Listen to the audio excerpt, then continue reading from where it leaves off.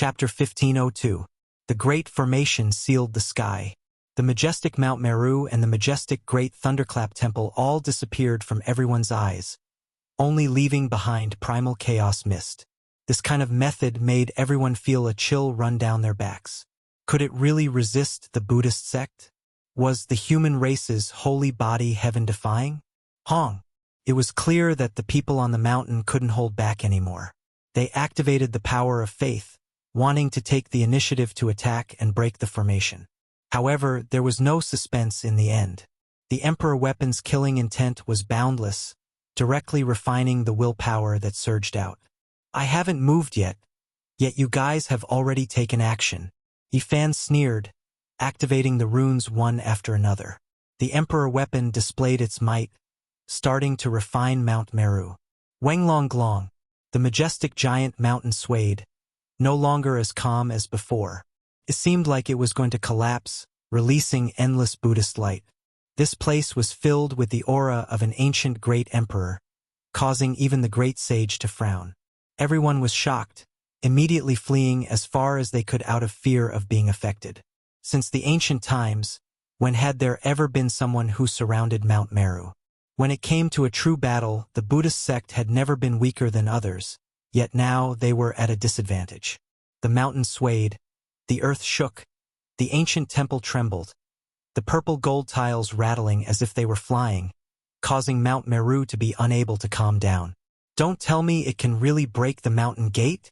The protector heavenly kings, golden arhats and the others on the mountain all frowned, unable to remain calm and aloof, all of them revealing a type of hidden worry. The Emperor Weapon's fluctuations came one after another, merging together, forming an expanse of natural laws that descended towards Mount Meru, as if the heavenly realm's divine punishment was descending.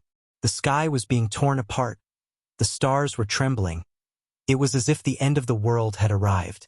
The heaven origin forbidden formation drew upon the source of all living things. Now, with the Emperor Weapon as the source, this kind of power was simply unimaginable. Boundless fluctuations swept up the 9 heavens, shaking the 9 hells. Divine force surged, rising and falling, world shaking and heaven overflowing.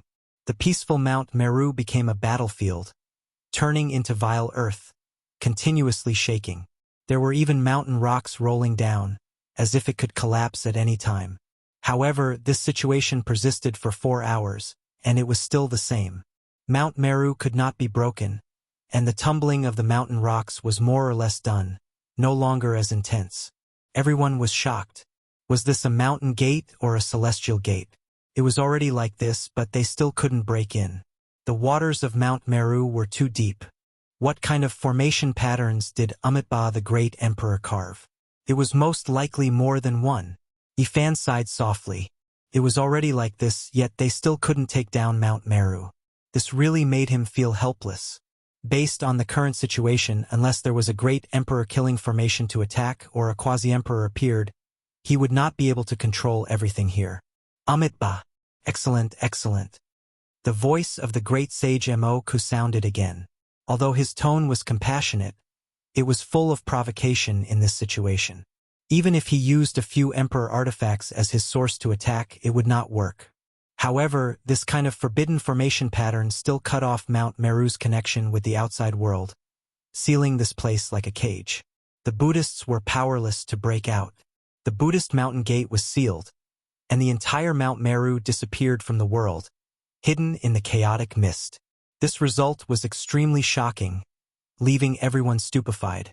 After this battle, no matter what the result was, Yifan's name would shake Emperor Burial Planet and intimidate the experts of all races.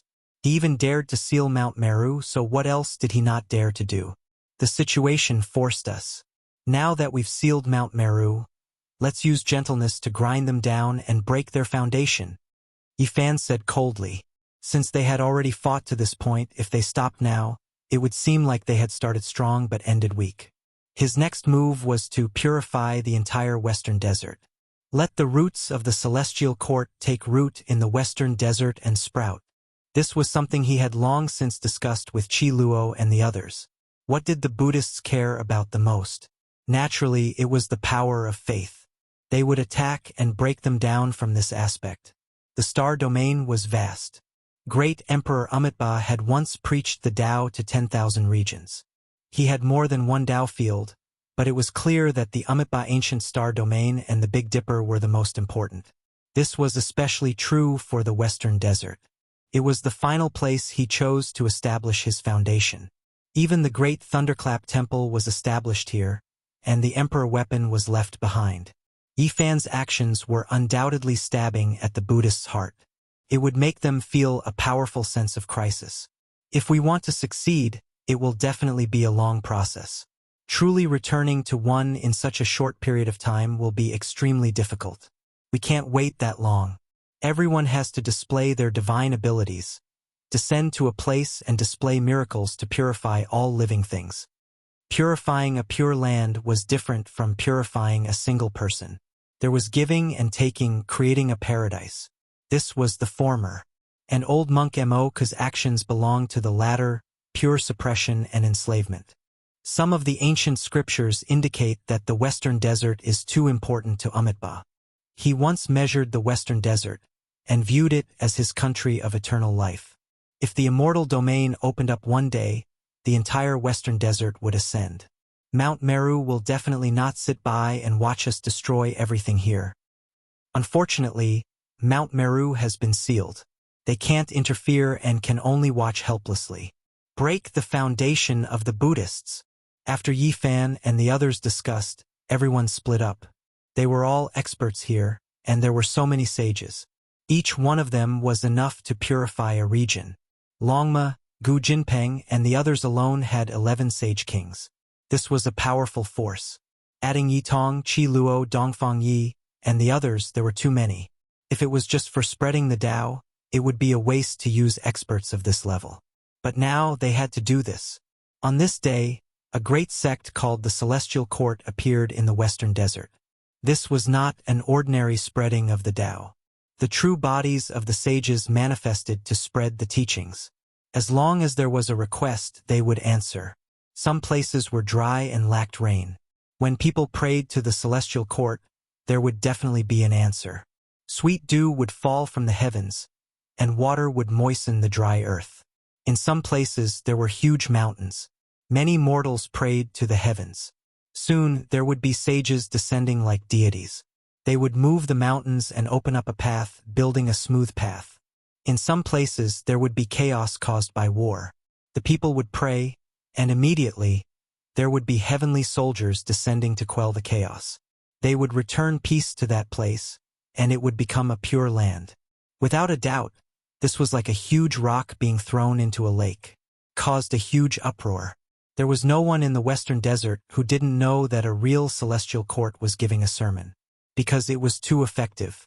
In places where there was a disaster, as long as people prayed to the celestial court, there would definitely be deities descending from the heavens to solve the problem. Immediately, the Western Desert was in an uproar. Is this true? The celestial court of legends has really appeared. It will purify all living beings and send down blessings. It's actually so effective. Whenever there is a disaster in the world, all we need to do is pray to the heavens. There will definitely be deities from the celestial court descending to solve our problems. Buddhism was deeply rooted. It was impossible to change it in an instant. However, the sages of the celestial court had appeared. The effects were absolutely astonishing. The mortals saw it with their own eyes, and they all rushed to discuss it. In front of Mount Meru, Yifan and the others used the Void Emperor mirror to project these scenes into Mount Meru. The Buddhist monks understood everything, and their expressions all changed. This is just the beginning, and there are already people who believe in the celestial court. If this continues and miracles continue to appear, there is no need to think too much about what the result will be.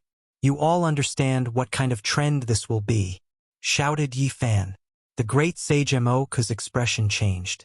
If Yifan and the others really planned on wasting time, the consequences would be unthinkable. They were sealed here and couldn't leave Mount Meru. They could only watch as the Western Desert became the Tao field of the Celestial Court. This was the long-life country of Amitabha the Great Emperor, and they couldn't afford to lose it. This was the legacy of their predecessors, and they couldn't tolerate it. Because if this continued, the celestial court would really take root and sprout. At that time, this place would change its course, and the banner of the celestial court would be planted everywhere. The Buddhist sect would then be destroyed. The Western Desert was the root of long life, the cornerstone of Amitabha. If it was occupied by the celestial court, all the arhats and bodhisattvas on Mount Meru would be sinners. You won't succeed, the old monk Moku said coldly. This was the first time he had this kind of expression, and it was no longer the constant bitterness. In just a few days, the news of the celestial court spread throughout the Western Desert. Regardless of whether they believed in it or not, everyone knew about it. This was because it was too effective. No matter what kind of natural or man-made disaster, as long as the number of people reached a certain level and they all prayed together, it was guaranteed that a deity would descend. Amitabha, who are you all to cause chaos in my Western Earth and disturb my Shimin Qingning? Some people from the temples couldn't sit still anymore. Today, when they heard that Mount Meru was trapped, all of them were terrified. They didn't go to help because it was completely useless. If even the Demonfall Pestle and Great Emperor's formation patterns couldn't protect them, then they would only be throwing their lives away. However, when this group of cultivators appeared, they couldn't sit still anymore. This was ruining their foundation. When faced with doubt, the people of the celestial court did things their own way. They continued to preach as usual, answering all requests and appearing from time to time. Later on, there were finally some Buddhist sect experts who couldn't take it anymore. They wanted to cause trouble, but there was naturally no suspense. This was a group of saints, so how could they compare to them? Towards this, Longma, the Black Bear Saint, and the others weren't polite at all. They directly used the spiritual treasure celestial beings expiation scripture to suppress them, imitating the Buddhist sect and taking them for their own use. In the end, when the common people saw the great monks of the past join the celestial court and prostrate themselves in worship, this undoubtedly caused great waves. Many people began to revere the celestial court. In just half a month, there were many disciples of the celestial court in the Western Desert. This speed was so fast that many onlookers were dumbfounded. They really were stepping on the corpses of the Buddhist sect to preach the Tao, advancing rapidly. However, this left people speechless. The celestial court was truly doing their best to dissolve the world's suffering and deliver salvation. The Buddhist sect couldn't stand it and wanted to denounce them, which was why they were suppressed and converted. Enough, stop! When the old monk Moku saw the scenes reflected by the Void Emperor mirror, he couldn't sit still anymore. The Western Desert was the most important pure land of the future. It couldn't be tainted by others, or else he would become a sinner of the Buddhist sect. You think I'll stop just because you say so? Yifan laughed coldly. He was doing this to put pressure on the Buddhist sect. Using softness to overcome hardness was enough. Just seeing this change was enough to make them feel like they couldn't bear it. However, Yifan sighed inwardly. If they wanted to purify the Western Desert, this speed was still too slow. Could it be that they really had to wait decades or even a century before they could purify the Western Desert? He could wait, but did he really have to waste his emperor weapons here? This was a headache. Benefactor Yi, you should understand that if this goes on, you won't have a chance. No matter what you do, you won't be able to break through Mount Meru, said the great sage Moku. Then let's wait and see how the celestial court will take root in the Western Desert and blossom with the most dazzling splendor in the world, said Yifan calmly. You! Moku's expression was ice-cold. He didn't want the Western Desert to be lost, but he was still unyielding. He hinted that they could continue like this and see who could last longer.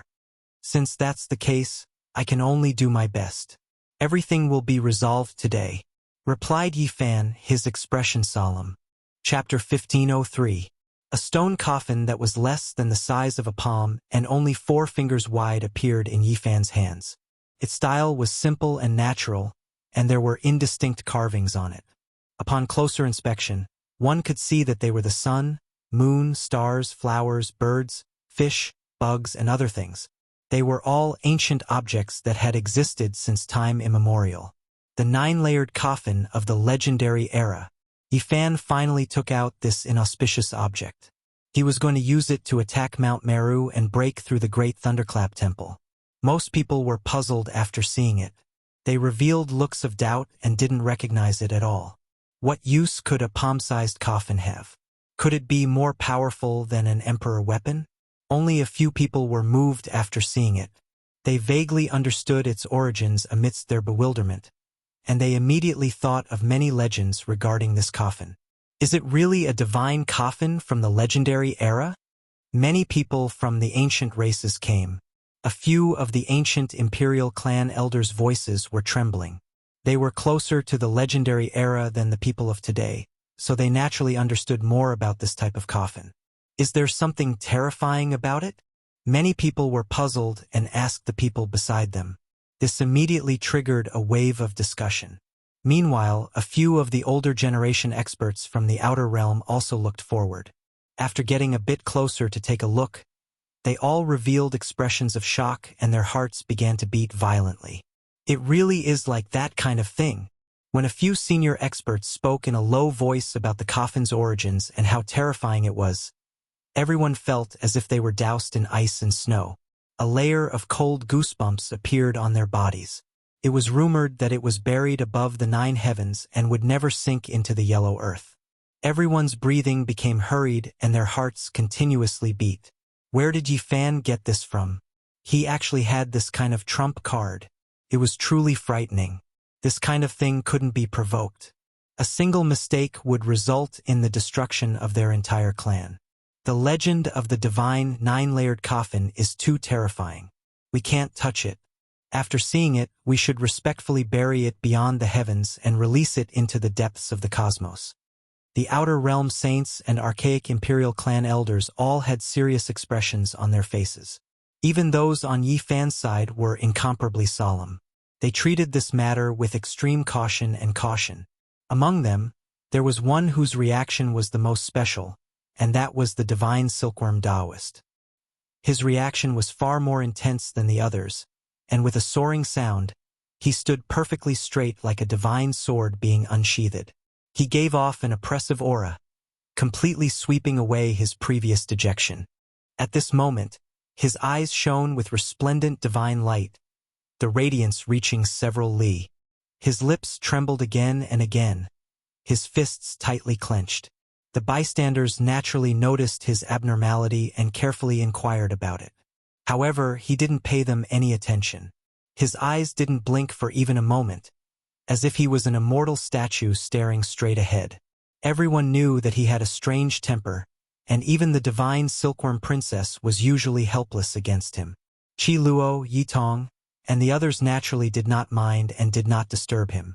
"You want to fight against my Mount Meru?" The old monk Mo's voice finally changed. His expression wasn't very good. He chanted the name of Buddha and said, "Using it might injure yourself first. You don't have to worry about it," Yi Fan said flatly. In the depths of the starry sky, in the battle on the other side of the gods, the indestructible god realm was destroyed. The ancient coffin of the Void Emperor played a great role, destroying all the power of faith. At this moment, Yi Fan took out the 9-layered coffin. Of course, he didn't want to completely replicate the result of the battle in the God Realm. The God Realm had been tampered with by the celestial being, so the Emperor's baleful aura could destroy the power of faith there. However, Mount Meru was different. It hadn't been cursed, so it was impossible for it to be ignited and turned into firecrackers.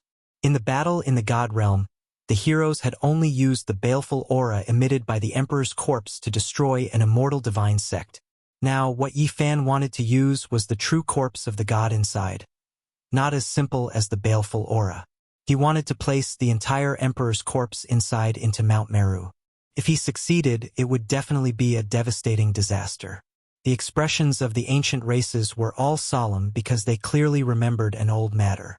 In the ancient times, a supreme race had once obtained a 9-layered coffin, but it ultimately led to the extinction of their race.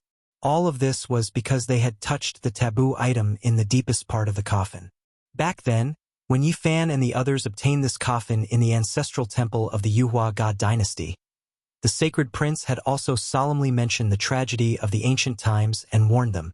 But now, even after using all kinds of methods, they still couldn't do anything to Mount Meru. Yifan decided to use this trump card. How many people had seen the entire emperor's corpse? It had almost never appeared in the world before. It immediately caused a huge uproar. Amitabha, excellent, excellent. The old monk Mok chanting Buddha was angry. He was no longer as calm and composed as before. The light in his eyes was astonishing as he stared at Lin Jufeng's palm. Yifan didn't hesitate. With a flip of his hand, he sent the small coffin into the forbidden array formation. There was an empty array flag position at the front of Mount Meru. Clearly, it was left for this coffin. The baleful emperor couldn't win the battle in one go, but if he used the true emperor's corpse to suppress Mount Meru that hadn't been cursed, it would definitely be effective. He should be able to tear the mountain gate apart. In this world, there was nothing that could harm the great emperor. Even if they died, the bodies they left behind couldn't be damaged. Runes flickered in the heaven source array.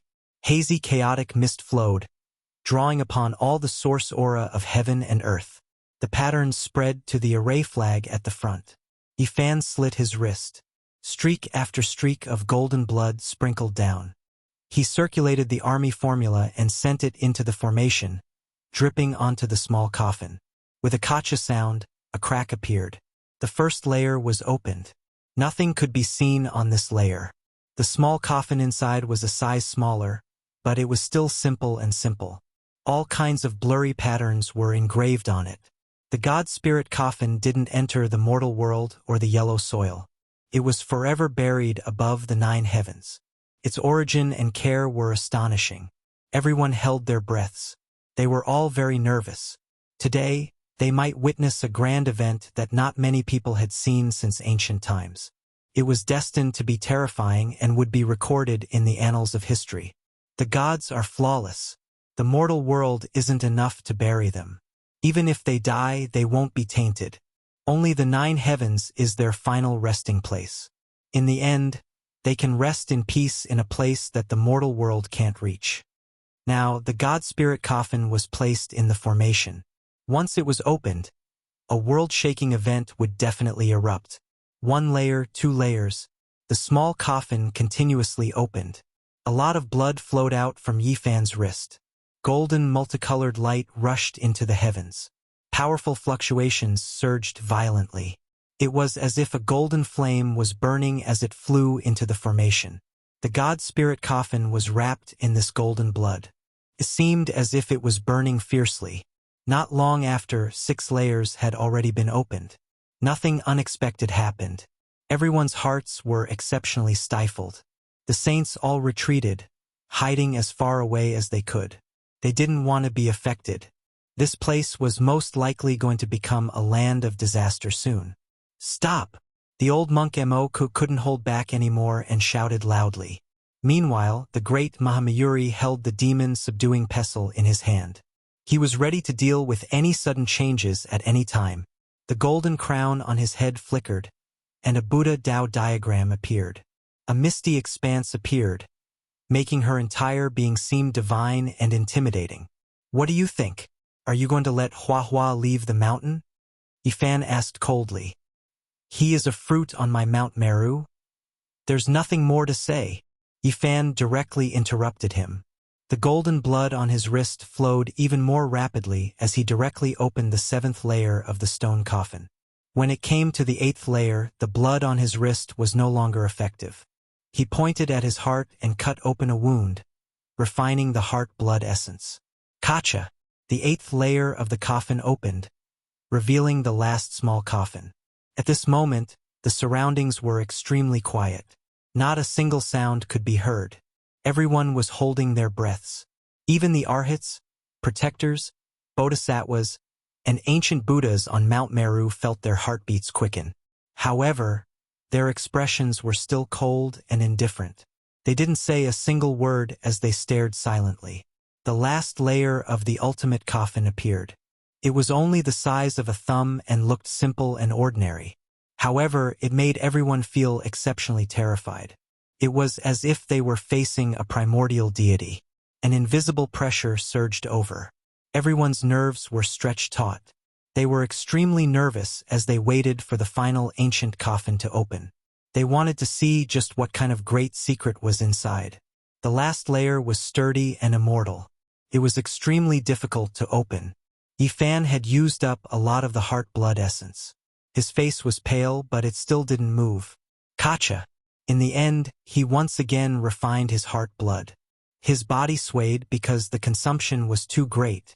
He sprinkled the saint blood essence on the stone coffin. It let out a trembling sound and then left a tiny crack. The smallest crack appeared on the last coffin layer, but boundless emperor fiendish energy rushed out, covered the heaven and earth like a vast sea.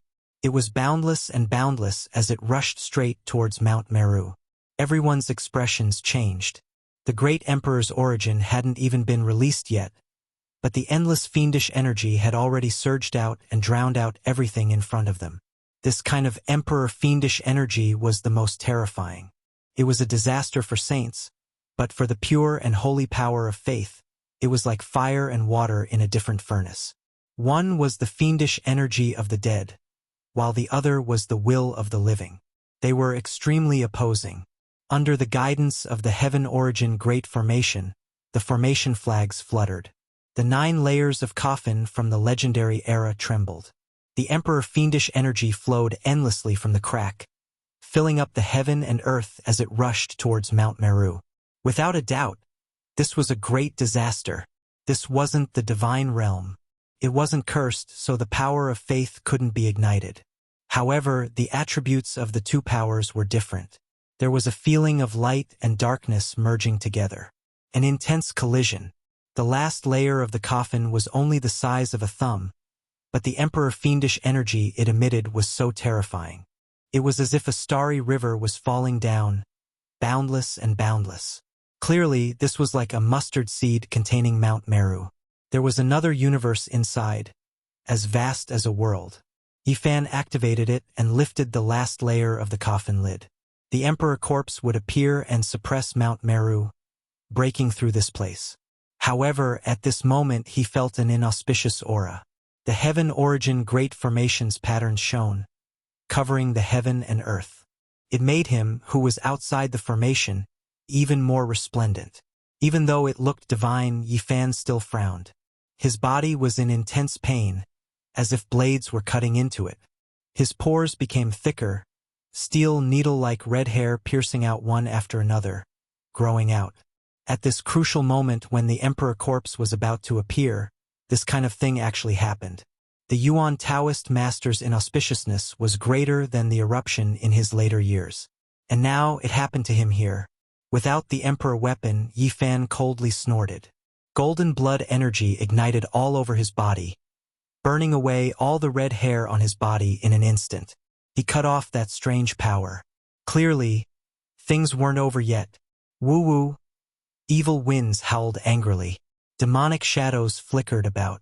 The distant great earth was dusky. A whirlwind of red hair swept up, actually covering the sky and earth. Sand and stones flew everywhere. It looked exceptionally terrifying as it rushed over. Chapter 1504. Woo! It was as if a ferocious ghost was crying or the wailing of the dead. The world was dark and shrouded by dark clouds. This was a terrifying scene. When had something like this ever happened in front of West Earth's Mount Meru? It was as if the gates of hell had been opened and hundreds of millions of heroic spirits were slaughtering their way out. A red whirlwind engulfed the area. Demons and monsters were everywhere and ghosts wept and gods howled. This place was simply uninhabitable. It was as if the gates of hell had been opened and Yin Qi rushed into the heavens. The ghostly wind split the sky and was especially terrifying. The whistling sound rang out non-stop and some of the short mountains in the distance were uprooted. It looked extremely terrifying. Kacha! In the dusky mist, blood-colored lightning suddenly struck out. It was especially eye-catching and beautiful as if blood was blooming. It was horrifying. This unforeseen event was too shocking and left everyone at a loss for a moment. It's raining. Why is it so fishy? Raindrops scattered down from the sky. There was a pungent smell of blood that made everyone's hair stand on end. Looking up, everyone felt a chill in their hearts. Between heaven and earth, there was actually a torrential rain of blood that quickly came crashing down. This scene was bloody and spectacular. It was as if small rivers were pouring down. The scarlet color was glaring and smashed onto the ground in the blink of an eye. This was a Buddhist Pure Land. Today, there were so many cultivators here, yet such an unforeseen event happened. It made everyone dumbstruck. "It's coming for Yifan," Dongfang Yi said. He stared at the gloomy mist and his eyes were filled with wildness. He swung his club and was about to smash it over. The Yuan Taoist master's later years. Ji Ziyue was shocked and worry appeared on her face. "Don't act rashly. Don't provoke this kind of thing." Yifan's expression was solemn as he said solemnly. The ominous premonition from before was right. On the surface of his body, a layer of red hair grew tenaciously and drilled out again. It looked extremely terrifying. The people in the distance also understood what had happened. All of them felt a chill down their spines.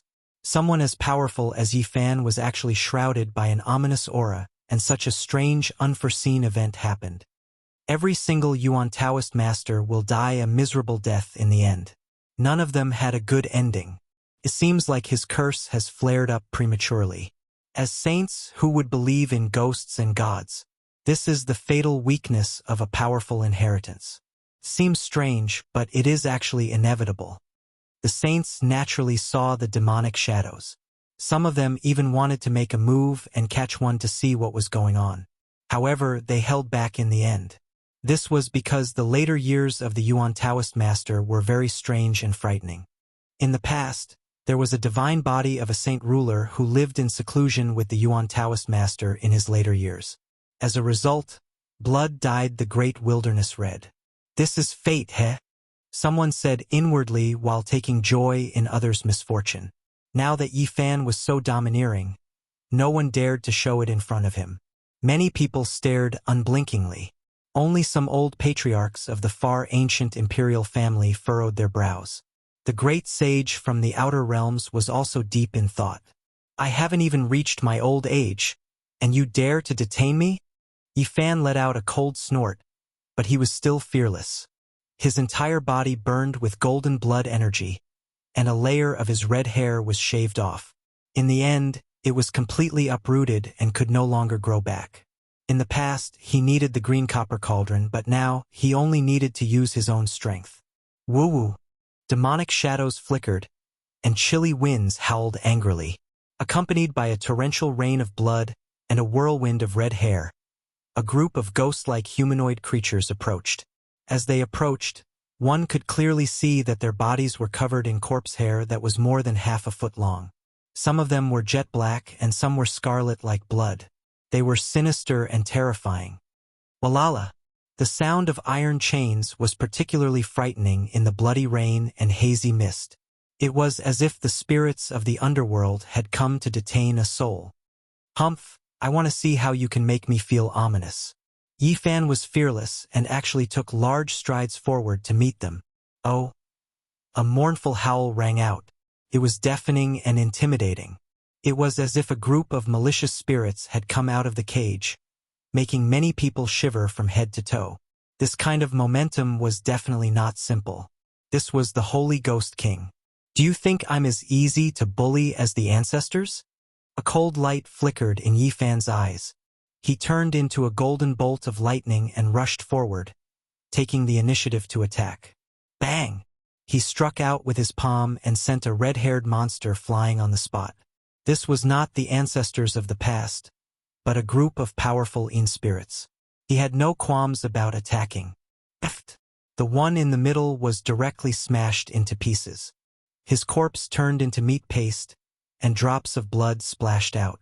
They were like humans but not humans, like ghosts but not ghosts. This was a strange life form. Each and every one of them was very frightening, making people feel apprehensive. Yifan was as fast as lightning. He waved the celestial the arch fist and swept in all directions. The golden fists blossomed with resplendent light like two great furnaces burning fiercely, shaking the sky.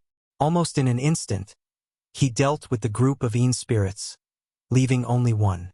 He grabbed it in his hand and forcefully probed its sea of consciousness to see what was going on. Unfortunately, this kind of inauspicious creature was only a kind of instinct. It did not have many thoughts, and the clues in its mind were simple and sparse. This was a kind of creature that had just gained intelligence, but it was still in chaos.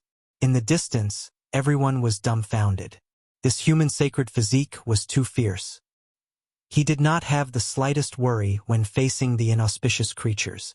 He simply and directly killed a group of demonic shadows and finally grabbed one in his hand. What a peerless great omen! A heaven-defying fierce person. This was what many people thought, and they could not help but sigh. It was clearly an inauspicious scene, but in the end, it was beaten up by Yifan and killed all the red-haired monsters. It was completely different from what the Yuan Taoist master had experienced in the past. In the end, Yifan was strong enough. Now that he had the combat power of the great sage, this kind of inauspicious creature could not shake him, and those who came would only be killed instead. After Yifan finished searching the muddled sea of consciousness, he smashed the red-haired monster's head with one slap, causing it to fall to the ground and turn into a pool of blood. Then it was burned to ashes. Everyone was dumbfounded. The human sacred physique was so powerful. Who was the one causing trouble for whom? No matter how they looked at it, it looked like he was dealing with a group of country bumpkins, and he killed them all. Underworld. Yifan only spat out these two words. After searching through the muddled thoughts, he finally understood. These were the troops of the underworld, and they were here to detain him. Of course, it was not because they were under orders, but because the Genesis technique formation he had set up was too astonishing, and it triggered the instincts of these creatures. Moreover, because of the grandeur of the Emperor Fiend, it also awakened them. The Heaven Source formation and the Evil Corpse Chi were both things that could alarm them, and these muddled creatures were attracted here. The person in charge was not here, and there was no one to restrain them, which led to this result. Sending troops to the Western Desert, the underworld is plotting something big. Yifan sneered. Unfortunately, he had caught up with them today, and they had come to detain him. This made him feel quite regretful, and he could not help but shake his head. After killing this group of creatures, all kinds of abnormal scenes disappeared. The old leader of the far ancient imperial family and the great sage from the outer realms frowned, and they also thought of this inheritance, the underworld. Many people muttered to themselves, "Could it be that they have come? If so, the Big Dipper will not be peaceful in the future." Chasing corpses and chasing spirits, this was the underworld.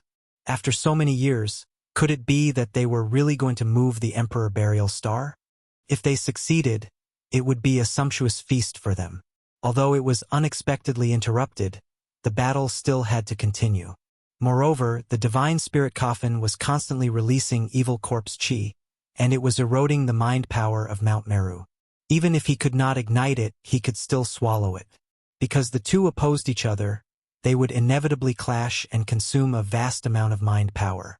Yifan was very decisive. He drank a jug of the life spring liquid of celestial being to replenish his essence energy. And then he cut open a wound on his chest to refine the essence of his heart blood. He made up his mind to open the lid of the 9th layer of the coffin, and let the Emperor corpse come out to suppress Mount Meru and open a path. The heart blood was like golden liquid, and it was dazzling. Drop by drop, it sprinkled on the Divine Spirit Coffin, causing it to shake violently. The crack became even larger, and the Emperor Fiend surged out, as if it would not stop until it submerged Mount Meru. Yifan activated the Genesis technique formation, and the ancient coffin was almost pressed right in front of Mount Meru. Rumble! Mount Meru trembled, feeling a type of threat. The Emperor-level corpse was about to come out, and the pressure was so great that even ancient Buddha Mountain could not remain calm. Fought back tit for tat. "Benefactor Yi, are you really going to go all the way?" The old monk Moku was anxious. Yifan ignored him. At this point, large amounts of essence blood flowed out of his body, and it was extremely precious. How could he give up like this?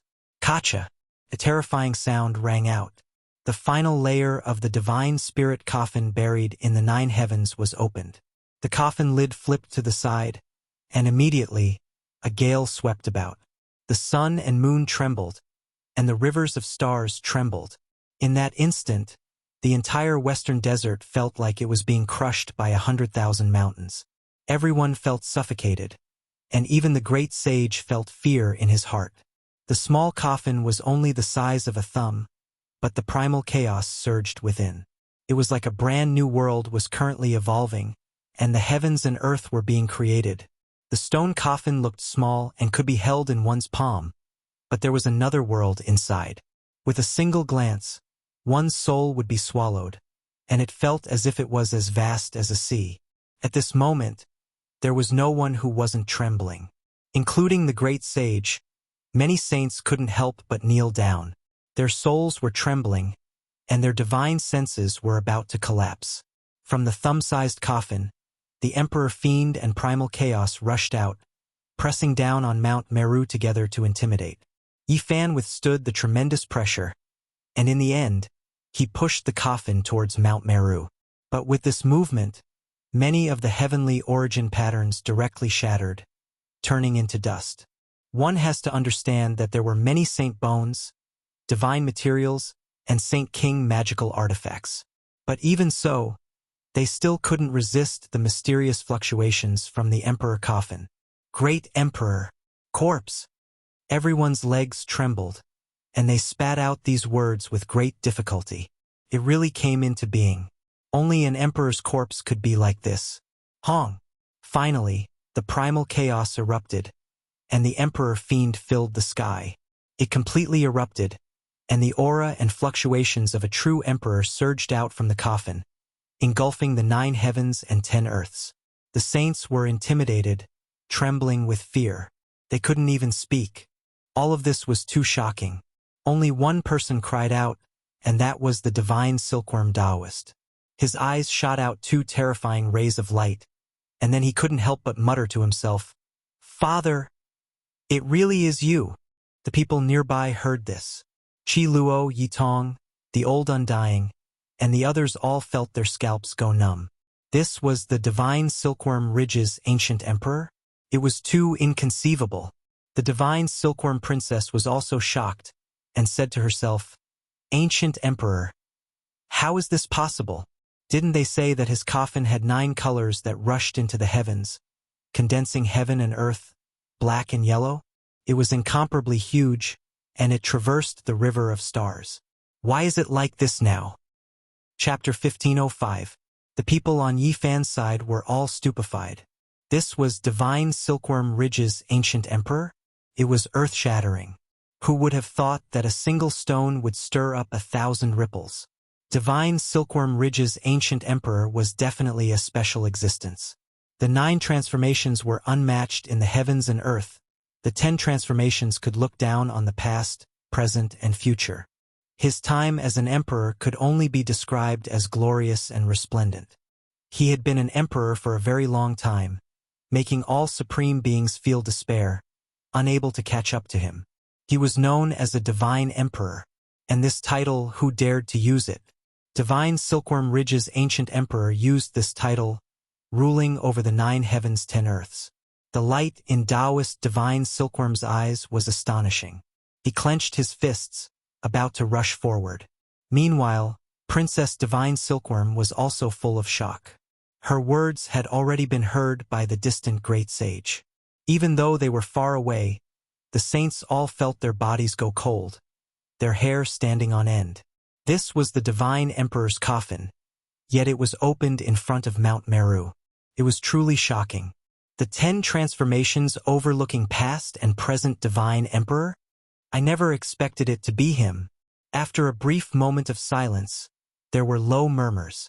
Everyone was intimidated by that emperor wave, their bodies trembling. Now that they knew of its origins, they felt even more terrified. On Mount Meru, the group of arhats, bodhisattvas, protectors, ancient Buddhas, and others were all stupefied, deeply shocked. The old monk Moku felt a headache. What should he do? It was too late to say anything now. The coffin had already been opened, irreversible. Who could go up and stop it? Great Mahamayuri held the demon-subduing pestle, her expression uncertain. Even someone as powerful as her felt restraining fear, feeling that Mount Meru would most likely face a calamity. "Father," Taoist divine silkworm shouted, taking large steps forward. He really wanted to enter the depths of the Genesis technique formation, approach the open coffin, and see the true appearance of the archaic supreme being. Yifan was also a bit stunned. He never expected it to be Divine Silkworm Ridge's ancient emperor.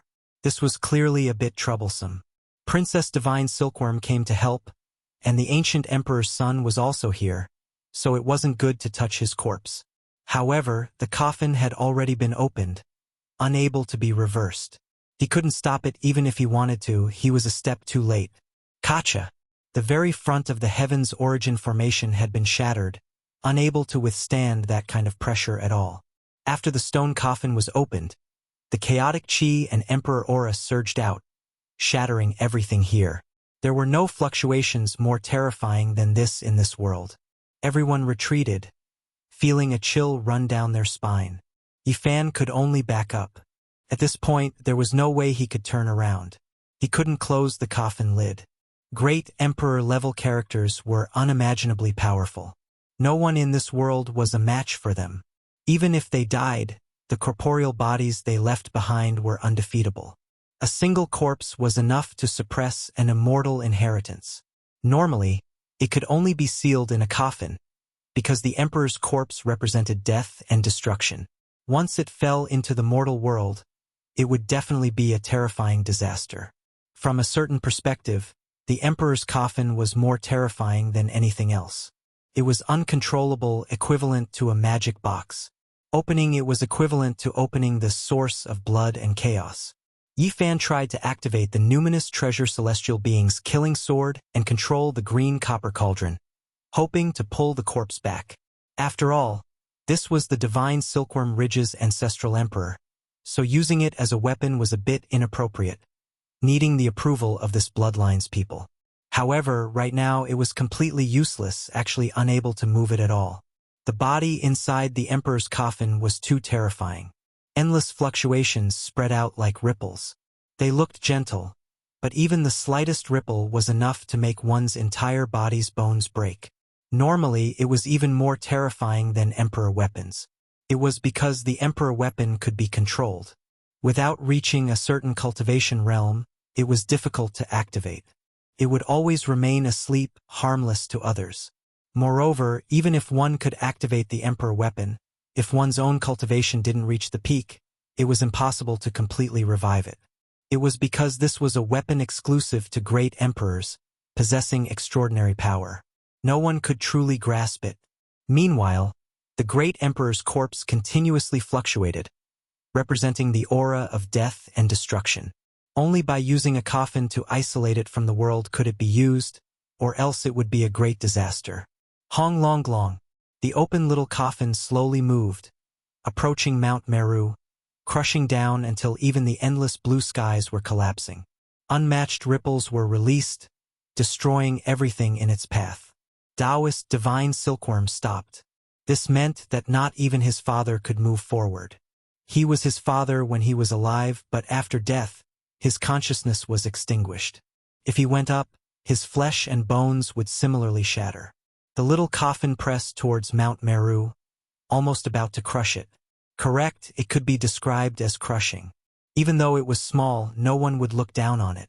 In everyone's hearts, it was even heavier than the 9 great heavens, able to destroy everything. This was an archaic emperor. Emperor ripples were spreading, so who could resist them? It was clear that the Buddhist power of Mount Meru represented holiness, while the ancient coffin represented death. The Buddhist light and the aura of the dead collided, the two opposing each other. Within the world-shocking waves, Mount Meru swayed, as if it was about to collapse. The ancient coffin also trembled, the mist within boiling. After receiving this stimulation, both of them shone no longer calm. The Buddhist light of Mount Meru illuminated all directions, illuminating the entire western desert. The little coffin also flickered with brilliant symbols, and a humanoid figure appeared within. The emperor coffin was immeasurably deep, like an abyss. There was a world within, and that figure was boundless, as if it was about to break through the void and come out. Hong Long. Buddhist light shone on Mount Meru. Buddhist figures rose one after another, each one tall and imposing, towering into the heavens. This was the great emperor's formation. It was fully activated, preventing the emperor coffin from approaching. The formation patterns were completely activated, releasing an astonishing might. If the great sage were to enter, he would instantly be smashed into pieces. At this time, the emperor coffin was still moving about, not damaged. Its speed did not change, and it advanced in a manner that was neither too fast nor too slow, about to crush down. Hong! The ripples from Mount Meru became even more intense. The entire mountain was covered in patterns, as if horned dragons were crawling about. The patterns were complex and profound. This was the great emperor's formation truly activated. Could kill deities and intimidate immortals. It was powerful to the extreme. The little coffin was obstructed in the end, shaking violently. Everyone held their breaths, feeling indescribably shaken. They nervously watched all of this. An emperor-level conflict was about to unfold.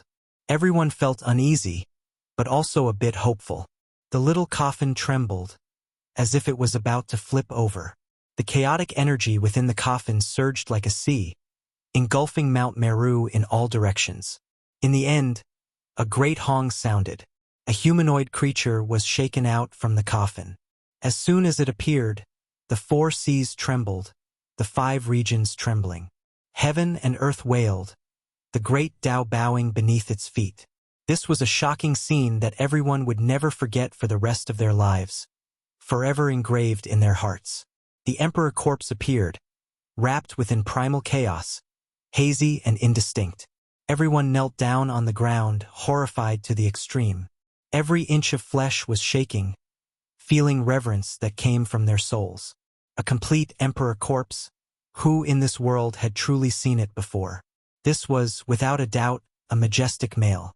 He towered there, incomparably imposing, crushing all sides until they split apart. Only he would exist eternally, surrounded by mist. I can't see clearly. What exactly does he look like? There was a great sage who said with a trembling voice, "Is this the legendary, matchless, divine emperor?" Everyone wanted to see him, but they couldn't. This primal chaos mist was extremely special, impossible to pass through. There was no way of seeing his true appearance at all. Out of everyone, the divine silkworm Taoist priest's expression was the most complicated. Excitement, sadness, joy, sorrow. All of these emotions interweaved together. He was already sure that this was his father. Meanwhile, right at this moment, Eastern Wasteland's 7 great life-restricted regions moved.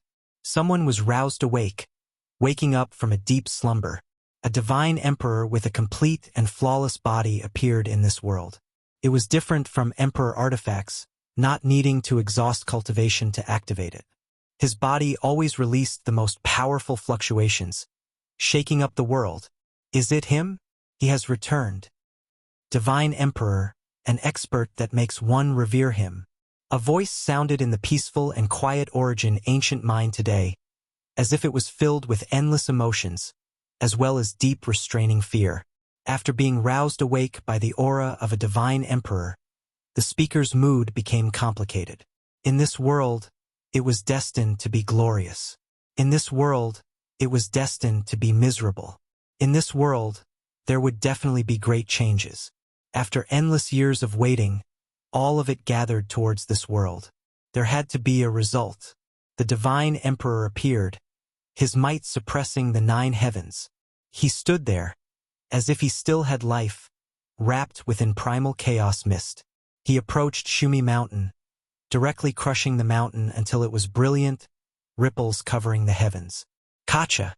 There were some emperor patterns that were limited in material, unable to endure this type of pressure at all.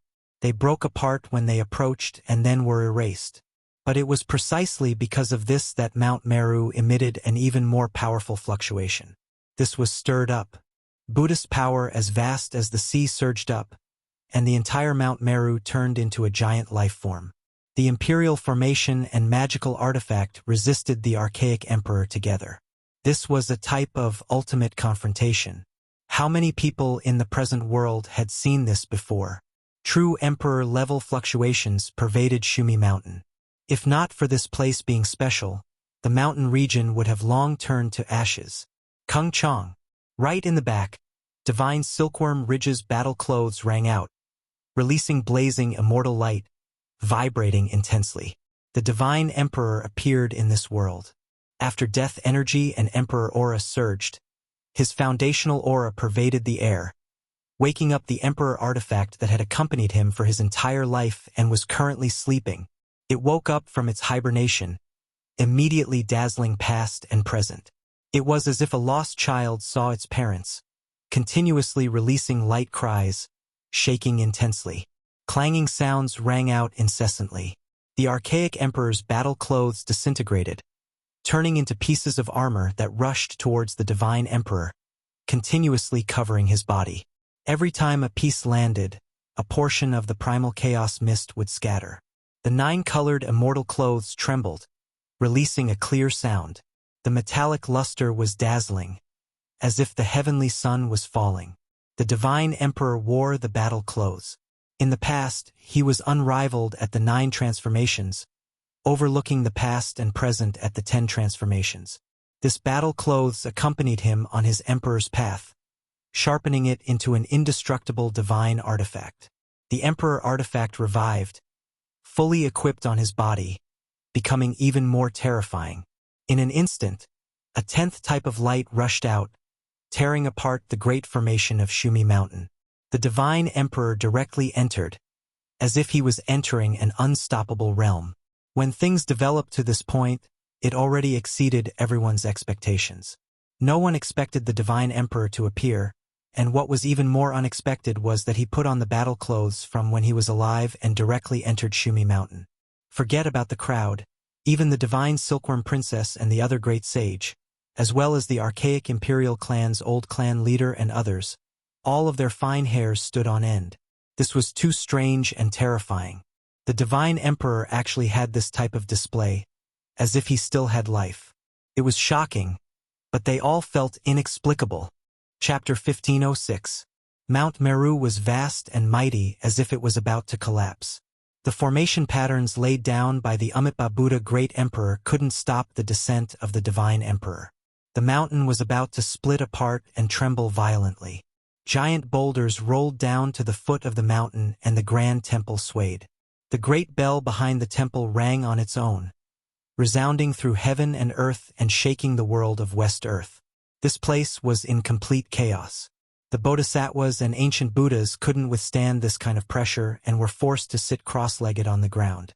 Their bodies were on the verge of splitting apart and bloody scars appeared one after another. With the descent of the divine emperor, not even the great emperor's formation patterns could protect this place. Just as Yi Fan expected, the mountain gate had been breached and they could slaughter their way in. The green copper cauldron floated above Yi Fan's head and the killing sword in his hand. He was prepared to enter and save his disciple. Of course, this was extremely risky. He never expected this to be the divine emperor wearing the 9-colored immortal clothes. It was even more powerful than the emperor corpse he had planned. He didn't act rashly because the current situation was too strange. Even he felt that it was a bit unreal. The divine emperor seemed to truly have life and consciousness. Ji Ziyue held the void mirror in her hand and stood shoulder to shoulder with Yi Fan. The old undying and the others held the heaven-devouring devil jar in their hands and carefully defended themselves, protecting everyone on this side. Mount Meru was completely silent. The old monk Mo's expression changed greatly. He led the bodhisattvas and ancient Buddhas to sit there and chant Amitabha Buddha Great Emperor. This kind of unforeseen event exceeded his expectations and judgment. It was already too late to say anything now. The great Mahamayuri held the demon-subduing pestle and used the emperor weapon's divine might to protect the mountain. She stood in front of Great Thunderclap Temple and blocked the spreading archaic emperor fluctuations. However, upon closer inspection, her body was trembling. This was a world-shocking change that no one had expected. The boundless starry river hung down from the cosmos, creating a vast expanse of whiteness that drowned out the archaic emperor on Mount Meru Mountain.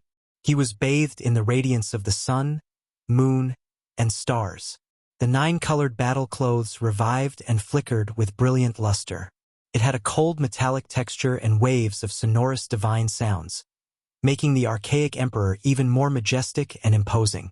Boundless starlight and chaotic energy fused together, scattering down onto his body and wrapping around him, causing his body to seem even more divine and divine. The ancient emperor of divine Silkworm Ridge had become the only existence in this world. When the divine emperor was alive, he was invincible. Even in death, the pressure he exerted caused the western desert to tremble. Everyone, including the great sage, was terrified. All of them were trembling, their faces as white as snow. What? He moved! In the next moment, a saint screamed, as if he was someone from the mortal world, which didn't match his identity at all. It was as if he was frightened, as if he had seen the most terrifying thing. Heavens! The divine emperor is not dead. He's still alive. Another person was horrified, feeling as if his heart was going to jump out of his throat. He widened his eyes, not daring to believe what he was seeing, staring at the figure on Mount Meru Mountain. The god emperor was advancing, ascending Mount Meru step by step along the mountain path towards the majestic temples. Every step was so terrifying, causing the formation patterns on Mount Meru to dim, unable to stop him. Who could believe it? After endless years, the ancient emperor who had long since passed away revived, looking down on the world, walking within the pure land of Buddhism. The saints all felt their blood run cold as they watched. Powerful fluctuations spread outwards, making their legs and stomachs cramp, their bodies weak like sifting chaff. Even the great sage felt his scalp go numb, trembling inwardly. This didn't make sense. How could the god emperor come back to life? The god emperor's figure was imposing, his footsteps possessing a special rhythm, neither fast nor slow, consistent from start to finish, trampling the great Tao of heaven and earth under his feet. Mount Meru trembled, as if it was going to collapse. Amitabha! All of the arhats, bodhisattvas, ancient Buddhas and others chanted together, hiding in front of the great thunderclap temple, hiding behind the exorcism pestle. All of them were suffocated by the emperor's might. Even the experts from divine Silkworm Ridge were shocked. The ancient emperor was really still alive. This made everyone go crazy, toppling their understanding of the world. Is the ancestral emperor going to ascend Mount Meru to fight and discuss the Tao with the Amitabha great emperor?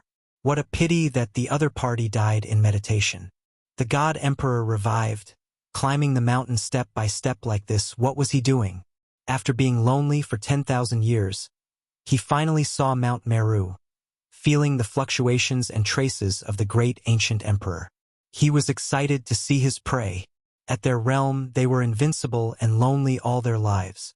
They longed for an opponent that was evenly matched, but finding one was harder than ascending to the heavens. After the god emperor ascended to the peak, Mahamayuri sat cross-legged on the ground, unable to endure the pressure.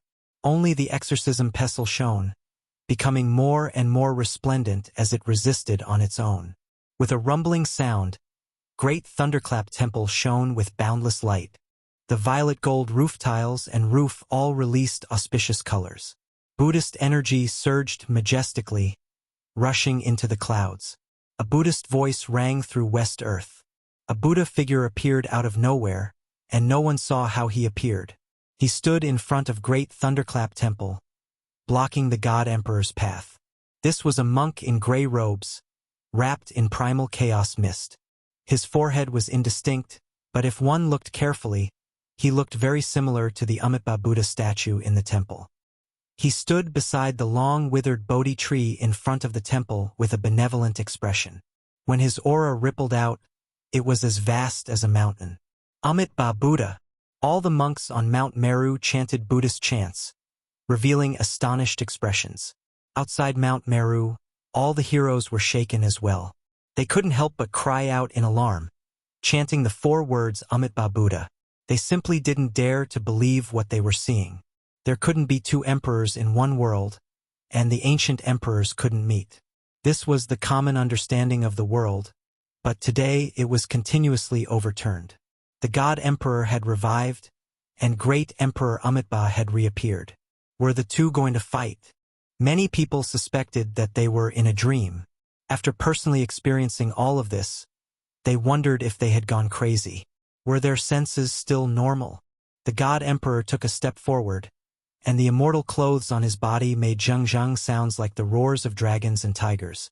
The vibrations made people's ears hurt, and they felt as if their flesh was about to evaporate.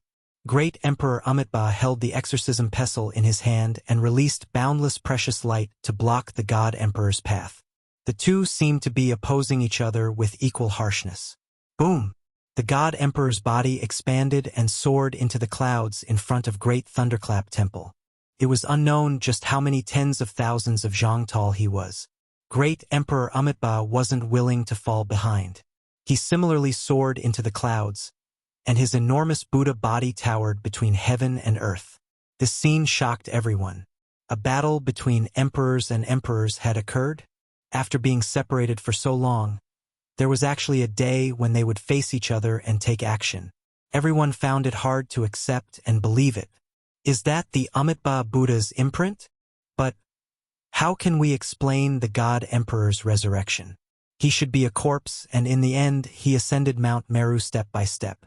How can it be said that he hasn't revived? The saints were bewildered, and their faces were all pale. Everything that happened today made one's hair stand on end. It was too shocking and inconceivable. If this was true, it might be the most important event in the lives of the great emperors and great ancient emperors. They had been lonely all their lives, and in the end, they had found an opponent. The great emperors didn't meet each other, and today common sense was broken. Perhaps every great emperor longed to be born in a different era and fight with the past emperors. They wanted to find a true opponent. Unfortunately, everyone passed away in loneliness. Their wishes couldn't come true, and it was difficult for them to meet others of the same kind. Mount Meru trembled, and the sun, moon, and stars swayed. It was as if they were going to fall down. The two of them wanted to test themselves against the heavens. Natural laws pervaded the air, and the two seemed to be confronting each other. Their bodies continuously increased in size, directly reaching beyond this region. They were so large that they exceeded common sense, shocking the entire northern Dipper star domain until all creatures trembled. Their divine might was matchless. Did the divine emperor really revive? The voices of some of the divine Silkworm Ridge experts were trembling, and their bodies were shaking. After the shock, only excitement remained. This isn't my father's doing. The divine Silkworm Taoist shook his head, his voice carrying sadness and regret. The surrounding people's expressions became sluggish. This was the great ancient emperor's son. Even he said this, so it most likely couldn't be true. However, just now, they clearly saw the divine emperor ascend Mount Meru. Ifan released a light sigh. After watching for a long time, he also understood everything. The divine emperor's loneliness and the Amitabha great emperor's regret couldn't be compensated. In the end, they still couldn't meet. These two weren't them. If the true bodies of great emperors confronted each other, heaven and earth would definitely react, and an irregular scene that had never been seen since the ancient times would appear. The great emperors wouldn't meet each other, never having opponents in their entire lives. This curse was difficult to break. This is a confrontation between two weapons, not because the great emperor himself is still alive. The divine Silkworm Taoist pointed out the riddle. His father ascended Mount Meru. Even though he was moving, he didn't develop a consciousness. It was his immortal clothes that were in control, keeping his mighty body from falling, overlooking the endless ages. The Amitabha great emperor's appearance was actually more or less the same. The demon fall pestle revived under the tremendous emperor-level fluctuations, merging with the fist-sized Sarira, forming the Amitabha great emperor's void image. In reality, there were no true bodies, only two emperor weapons. Their respective masters' Daos confronted each other, as if they were searching for an opponent for the lonely emperor and great emperor, satisfying their final regrets. In outer space, the perfectly straight divine emperor and the benevolent Amitabha great emperor faced each other. Natural laws swirled, releasing endless divine light. There wasn't a true confrontation, just a probing of Tao and magical techniques. The two didn't fight each other. The two emperor weapons revived, leading everything. They were extremely cautious and careful. Honglong. In the end, their bodies shrunk, returning to their normal height. They reappeared at the peak of Mount Meru, in front of the Great Thunderclap Temple. The Amitabha Great Emperor disappeared, leaving only the Demon Fall Pestle floating in the air. As for the Saraira, it also fell to the ground, unmoving. On the other side, the immortal clothes rustled lightly, as if in grief. In the end, they couldn't keep the archaic emperor. Even seeing his corpse couldn't change anything. Everyone was shocked. How could they not understand what had happened now? Everything was because of the two emperor weapons' revival. Buddhism speaks of transcendence, great enlightenment, and only then can one achieve the Tao of Buddhism. At this time, the Demon Fall Pestle transmitted its divine sense. This weapon actually spoke after reviving. Amitabha Buddha. The old monk Moku and the others all chanted, listening respectfully. It was because they knew that the Demon Fall Pestle was talking to them. Have you all transcended and gained enlightenment? Put that child down. The Demon Fall Pestle continued. Let him go down the mountain? Regardless of whether it was Moku or the great Mahamayuri, they didn't have the slightest bit of rebellious thoughts. This emperor weapon was personally forged by the Amitabha Great Emperor to protect the Western Desert Buddhist land. As a supreme being, they had to be respectful. Put it down? Have you all put it down? The Demon Fall Pestle calmly asked. The great sage Moku immediately put his palms together, admitting his sins and chanting Buddhist names continuously. Not long after, a golden arhat and the others escorted Hua Hua out. They made him appear in front of the Great Thunderclap Temple and prepared to put down Mount Meru. No one had expected this kind of ending. It actually ended like this. Chong. The archaic emperor's battle clothes trembled slightly. The armor disintegrated, turning into rays of immortal light that fell down. The emperor corpse was wrapped in primal chaos mist, standing at the peak of Mount Meru. Chapter 1507. The divine emperor stood tall and majestic. Strands of chaotic energy swirled around him, making him seem transcendent and mysterious. He was like a living supreme being that looked down on all life. He stood at the peak of Mount Meru. The deathly energy had lessened greatly.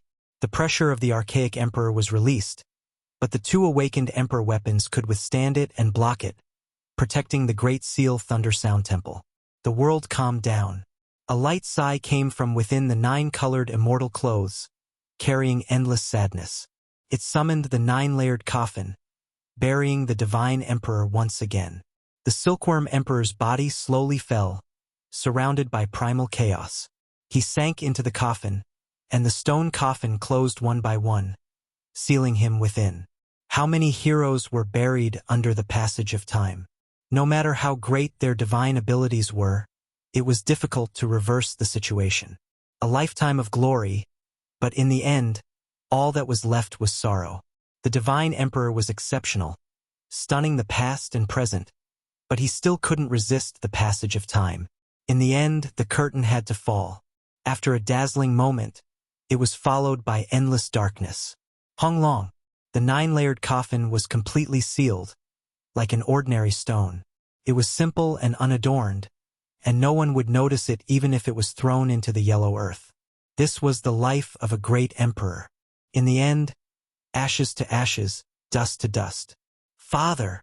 Taoist divine silkworm shouted loudly, hot tears gushing out. He clenched his fists and rushed forward. The divine silkworm race's battle clothes shot out a streak of immortal light, turning into a resplendent heavenly river that led outside the mountain. It was like a bridge to the heavens, turning this place into a passageway. It was guiding the people of the divine silkworm race.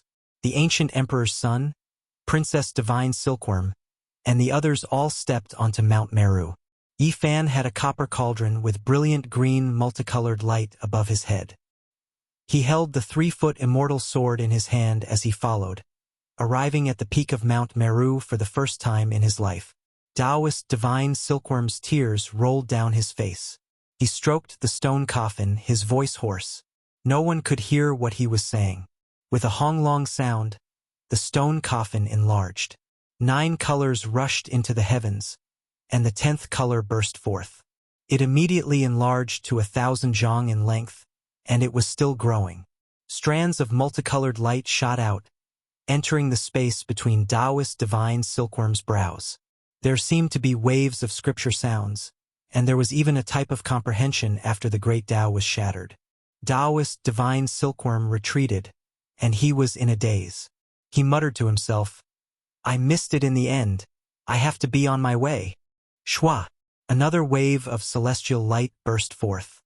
Out of everyone's expectations, it actually flew towards Princess Divine Silkworm's shoulder and aimed at the little monkey that was shining with golden light.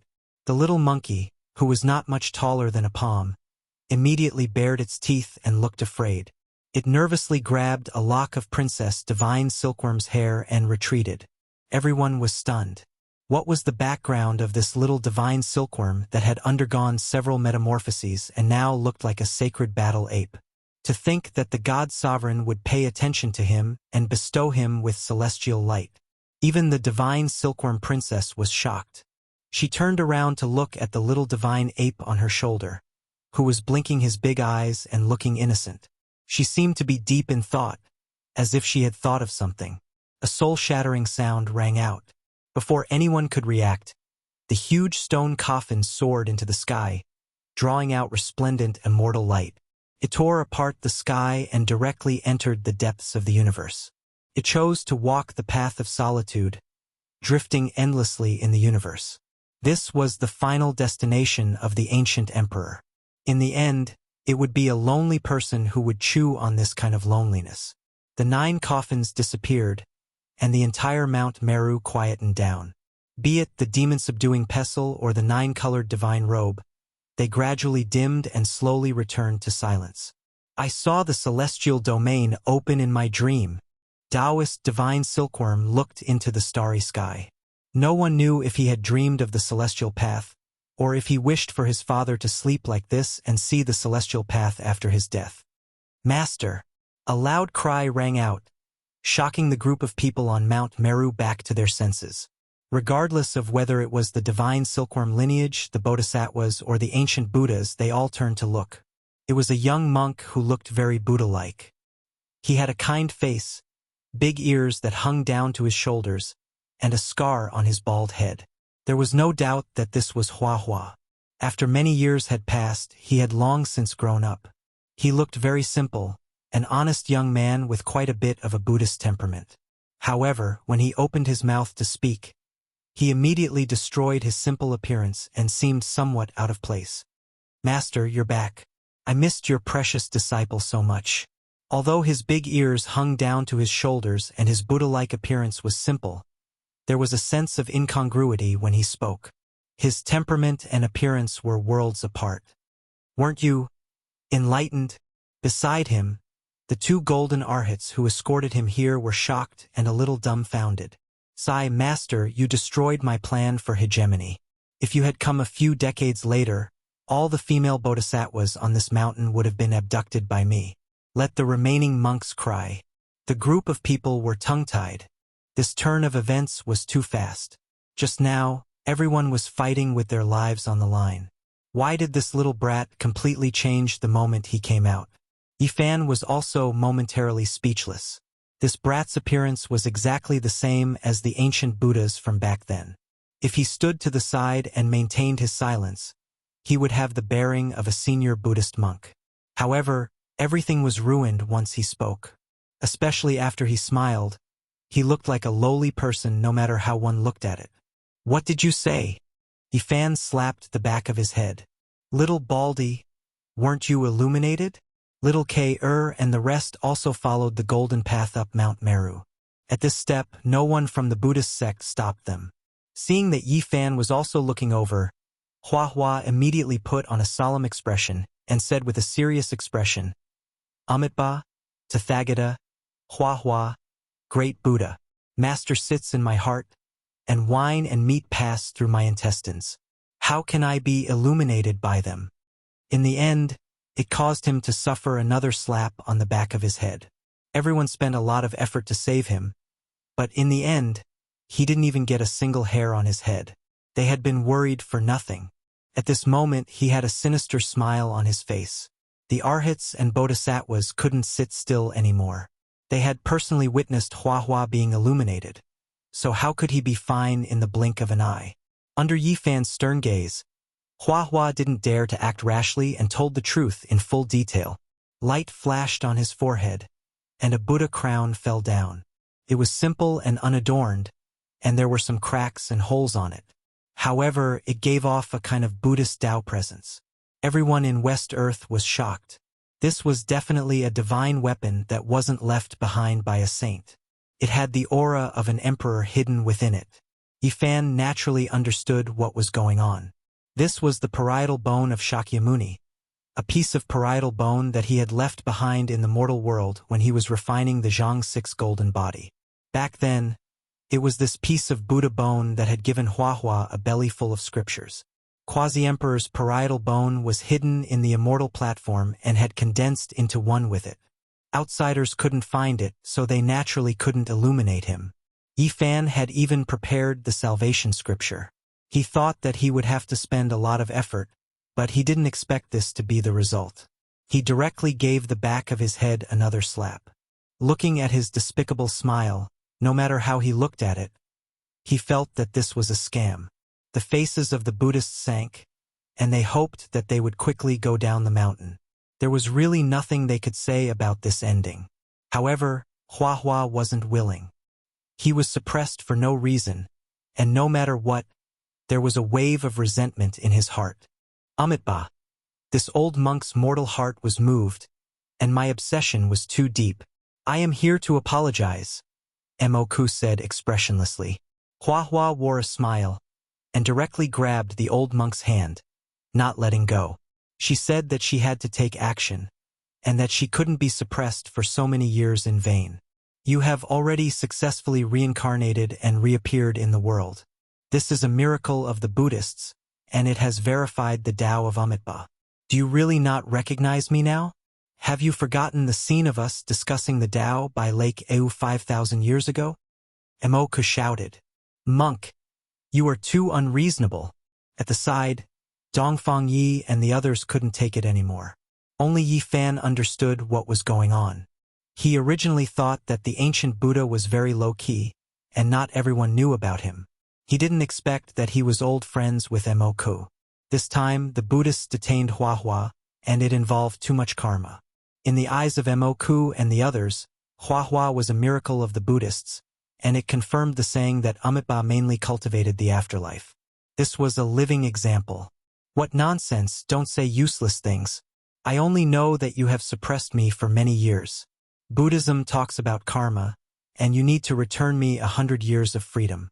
How about this? I want to establish a big sect in the Buddhists, and let the celestial court grow branches and leaves. You can be my protector.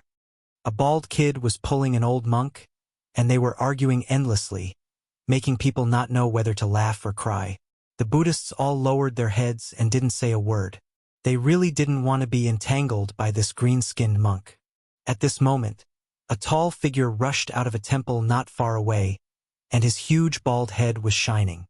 He shouted, God, angels, I finally see a familiar person. Yifan, Brother Yi, do you still remember me? Bring me down the mountain too. Not only the Buddhists, protectors, and ancient Buddhas frowned, but even the outsiders were a little stunned. How could there be such a strange monk in the pure land of Buddhists? Yifan was startled. This was none other than Kaida, Li Xiaoman's classmate from America. After so many years, he had developed a set of profound Buddhist divine arts.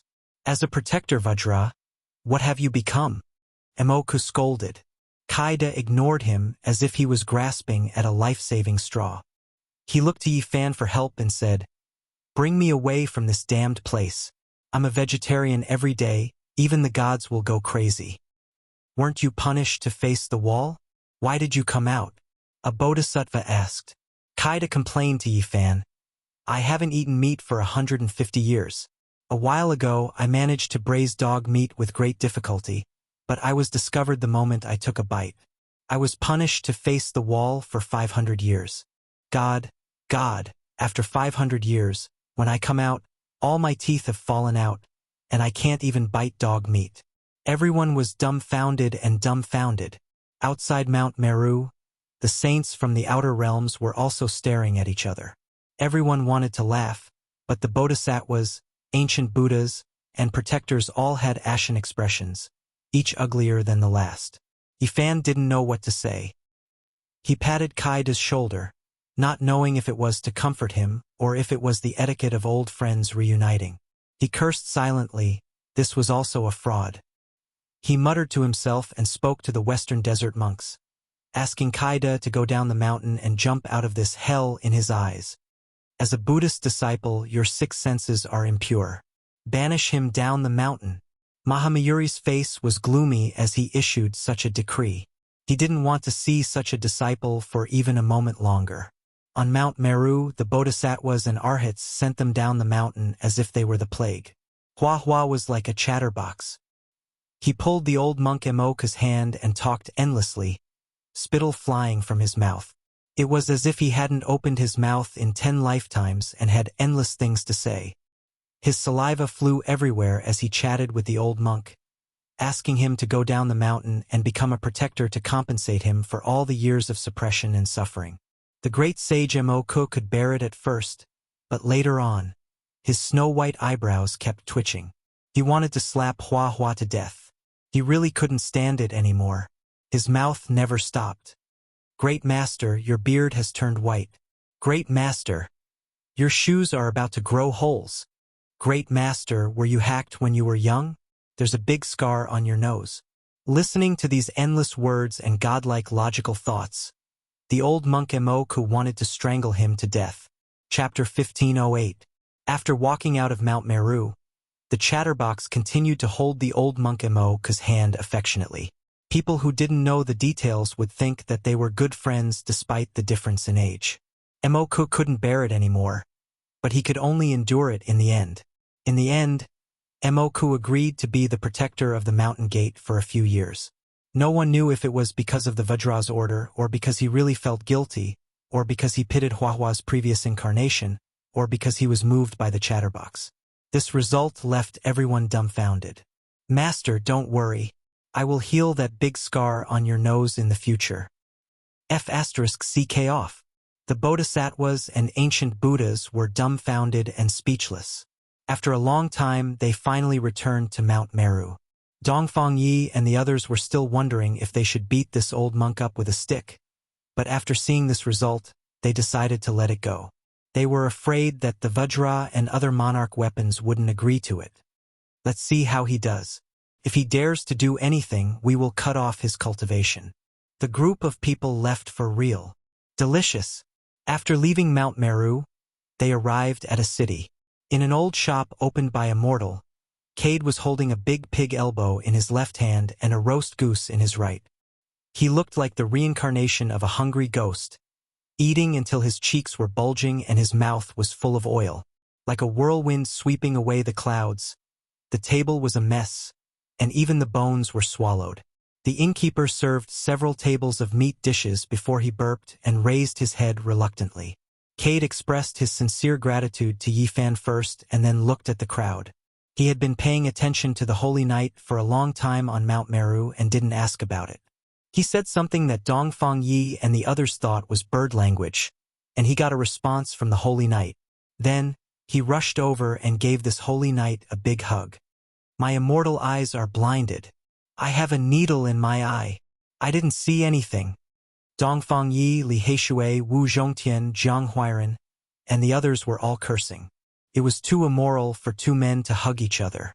Of course, it was the monk who hugged the Holy Night. In China's words, when people from the same hometown see each other, their eyes will be filled with tears. For so many years, I've seen aliens all the time. Finally, I've seen one of my own kind. Cade's tears and snot were all over the Holy Knight's body, and he didn't take this great sage seriously at all. It was fortunate that the Holy Knight hid his aura, or else he would have shattered Cade's body. This world is too dangerous. Minotaurs, Bigfoot monsters, ghoul corpses, devil cats, and everything else. They even call themselves the far ancient imperial race and eat people all day. Also, the monks in this world are fanatical religious people.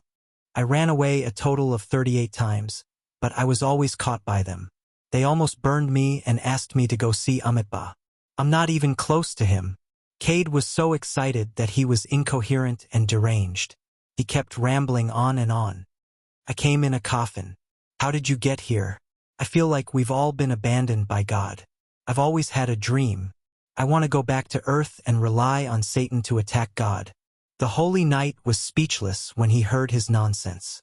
In the end, he just patted his shoulder and said, "Mental trauma needs time to heal." What do you mean? I'm not crazy, those monks are. Cade was unhappy. The group laughed. Princess Divine Silkworm had already found out where the victorious fighting Buddha was on Mount Meru, but she couldn't find any evidence of him being enlightened. She was unwilling to accept this and left with everyone. Old Undying, Old Blind, and Tu Tian also left with the heaven-swallowing jar. The people of Ji family, Yao Yuekong, and the Prince of Great Xia also set off. Yifan sent them off and expressed his sincere gratitude. The people of the Celestial Court didn't completely leave West Earth. They were really planning to take root here.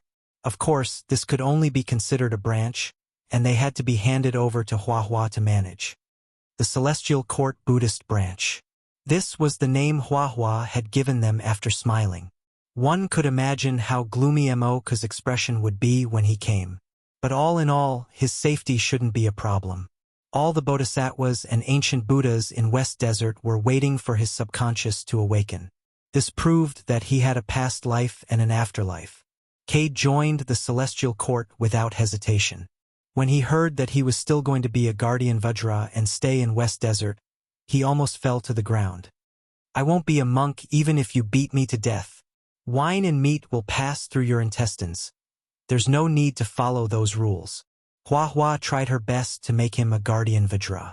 In the end, Cade abandoned God and Satan without any sense of loyalty and became a guardian Vajra of the Celestial Court. The Holy Knight left like a lone boat sailing towards the vast ocean. He decided to charge into the outer region and tread his own path. The heavenly village was in the outer region and couldn't be found. The people of the Celestial Court like Chi Luo and the two Silverblood Emperors stayed in West Desert, allowing the Celestial Court to temporarily take root here. As for Yan Yishi, Li Tian, and a few others, they chose to travel the world. When this great era arrived, there were too many interesting things to see. Of course, everyone had already agreed that it wouldn't be too long before they crossed the star region and left Big Dipper, because they knew that once the path to immortality opened, this place would definitely be in chaos. At that time, even a saint would easily perish. After getting drunk, everyone set off on their way.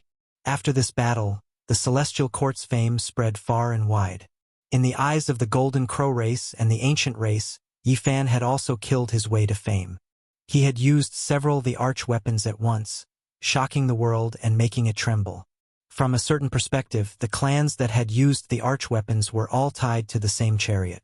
In the future, if one of them was provoked, it could lead to several of the arch-weapons smashing down at the same time. Who could fight against them? The 5 regions were in an uproar, and there were sounds of discussion everywhere. For so many days, it was all about Yifan's battle at Mount Meru. It had become the focal point of the world's attention. Yifan walked alone through the western desert with an immortal sword on his back. His clothes fluttered in the wind, and he looked otherworldly. There was no longer a trace of killing intent, and his green clothes made him seem otherworldly. He arrived at the shore of Lake Au and stood there for a long time. Then, he walked through all the monasteries in the western desert and finally arrived at the Lantua Temple. "Benefactor, you've come." It was an old monk with snow-white eyebrows. He seemed to have long since expected that Chu Feng would come here. The Lantua Temple was a vast ancient temple. Under the sunset glow, the buildings were all dyed with a golden luster. The ancient temples were incomparably dignified and appeared even more divine. In the western desert, there were a few ancient temples that were the most famous. The Lantua Temple, the Divine Cloud Temple, and the Hollow Temple all had immortal inheritances of Buddhism. Of course, the Great Thunderclap Temple was the most famous. In the past, Yifan had fought a great battle here and fought against several divine monks, all for the sake of seeing in Miaoi and giving her freedom. Today he returned to this place. The old monk in the temple naturally wouldn't forget him. He chanted Amitabha and invited him in. In that battle, the two sides didn't fight to the death, and the situation was resolved peacefully. Therefore, there was no enmity or hatred between them. It was just that the Battle of Mount Meru this time left the Buddhist sects with a grudge.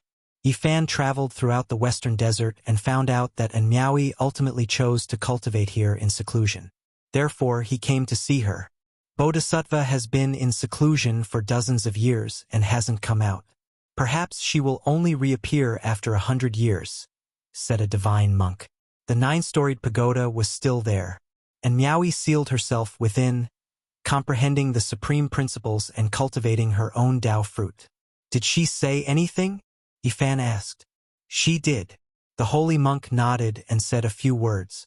Meeting is not as good as reminiscing. When these words were spoken, Yifan's body trembled. He was in a daze and couldn't calm down for a long time. He stared at the sealed stone pagoda and wanted to barge in. This was a sacred pagoda left behind by the great sage of an unknown era. It could be used to imprison monks, seal oneself, and suppress oneself. If one were to forcefully open it, the stone pagoda would most likely be destroyed and the person inside would be injured. The fate of the mortal world has been severed. See you on the path of immortality. The old monk handed a letter to Yifan. Other than the first sentence, there was another sentence. Yifan stood there without moving. It was difficult for him to say a single word. He sighed softly. He walked around the pagoda and could clearly feel a kind of thought. With the letter in hand, various past events appeared in his mind. Why did she say that the fate of the mortal world had been severed? Was it because of Ji Ziyue? Or did she know that he had other ties? Or could it be that she couldn't see the future? And Miaoi was an extraordinary woman. Her thoughts, and decisions were also unexpected. It made one feel disappointed and frustrated, and his heart felt bitter.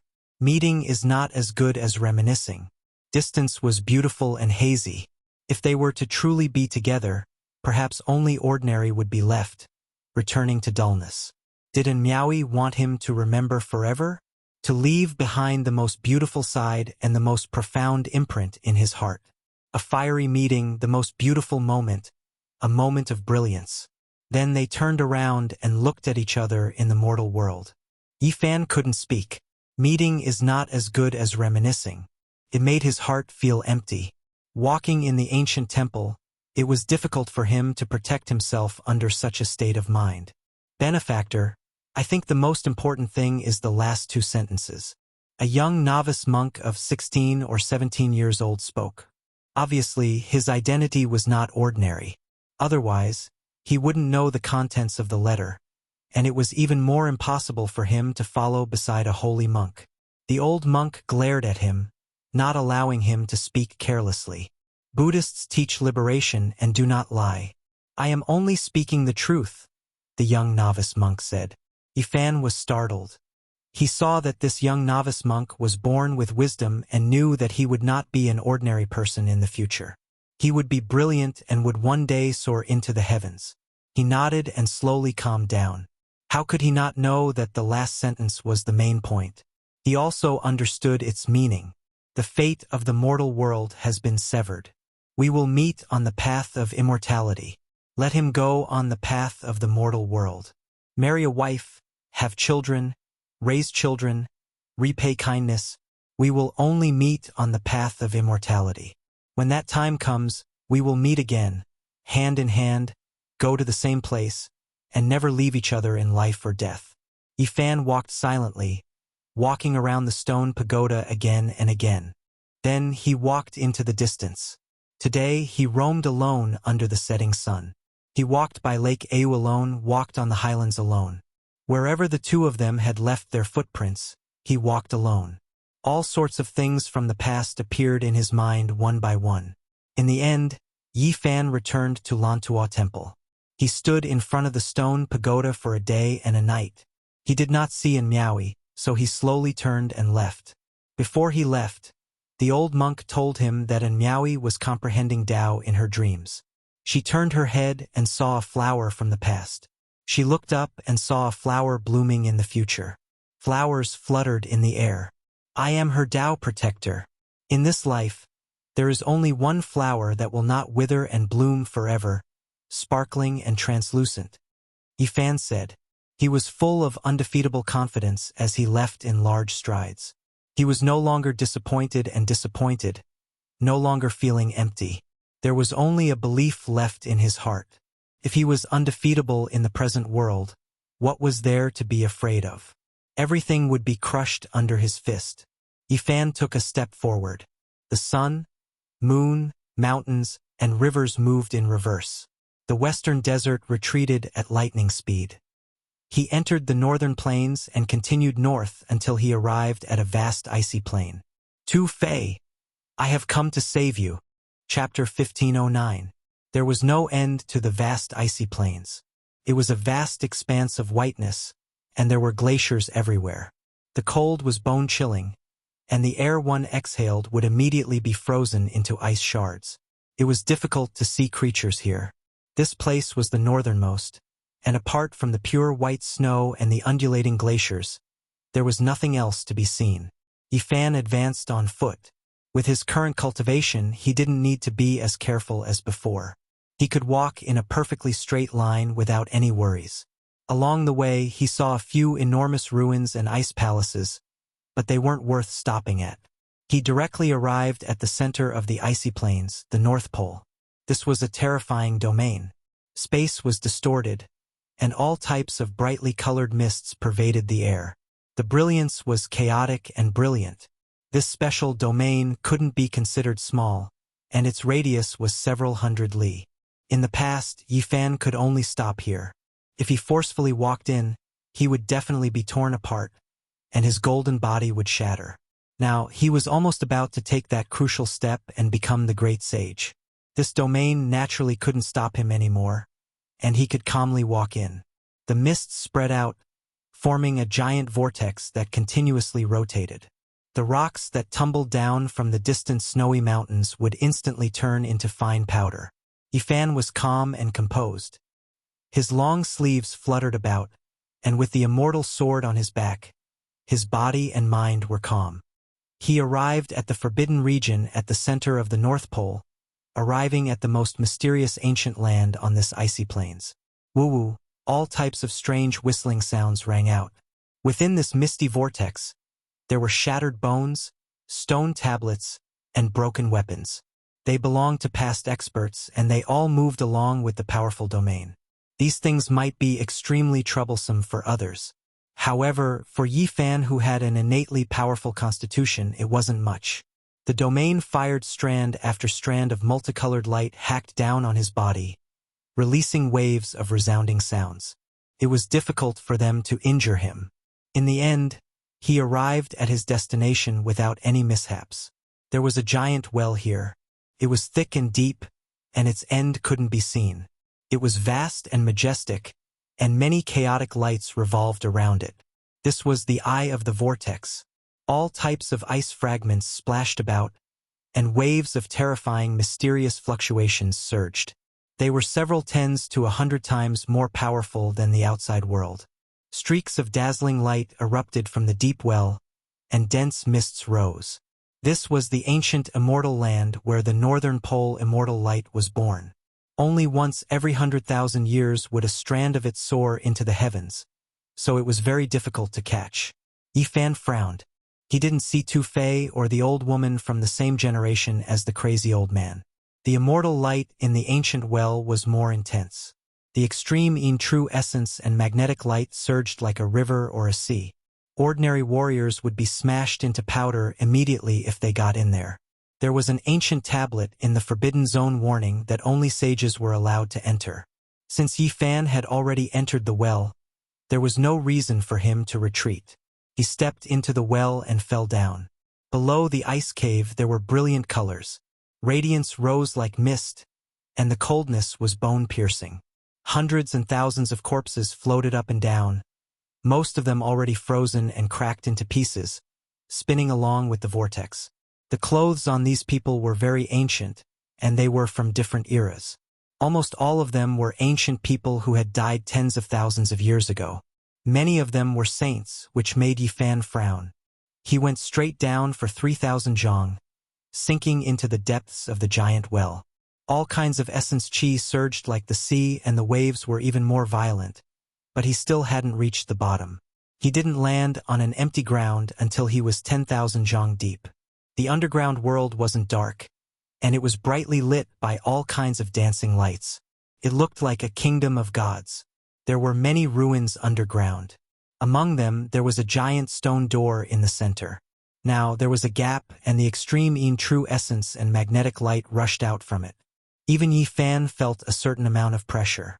He stared at the waves that could tear a saint apart. He walked forward step by step and stared at the majestic stone door. Immortal Mansion. He saw a plaque on it, and when he saw these two words, he was startled. He looked at the underground ancient building area, and suddenly felt that the style was somewhat familiar. After walking around in a big circle, he didn't find anything. He once again arrived in front of the door and slowly pushed it open with a caca sound. Then he walked in. The cold was bone-piercing, and the murderous aura attacked the body. It could freeze ordinary saints and destroy them here. Behind the giant door was this terrifying. Light interweaved, divine essence surged, and spiritual energy was like the sea. It was as if he had arrived in a violent immortal realm world. Yi Fan walked with difficulty, facing the great pressure. He walked for dozens of li before he walked out, which made him heave a sigh of relief. Unexpectedly, it was no longer cold. There was no extreme in true essence, and there were no dancing lights. There was only a deathly stillness. It was as if he had arrived before the creation of the world. This was a dusky world. What entered his eyes were broken mountains, rift valleys, riverbeds. It was dusky, incomparably desolate, and there were no signs of life. It could be seen that in the past, this should have been a piece of divine land, but it had suffered a catastrophe that destroyed all living things, leaving only ruins. Boom! When Yi Fan stepped into a valley, blazing formation patterns flickered, sending him flying. His body cracked, and he was almost destroyed in body and spirit. What kind of place was this? He couldn't help but be shocked. Someone as powerful as him, who could suppress the initial stage great sage, almost died in this place. No one would believe it if news of this got out. This valley was extremely ordinary, a piece of ruined earth. An intense battle had happened in the past, and it had long been destroyed. However, it was precisely because of this that Yi Fan almost died with a grievance. It was just a small piece of damaged formation patterns. Just thinking about it made one's scalp go numb. Yi Fan stopped in his tracks and carefully searched this place. The formation patterns that had almost split him apart just now were too strange. After looking carefully, he became more and more horrified. There was only a square meter of damaged pattern that was about to be obliterated. It was dark and without luster, and after injuring him, it was half destroyed. It was difficult for it to exist in this world. Great Emperor formation patterns. Yi Fan said to himself, coming to this conclusion. This was a corner of a damaged formation pattern, and it was an extraordinary node in the Great Formation. It had been preserved until now, and even though it was so damaged, it was still able to injure the great sage. What kind of place was this exactly? It was actually densely covered in great emperor formation patterns, but in the end, it was scorched earth. Even such powerful divine patterns no longer existed. As far as the eye could see, the land was scarlet and boundless, scorched earth stretching for tens of thousands of li. Not a single blade of grass grew, mountain peaks were broken, and the great earth was split open. Even with the protection of great emperor formation patterns, it was still destroyed to this extent. Just how powerful was this power? Could it be that a great emperor battle happened here? This was just too shocking. Yi Fan's brows furrowed deeply. With a light wing sound, a cauldron flew out from between his brows and floated above his head. It released streaks of starry radiance, protecting him within just in case. He walked forward, investigating this world. In the end, he said softly, if it is full of vitality, If the plants are abundant, then isn't it quite similar to the central continent Immortal Manor world? In particular, the two words Immortal Manor on the great gate outside were even more similar to the central continent Pure Land. What was the connection between the two? Yifan's heart pounded fiercely. He vaguely guessed the truth. The two words Immortal Manor had a profound meaning. He quickly walked forward, wanting to seek confirmation. However, right in front of him, an expanse of primal chaos surged. He had reached the end of this small world. The road ahead was cut off. Clearly, some broken mountains, some great rifts were forcibly cut off here. The road ahead was blocked, and the original small world had been destroyed. What a pity! The great Emperor-level battle destroyed all clues. However, I can go to the central continent Immortal Manor world to continue seeking confirmation. Yifan searched carefully, not wanting to miss a single place. Finally, in a dilapidated rift valley, he discovered a path that led straight into the depths of the primal chaos. He walked forward. This was a narrow, winding path that brought him into a small heavenly abode that was like a bubble of primal chaos. The circumference of this place wouldn't exceed several li. This place was densely covered with formation patterns, and the path was blocked. They were all great sage-level formations, and the slightest trigger would inevitably lead to the most violent attacks. Yifan held the immortal sword in his hand, but he didn't slash immediately. Instead, he gazed forward, feeling astonished. A most sacred and auspicious aura rushed over. There was a hazy ball of immortal light there, wrapping around a person. It floated up and down, merging with the great Tao. Scriptures rumbled, deafening and thought-provoking. That's the northern immortal light. Yifan was shocked. Legend had it that a wisp would appear every 100,000 years. But today it wasn't as simple as just one wisp. There were at least 10 wisps, and they were wrapping around a person. Every wisp was like a spirit dragon, several zhang long.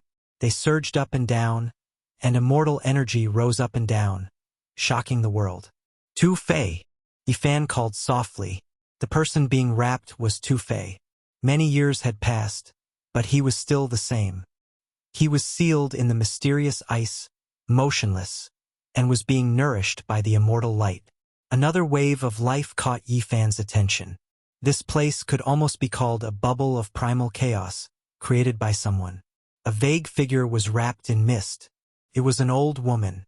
She also had the northern immortal light on her body, but it seemed like she had completely refined it.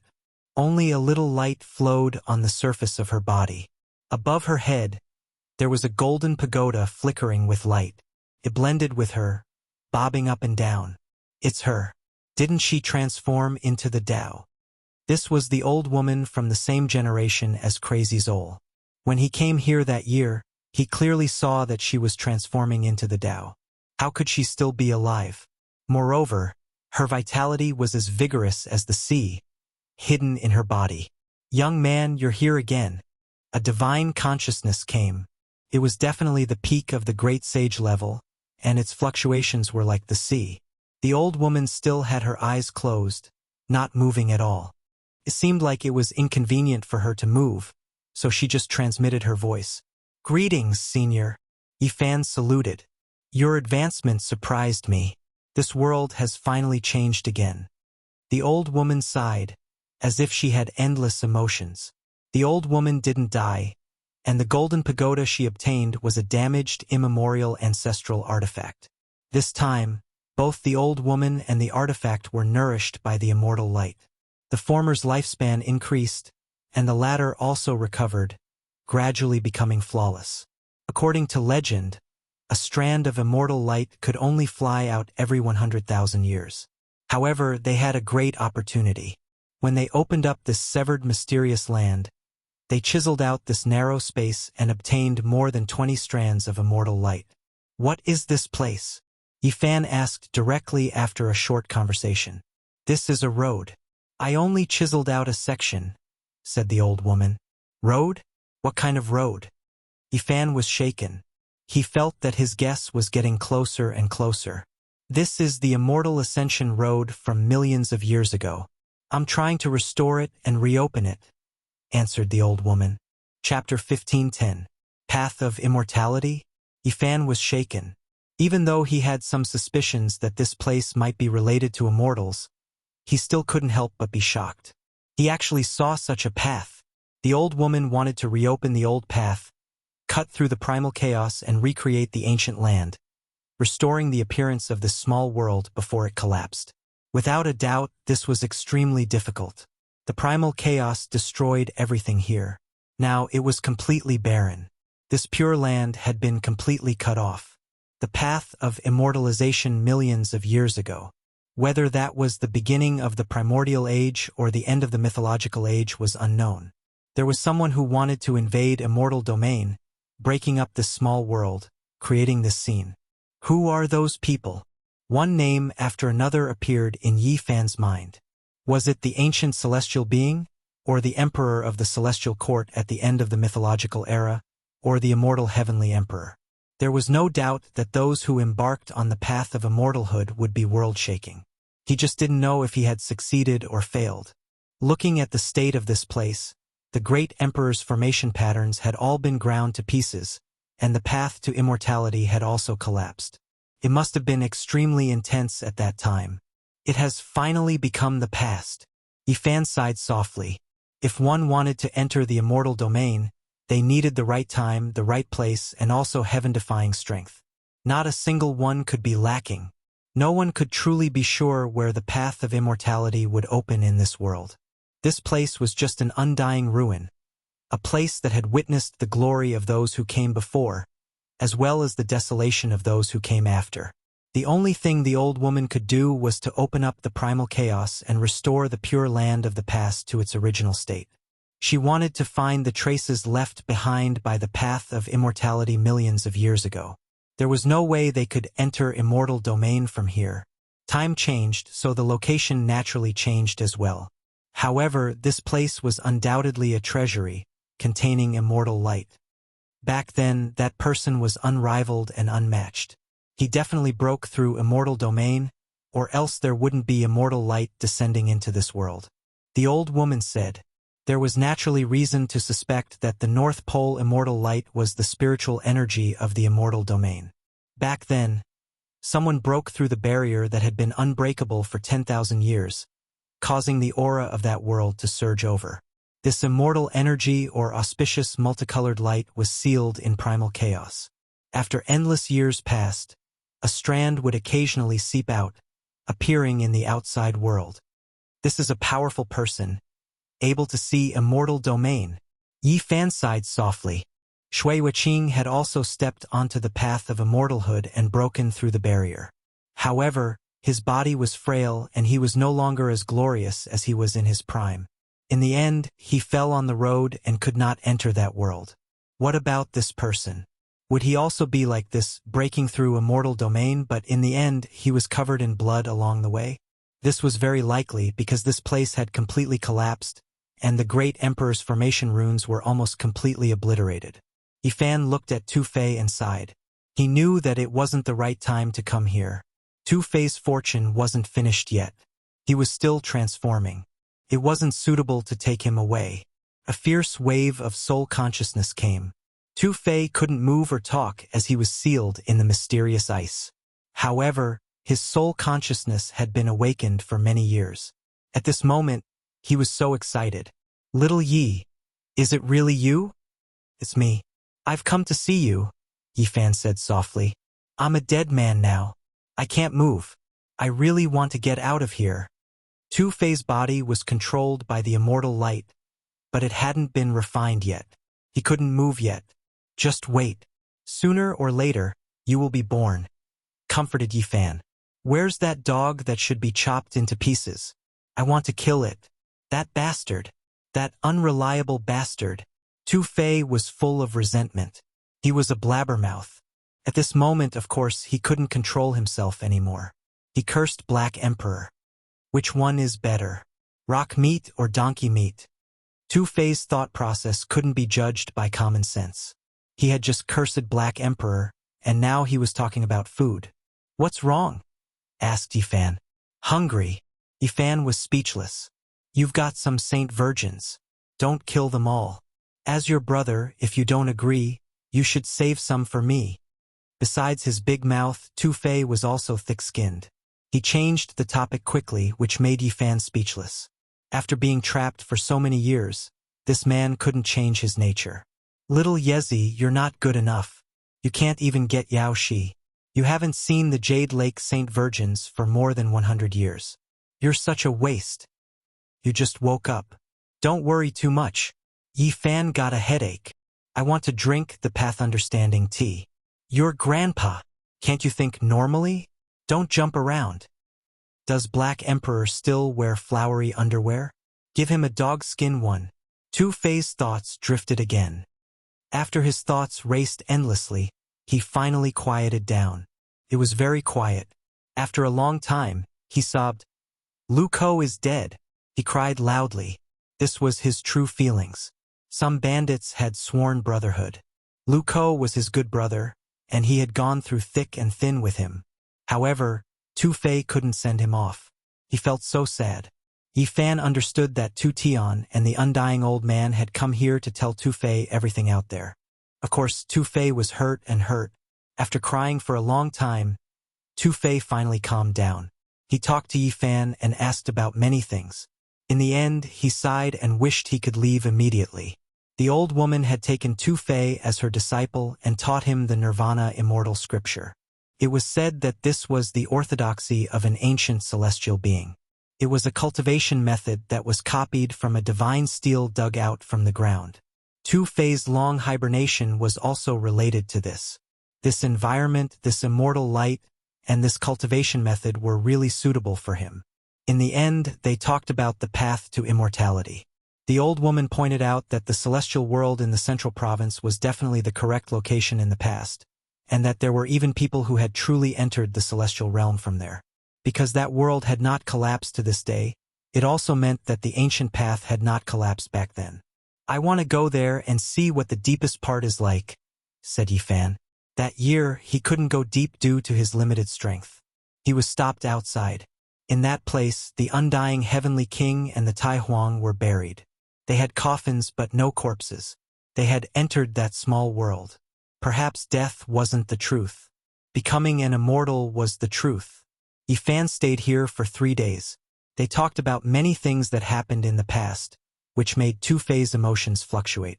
He didn't participate in the killing of the Heavenly Prince or the human clan's ancient road. He hated that he couldn't leave immediately. However, his cultivation method was too special. After 3 days, he directly nirvana and fell into a deep sleep. He became a living dead person and began his special cultivation journey. Snowflakes fluttered in the air.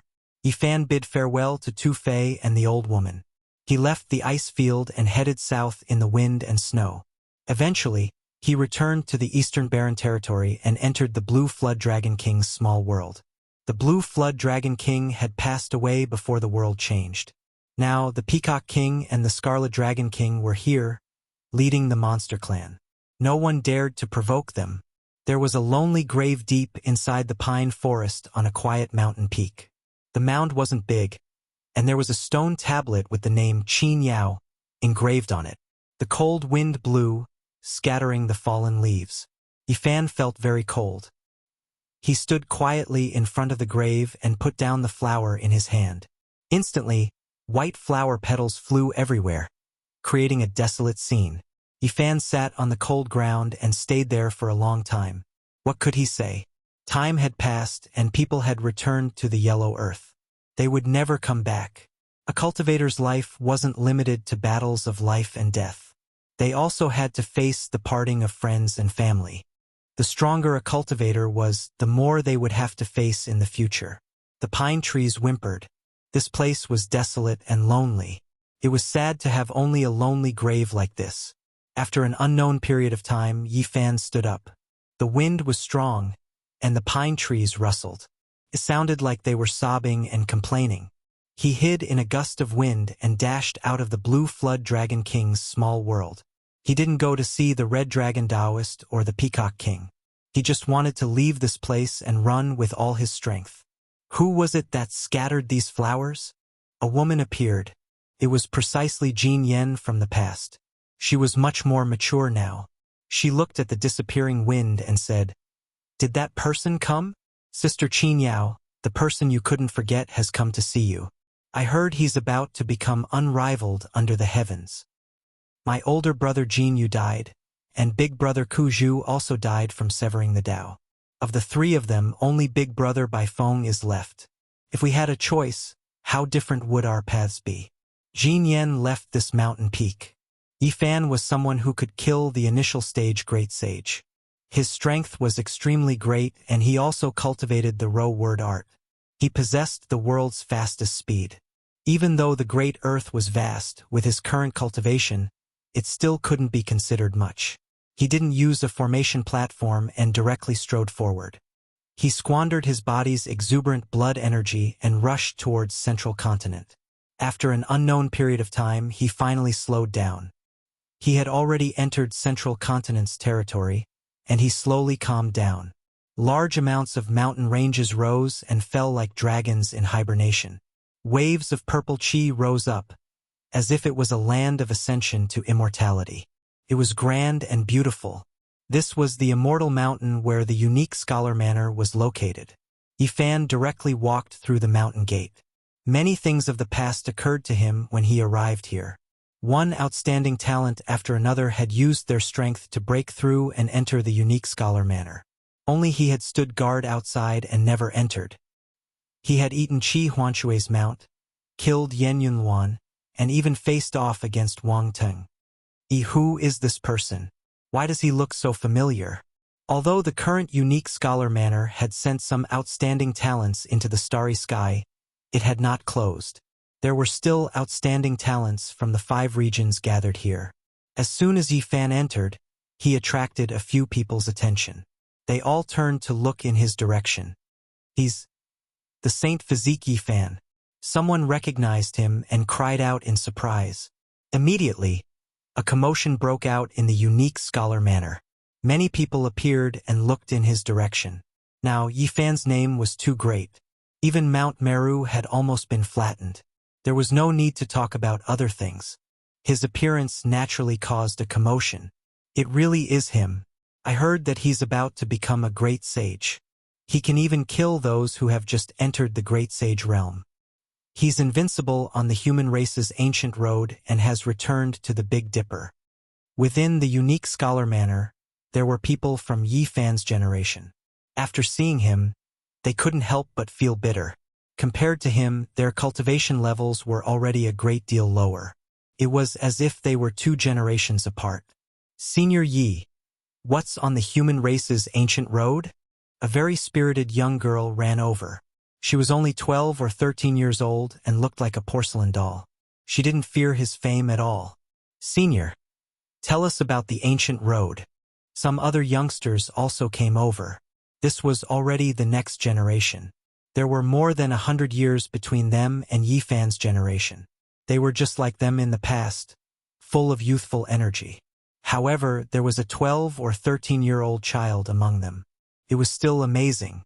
Presumably, her aptitude was extremely outstanding. Yifan carefully looked at her and found that this doll-like girl was similar to the little monk he saw in the western desert's Lan Tua temple. Her aptitude was excellent and her aptitude was extraordinary.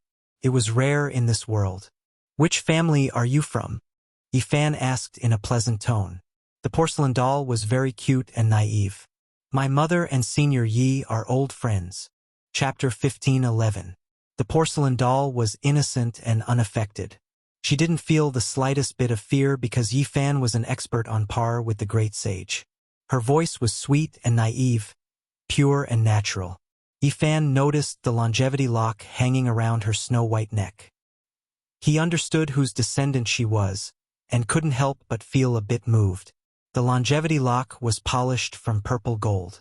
Although its luster and extraordinariness had been deliberately concealed, and it wasn't that outstanding, its auspicious aura could still be sensed. This lock was extraordinary.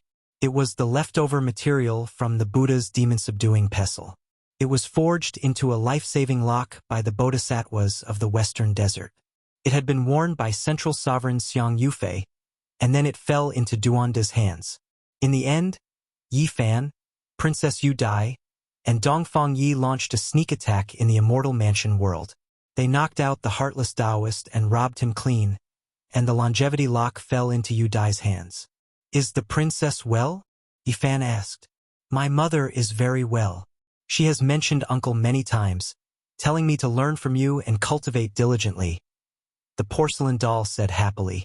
There were 4 great empires in the central continent, and under them were 9 great dynasties and the 100 schools of thought. Princess Yu Dai was the successor of the peaceful peace country of the 9 great dynasties, and now she had already become the empress. Yifan had saved Yu Dai in the past, and was bestowed an ancient scripture that explained the mysteries of the natural Tao. It was suspected to have been written by a human emperor in his later years, and Li Ruoyu of the Humble Peak had obtained it as a supreme treasure. Yifan himself had also been deeply enlightened. Yu Dai was one of the few beautiful girls in the central continent, and was ranked 3rd by busybodies. She had countless pursuers in this great land, and her popularity among her peers was very high. The stunning girl from back then had already become a mother. Yifan could only sigh. Time passed quickly. "My mother said that if I can meet uncle, I must properly ask for his guidance, and also invite him to our home as a guest." The porcelain doll's large eyes were very bright, and her voice was childish. Yifan laughed and rubbed her head. This child was very cute. In fact, this little doll was not shy at all. She asked Yifan many questions, and even asked about the matters of the ancient starry sky path. The people on the side were very envious, and in the end, the younger generation cultivators all crowded over. They were full of curiosity about the legendary divine physique, and all of them asked about it as a senior. In the distance, a group of cultivators who had cultivated for close to 200 years were speechless. These people had experienced Yifan's era, witnessing how he rose up. When they looked back, it was as if they were in a dream. Now everything was different. Naturally, they were all geniuses whose names shook a region. However, compared to the current Yifan, they were much dimmer. Killing a heavenly prince, stepping onto the ancient road of the human race, contending against a great sage, and wanting to flatten Mount Meru in a fit of rage. Which one of these wasn't shocking news? Time has truly changed too much. Some people silently sighed. Some of the experts weren't very old, but after witnessing the events of the past 100 years, they actually wanted to retire, no longer willing to struggle in this chaotic world. Yifan talked about some things on the road with these young people, and then he walked into the depths of the Odd Scholar Manor. He wanted to find the old manor master to ask about some things. Unfortunately, he couldn't do as he wished. The old manor master had disappeared for over 100 years, and he had long since left this place. "Uncle, I'll treat you to a drink." The porcelain doll ran over and pulled him towards a small wine shop. The mountains in the manor were beautiful, and peach blossoms were blooming along the road, filling the air with a sweet fragrance. The little girl was very eager to learn, and she asked many questions about cultivation. Then, she gathered her courage and asked Yifan to teach her the one artifact breaking 10,000 techniques technique. Yifan laughed and said, "Forget it. I'll teach you a scroll of the Tao scripture." It wouldn't be good for him to teach other scriptures. After all, they belonged to the Jade Lake, Jiang clan, and so on. Carelessly teaching them would cause big problems, but the Tao scripture didn't have this kind of worry. The porcelain doll immediately cheered and clenched her small fists. Obviously, the little girl wanted to ask for guidance on the profound mysteries of this scripture. Yifan pointed at the space between her eyebrows, and then left her alone to ponder. He stood up and walked off into the distance. "Uncle, the immortal mansion world is so lively. All the saints from outside the realm have been coming and going for so many years, all searching. Aren't you going? I want to go in with some friends as well." The little girl called out from behind. "You guys go first. I'll be there soon," Yifan replied. He knew that the porcelain doll wanted to go in, but was afraid that something unexpected would happen, so he hoped that he could protect her. Yifan's main goal in coming to the central continent was to enter the immortal mansion world, so he didn't refuse. He couldn't refuse to take care of the daughter of an old friend. He went to a different tavern and saw some familiar people. He guessed that they were cultivators of the same generation as him, and after chatting with them, He didn't mind telling them about his experiences over the years. Brother Ye's name has shaken the world, and you've killed so many saints from outside the realm that they don't dare to act rashly. But we haven't accomplished anything yet, and our cultivation isn't high enough. We've really wasted our time. What's the point of saying such useless things? Brother Yi still remembers us. Then please drink more and drink to your heart's content. After the initial restraint, the crowd loosened up a little. Yifan learned many things from their mouths. He learned all about the turbulence that had happened in the Big Dipper Star region over the years. Many years had passed, but the wild aura of the Immortal Mansion world hadn't changed. Wild beasts ran amok, strange birds roamed, and powerful saints had already been born in the depths. After so many years, this world had long since been opened to the outside world. First, the ancients had stirred up trouble, because they had heard that the undying heavenly emperor was buried here, and that there was a divine will left behind. Then, the saints from outside the realm descended. They understood that this place might be related to the road of immortal ascension, and all of them hurried over to investigate. In the past few decades, they had come and gone, and many heroes had come and gone. They had discovered many secrets, but it was still difficult to enter the deepest parts. That was a forbidden area. Will Senior Yi come? This was a group of youths, 6 or 7 in total. They constantly turned their heads to look behind them. Don't worry, Uncle Yi is coming. The porcelain doll guaranteed because she had heard the secret voice transmission. Yifan had indeed come in. He promised to stand guard for them for 3 days, and then he would leave. Apes cried and tigers roared. Azure dragons soared through the sky, and giant rocks spread their wings. In these past years, the creatures here had become more and more powerful.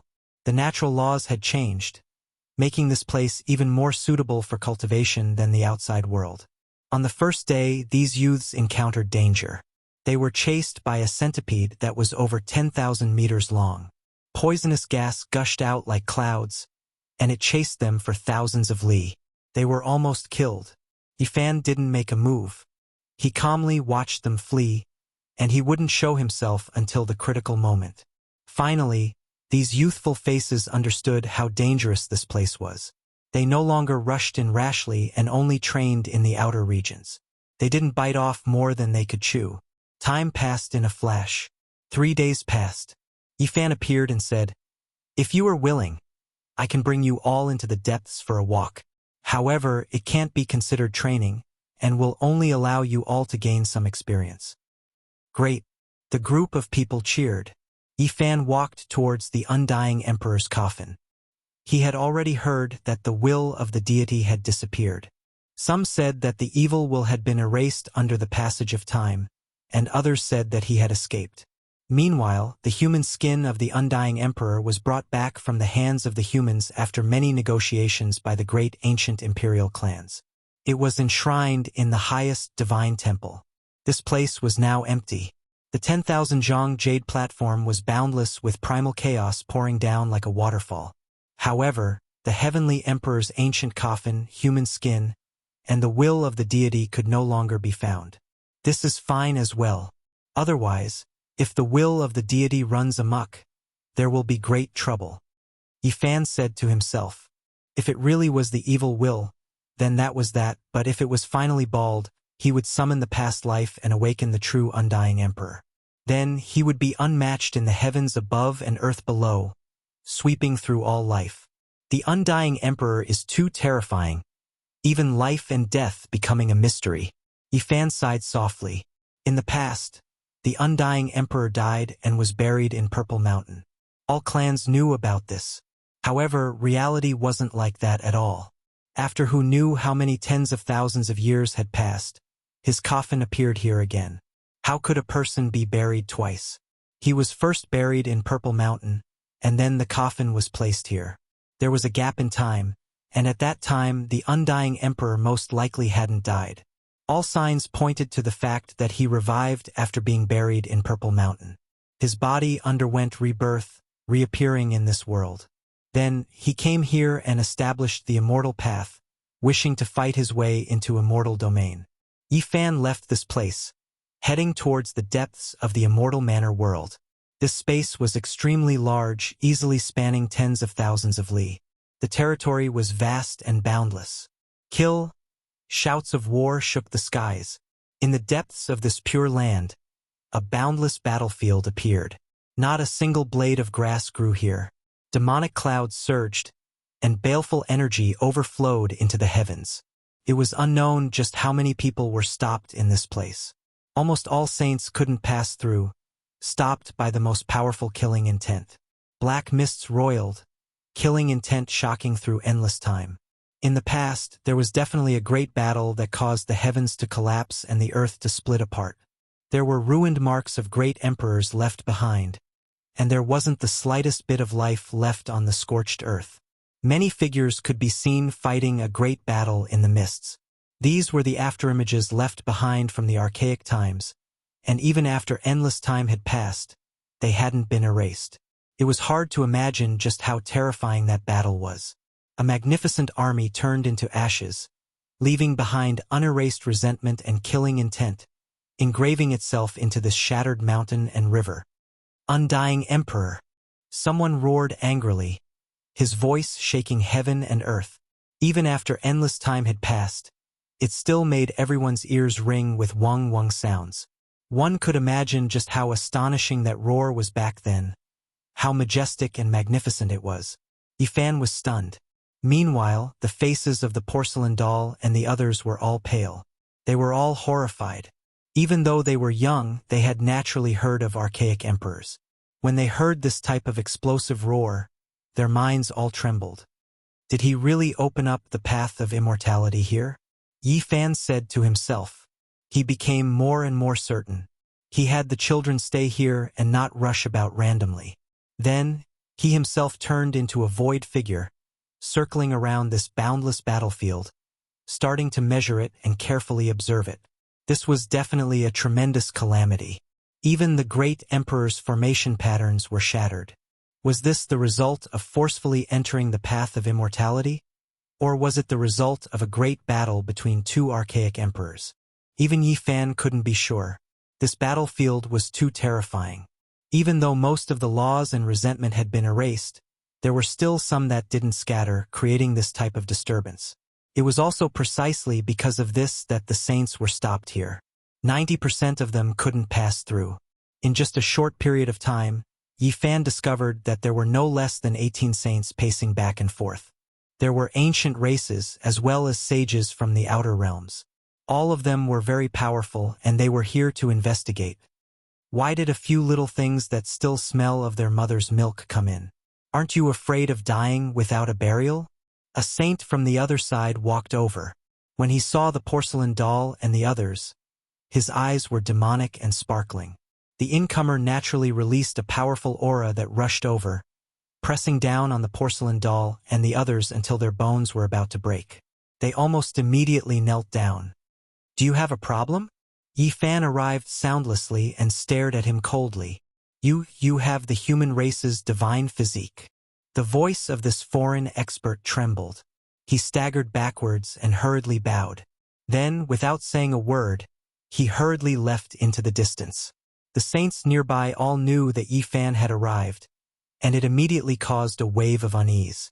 Everyone nodded in his direction, but they all kept a respectful distance and quickly retreated, making way for this place. Yifan didn't tarry. His body shone with golden light, and he propped up a golden divine domain. He led the young people into the battlefield and actually passed through. Many saints were dumbfounded by the scene. Fellow Taoist, you are indeed extraordinary. Now, your style is peerless. As soon as Yifan came out, he saw a familiar person.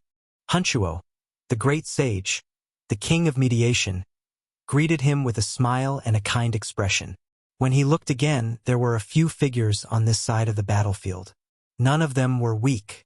They were all great sage, and they were all staring at the scene in front of them with solemn expressions. What is that? Could it be an immortal who has suffered a tribulation? Someone asked, his voice trembling. Clearly, he was also a latecomer and didn't understand the situation here.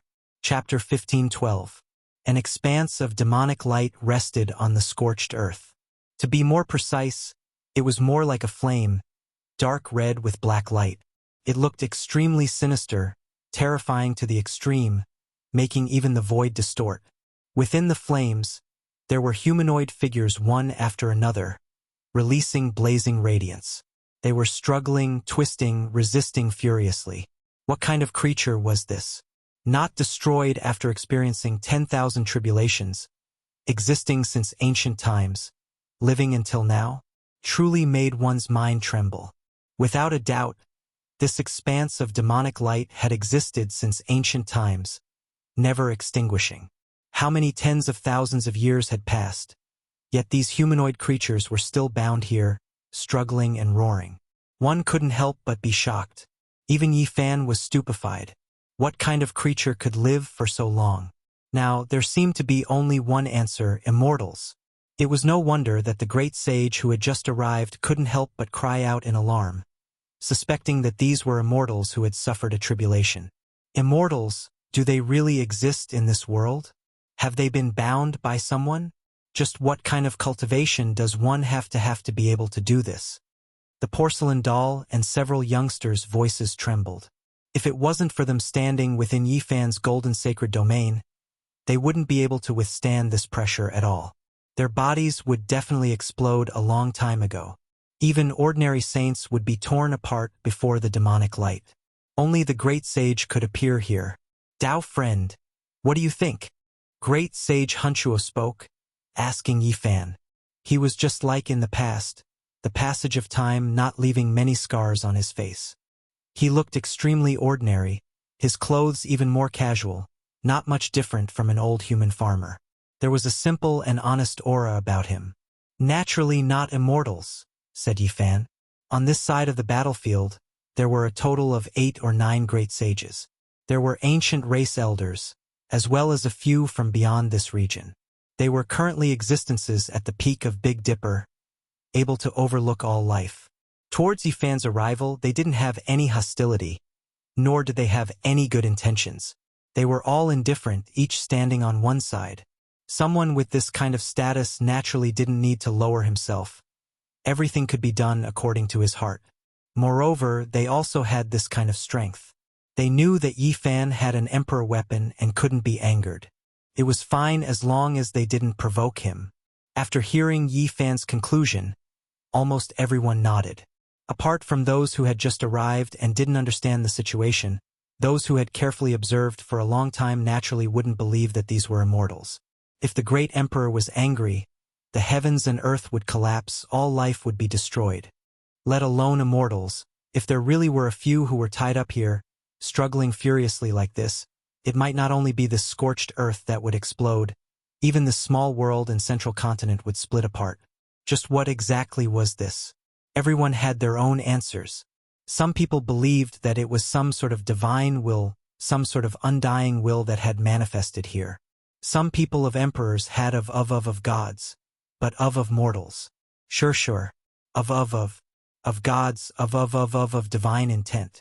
Without a doubt, the latter conjecture was crazy. Normally, only existences at the level of archaic emperors or great emperors could give birth to such evil spirits. It was too shocking to see several of them together. Yi Fan searched carefully and observed carefully. He didn't find the divine will of the undying heavenly emperor. He believed the former guess more. Roars came from the dark red flames, shaking the great sage so much that his chi and blood surged and his body swayed. Yi Fan hurriedly thickened his gold sacred domain to protect the few young people. Just how powerful is his will? After countless years, he has already been worn down to his weakest state, yet he can still be like this. This is truly shocking. Everyone sighed. These humanoid creatures were terrifying. Even if they were so weak that they weren't even 1,000th of what they were in the past, if they escaped, it would still be enough for the great sage to go to war. This must have been left behind by an ancient emperor. Otherwise, it would be impossible for someone else to have such a strong will imprint. A great sage from the outer realms said. He had 12 pairs of golden wings, and it was unknown what kind of bird race he belonged to. Everyone nodded. Even the remnant fluctuations were this powerful. It could only be an ancient supreme being. Fellow Taoist, what do you think this dark red demonic light is? Great sage Hunchuo asked Yifan as if they were of the same generation. He was very serious and sincere. Thinking back to the past, such a character was high up above, so powerful that even sage kings had to retreat, let alone Yifan, who hadn't become a saint yet. But now everything was different. The little cultivator of the past had grown to a level that even the great sage feared. Everyone needed to treat him with caution and seriousness. It looks like blood is burning, Yifan said. That's right. Fellow Taoists and I also think so. This time we specially came to seek confirmation. Great sage Hunchuo nodded. The porcelain doll and the other juniors all held their breaths. They stood behind Yifan and listened attentively, not daring to disturb the conversation of this group of experts. These people weren't from the same world as them. How could they see them normally? Today, Yifan brought the porcelain doll and the others to broaden their horizons. It was completely a kind of spoiling. Hunchuo took out a paper bag. After opening it, it was actually black soil that emitted a hair-raising aura. The Outer Realm Great Sage was amazed and couldn't help but take a step back. According to legend, this was formed when the blood of an ancient sovereign sprinkled on the soil. After the essence energy scattered, it became what it is today. Great Sage Hunchuo said. With a light shout, a stream of light shot out, dragging the soil into the demonic light ahead. Boom! The entire world trembled. It was as if the world was collapsing. The dark red flames burned even more fiercely. However, near the black soil there was a shocking change. It suffered a great rejection, and the dark red flames actually liquefied, turning into wisps of bloody mist. The killing intent was astonishing. This was a confrontation between the remnant blood of a great emperor-level expert and the ancient sovereign's blood. Everyone couldn't help but take a step back. They realized that their speculation was correct. It really was the blood of a great emperor-level expert that was burning. In that case, these humanoid creatures are the inextinguishable imprints contained in the blood? Correct, but this is the case. Everyone sighed. The ancient supreme beings were too powerful. The fluctuations of the imprints left behind by their remnant blood were already so terrifying. If their true bodies appeared, how terrifying would they be? Does anyone want to go inside and see what's going on? Great Sage Hunchuo asked. Everyone immediately became silent. In so many years, no one had been able to enter. This demonic light was blocking the way, and it was truly frightening. Who dared to take the risk? They could only watch and deduce from the outside. This time, I've borrowed an emperor weapon. This old one wishes to go inside and see what's going on. Is there anyone willing to go with me? Hunchuo asked. As soon as he said this, 5 or 6 great sage immediately retreated far enough away from him. It was as if they were avoiding a plague god, not wanting to get involved. After so many years, the Outer Realm Great Sage and the others had long understood this world. They had even analyzed some powerful characters. In their eyes, Hunchuo was a star of misfortune. He could even persuade several great sages to death when they were fighting. If this type of person didn't do it on purpose, then he was naturally a god of misfortune. In reality, combining with past cases, everyone believed that he was the latter. He had an innately miserable and unlucky appearance. If one provoked him too much, there would be great problems. There were people who searched through ancient texts, saying that this was a special type of fate. He was innately gloomy and unlucky, but in the end, it would always land on others to lessen his own sins. The great sage naturally didn't believe these things. The more powerful a cultivator was, the more they believed in themselves. How could they believe this type of nonsense? However, they couldn't stop tragic things from happening one after another, so they naturally viewed him like a black crow. Now, he had an emperor weapon, so it was even more dangerous. It seems like only little friend and I are kindred spirits, Hunchuo said, looking towards Yifan.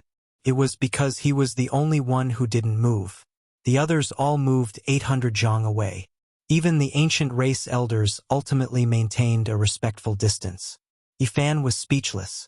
The porcelain doll was about to cry. He pouted and pulled at the corner of Yifan's clothes, telling him not to agree no matter what. After so many years, Even these children had heard of Hunchuo's glorious past. It was like thunder piercing through their ears. Yifan laughed and said, "All right, I'm willing to make a trip." When they heard this, the porcelain doll and the others' little faces all became snow-white. They really didn't want to walk too close to this god of misfortune. Even the great sage was cursed to death, so their little lives were even more delicate. "All right, the demonic light over there has almost been extinguished. We'll leave from there," said Hunchuo. Yifan walked behind him, maintaining a set distance from him. After all, this was an ancient race senior expert. His strength was extremely great, and he had an emperor weapon in hand, so he had to be on guard. Of course, he wasn't that scared either. He himself also had an emperor weapon. At worst, he could just run away, so there was no need to be scared. On this side, the demonic light was indeed about to be extinguished. Only a weak flame was jumping about, but it blocked the path ahead. After burning for hundreds of thousands of years, even millions of years, this type of blood still hadn't dried up. This in itself was enough to prove how terrifying it was. No one would be careless. The god of misfortune Hunchuo brought out the emperor weapon. This was a dark blue gourd, as if it was born from a real plant and not refined. The mouth of the gourd spat out chaotic energy. This was the ancestral weapon of the primitive lake, the primitive emperor's famous extreme Dao weapon. Hunchuo held it, and it emitted a gentle light. He walked through the void, walking towards the depths of the forbidden land, avoiding those flames and human-shaped imprints. When Yifan saw this, he brought out the damaged green copper cauldron. It floated above his head, and with the immortal sword in hand, he followed inside. The porcelain doll and the others were nervous and expectant. Yifan used a technique, and all of them disappeared, being held in his palm. Behind him, all of the great sage's eyes were shining with divine light as they stared at the green copper cauldron. This was a legendary immortal weapon, something left behind by an emperor. Everyone coveted it. However, no one dared to act rashly because this was a killing star. Even Mount Meru was almost flattened, so if they didn't have any confidence, who would dare make a move? The dark red flames were extremely terrifying, possessing world-shocking destructive power. The green copper cauldron was forced to shine. After all, that was emperor blood burning, even though its essence energy had pretty much scattered. Hunchuo and Yifan walked in front and behind. It was daunting but not dangerous. They passed through this area of demonic light, about to break away from the dark red flames and avoid all of the human-shaped imprints.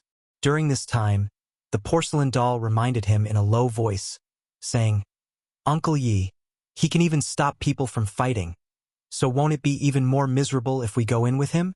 Everyone says he's the reincarnation of a god of misfortune." Even though she was using her divine will to transmit sound, what kind of person was Hunchuo? He could completely hear it. He turned around and revealed a benevolent smile. "Little doll, you're quite cute. You look like you're carved from jade just like my granddaughter in the past. In the future, I'll protect you in Big Dipper." When the porcelain doll heard this, her little face immediately turned snow-white. She covered her mouth and was about to cry. "I didn't hear anything. I didn't hear anything. Please don't talk to me." Hee. Yifan laughed again and again. They safely passed through this area and arrived at the depths of the Forbidden Land. They immediately felt an even more terrifying aura. At this moment, the green copper cauldron shone brightly, several times more resplendent than before. Even Hunchuo was shocked, his eyes widening. Is this the end?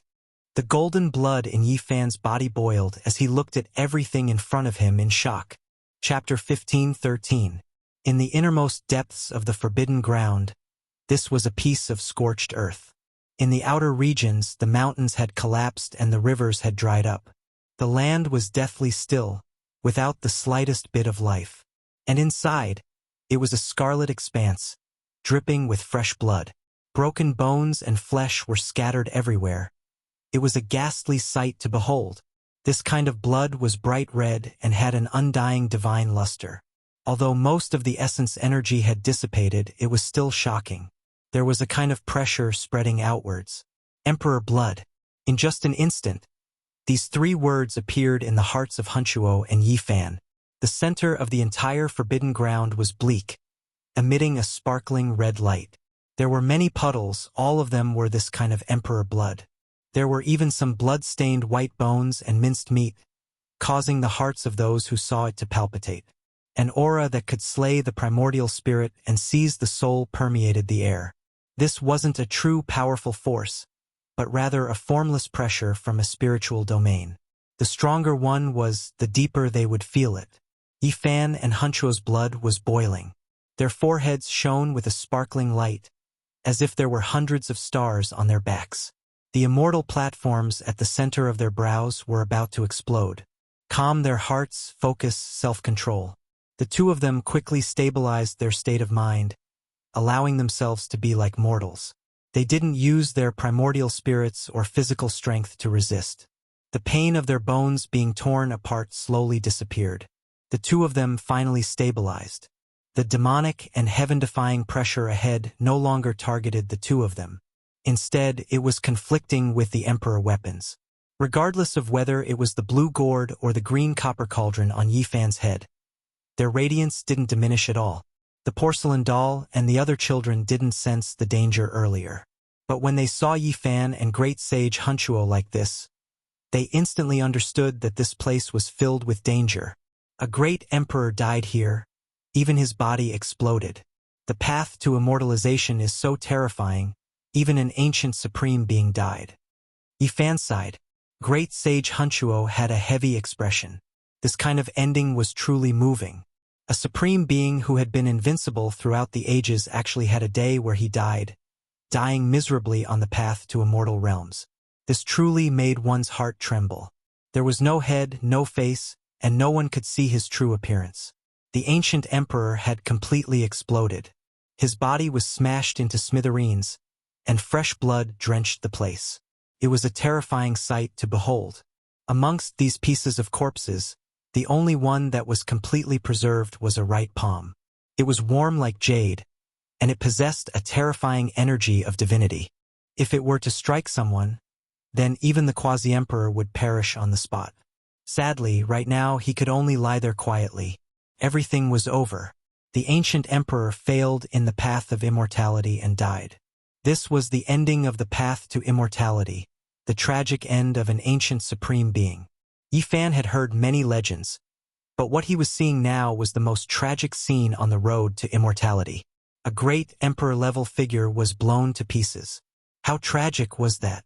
Further forward, it was chaotic and hazy, the entire small world cut off. This meant that the path of immortality stopped here, shattered. This person failed to pass the trial and died dejectedly. Who is this person? Could it be the undying heavenly emperor? Yifan muttered to himself. Great sage Hunchuo's heart immediately jumped. This title was supreme to the 10,000 ancient races. Even though tens of thousands of years had passed, he was still the supreme deity in the hearts of many ancient races. And within many great races, there had always been a legend that the undying heavenly emperor might not have died and had ascended to immortality. In reality, there was no need to verify this at all. Perhaps it was the respect people had for the supreme deity in their hearts, and as a result, the legend and glory were derived. As for the truth, no one knew. It can't be the undying heavenly emperor. He is unrivaled in this world. Even if he stepped onto the path of immortality, he wouldn't be defeated. He is known as undying. This trial cannot allow him to die. Hunchuo shook his head and didn't accept this explanation. He came here before and buried the coffin, leaving behind a piece of human skin. His flesh and bones are nowhere to be seen. Could it not be him? When Yifan opened and closed his eyes, light shot out in all directions. In reality, he didn't really believe it was the undying heavenly emperor, because he had previously heard the roar of another person in the battlefield outside. The one who seemed to have the upper hand seemed to be that undying heavenly emperor. In this world, is there an era where 2 emperors coexisted? Yifan asked. Hunchuo shook his head. From what he knew, there didn't seem to be such an era. However, when he thought of the venerable emperor era, he became a bit hesitant. That was a great and complicated world. It was rumored that there might have been experts of the same level coexisting, but there was no proof. The two of them circled around these shattered mountains and rivers, looking at the ghastly blood and white bones. The emperor's body had already been shattered, so the essence of his body had pretty much flowed out. However, it was still terrifying. Of course, the most important thing was the spiritual pressure. The more powerful one was, the greater the effect, making one's heart tremble. To fight to this extent on the path of immortality, this person seems to be about to enter. Unfortunately, he still failed at the last moment and died miserably here. The time of this person's era was wrong. He wanted to forcefully barge in with his world-shaking cultivation, so he was destined to fail. The two of them discussed. They wanted to bring out a piece of emperor bone, because even though the essence energy was about to scatter, that was still a rare immortal material. However, they couldn't do anything about it, because there were great emperor patterns interweaving about the shining blood and bone that still hadn't been erased. Woo-woo. Suddenly, a sobbing sound entered their ears, sounding sorrowful and miserable, incomparably mournful. Someone was crying. From the sound of it, the age shouldn't be too young, extremely sorrowful. It was right up ahead. There were emperor patterns flickering about here. Even though they didn't extend outwards, they could still distort space and other things, which was why they could powerfully interfere with one's sight and hearing. At first, Yi Fan and Hunchuo thought that it was an imprint that hadn't been erased since the ancient times, not taking it seriously. However, when they continued walking for several dozen li, they sensed a wave of emperor might, and only then were they shocked. In a mountain call, there was an indistinct figure who was currently crying in grief, kneeling towards the flesh at the center. Meanwhile, above its head was a dragon's sword that released brilliance in all directions, dazzling and resplendent. It continuously released mournful cries. Tai Emperor Sword. This was Central Continent Great Xia Emperor Clan's supreme treasure, left behind by its founder. One didn't need to think too much to know that this person definitely came from the Everlasting Dynasty. Yifan's heart shook, and Hunchuo also instantly understood. Now the truth had come to light. The one who died at the center of the battlefield was the Tai Emperor, the founder of the Grand Xia dynasty. The Tai Emperor stepped onto the path of immortalhood, but he failed forcefully and his body exploded here. This was a great sage, his body emitting an aura of decay. He didn't have much lifespan left, and needless to say, this was the foundation of the Grand Xia imperial clan. Now he had appeared. This person should be the Tai Emperor's descendant. Otherwise, why would he be so sorrowful? He trembled as he stood up, crying a few times, allowing the Tai Emperor's sword to continue its mournful cries before finally leaving. He didn't bid farewell to Yifan or Hunchuo. He just left on his own. It wasn't one of the supreme sovereigns of the supreme ancient immortal realms. It was actually the Tai Emperor. When the truth came out, Yifan sighed softly. Great Sage Hunchuo was also startled and didn't say anything for a long time. As for the porcelain doll and the others, they all kept their mouths shut, their little faces filled with solemnity. All of them held their breaths in concentration, listening quietly.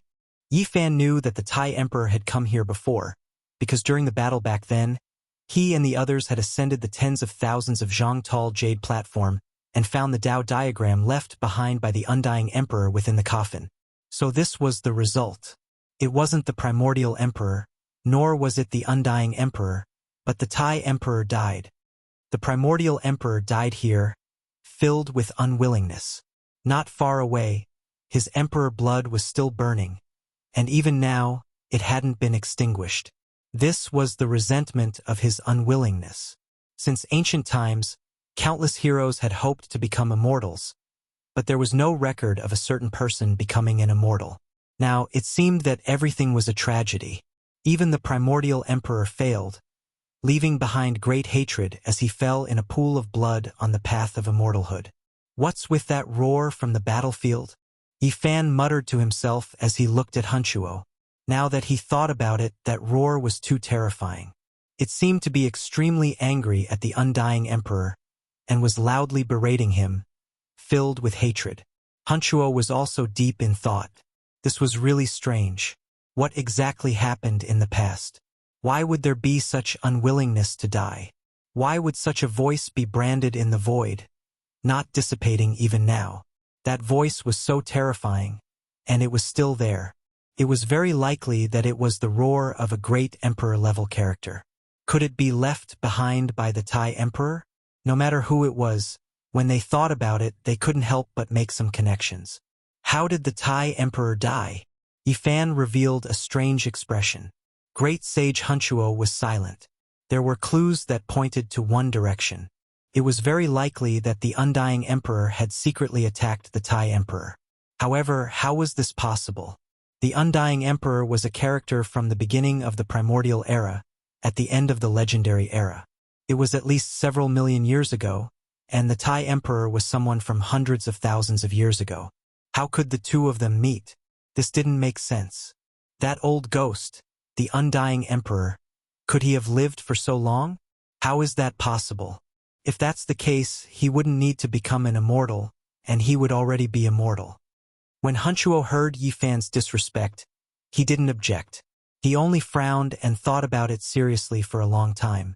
Even he felt a wave of horror and strangeness. Could it be that the Tai Emperor forcefully broke through and opened the path to immortality, but the Undying Emperor ambushed him and stole his immortal throne? The porcelain doll said in a low voice. The other youngsters were all overwhelmed with shock. This matter was too far away from them. The great sage was someone they couldn't even look up to, let alone a great emperor. However, they had heard such a secret at this moment. This was a bewildering murder case that involved ancient emperors. After the porcelain doll finished speaking, he shook his head. This kind of deduction had a fatal flaw. Who could live for millions of years? Yifan's eyes were cold as he said, "Could it be that the Undying Heavenly Emperor also walked that path in the end? Don't tell me that the Origin Ancient Mind was created by him, and that was why he was able to live for endless years?" Hunchuo was shaken. He said to himself, "Doing that would indeed allow one to live for so long. However, it is too cruel. It would be difficult for one to advance even an inch in this life." The things he spoke of, at this point, there was already no longer a need to doubt what kind of existences there were in Origin Ancient Mind, that they survived precisely through such methods. The Undying Emperor definitely wouldn't do that. He was a prideful person, and from the moment he was born, he wanted to make all deities of the 10,000 worlds kneel beneath his feet. He would rather die than submit. He claimed to be number one throughout the ages, so how could he lower his head? Great Sage Hunchuo said. Regardless, this place didn't have the Undying Emperor's corpse. He had come here before, so he definitely had some plans and obtained something. The number of great emperors and emperors from the ancient times can be counted. Let's go to that battlefield again and carefully observe those engravings. We need to see who exactly left them behind to determine the truth behind this bloody case. Yifan said. He took the lead and walked out, wishing to get to the bottom of this. Chapter 15:14. The great emperor fell, dying in battle on the immortal path. It was actually this bitter, truly shocking everyone's hearts. In the hearts of the people of this world, the two words great emperor were as heavy as Mount Tai. There was nothing they couldn't do, no opponents they couldn't defeat. They were the synonym for unmatched. However, it was precisely these types of people who died, their bodies smashed and their bones crushed. It was truly shocking. Yifan gave the sparkling emperor blood, as well as the white bones and crushed flesh, one last look. He left this place, heading towards the battlefield outside to see what was going on. In front of the dark red flames, those 8 or 9 great sage still hadn't scattered, still standing there and watching seriously. Yifan and Hunchuo came out one after another, making them reveal strange expressions. They wanted to ask about the results, but they didn't have much of a relationship. Moreover, they all felt restraining fear. After all, these two had emperor weapons in their hands. Only an old clan elder walked up and asked Hunchuo. After obtaining a brief understanding of the situation, his expression couldn't help but change greatly. Finally, they arrived at that ancient battlefield. The indistinct figures were all engravings of ancient heroic spirits. A magnificent army charged forward, exceptionally intimidating. Even though they could move through this place, they still had to consciously avoid the most powerful engravings. Otherwise, there would likely be great trouble. There was even less of a need to talk about searching for the most terrifying roar. This engraving was definitely world-shocking, definitely left behind by a great emperor-level figure. It was carved here, impossible to erase. There was scorched earth everywhere, mountains and rivers shattered. The damaged formation pattern's luster grew dim. No matter how one looked at it, it was a land of destruction, blasted into a ruined world. Yifan, Hunchuo, and the other great sage arrived here. After carefully looking around, they were all horrified. They saw quite a few star stones. Normal saints couldn't move them. These are true stars. Someone casually grabbed them and refined them, turning them into magical treasures. Hunchuo said with a light sigh. There were many star stones on the ground, but they were only the size of a fist. They floated within some formation patterns, flickering with dim luster. It was truly shocking. If the magical seal was removed, these might immediately turn into great stars. It really was as if the heavenly dome was blasted apart, all of them falling here. Undying Emperor, an angry roar finally appeared. Emperor weapons hovered above Yifan and Hunchuo's heads, protecting themselves. They walked forward against the great pressure, wanting to find out the truth. It was a majestic figure. Although it was very blurry, it was suffocating. Although it was an incomplete brand, it was as if the 9 heavens were pressing down, causing the navy gourd and green copper cauldron to shake. What? This person is? Yifan was stunned. Even though he only saw a back view, it didn't seem like a human. It was this domineering, this matchless aura that pierced through the 9 heavens. Emperor of Fighting. Great Sage Hunchuo cried out in alarm. He was someone from the end of the archaic era and had an audience with the unmatched Sacred Emperor. He had even been suppressed by the Sacred Emperor and given pointers, so how could he not recognize him? The majestic figure could pluck down the stars in the sky, but it disappeared in a flash. After all, this was only a remnant will, and not an illusory body or incarnation. Things were getting more and more complicated. The Emperor of Fighting had actually come. The roar from before wasn't made by the Grand Emperor, but by the Emperor of Fighting who had discovered something. He was furious and berated the Undying Emperor. What had happened in the Immortal Mansion world in the past? The fog was heavy, and if one looked closely, they could only think that it was related to the path of immortality. This was once the correct place. Yifan frowned. It wasn't the Grand Emperor's roar, but the monkey's father. It was hard to speculate now, and it was completely different from what he had imagined. The Grand Emperor's death shouldn't have anything to do with the Undying Emperor. Great Sage Hunchuo spoke and let out a long breath. He also had some suspicions just now, but he didn't want the supreme deity in his heart to have such a stain. Now, it seemed that the Grand Emperor had died. He most likely fell before the path of immortality, and his blood splattered everywhere. He couldn't enter the immortal domain, and his body was crushed. However, Yifan frowned, feeling that things weren't so simple.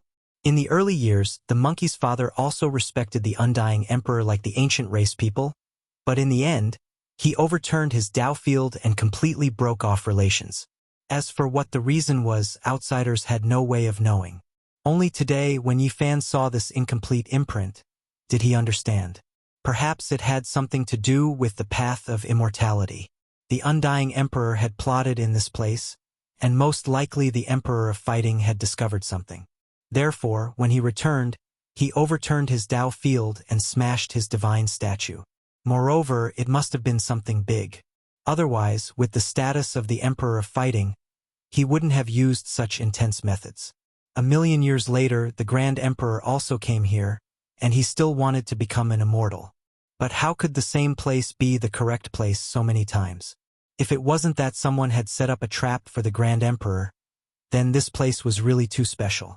If it really has something to do with the Undying Emperor, then he's the most terrifying person. He hasn't died for millions of years, and he can plot against 2 great emperors. It's really terrifying, the porcelain doll said with a bit of fear, blinking its large eyes. Hunchuo frowned. Behind him, The old patriarch of the ancient race didn't like what he heard and glared at him. However, when he saw Yi Fan's cold eyes, he had no choice but to turn his face away. The immortal mansion world was complicated and confusing. It was already impossible to find out what the truth was. After all, it was too long ago, and the great emperors had changed many times.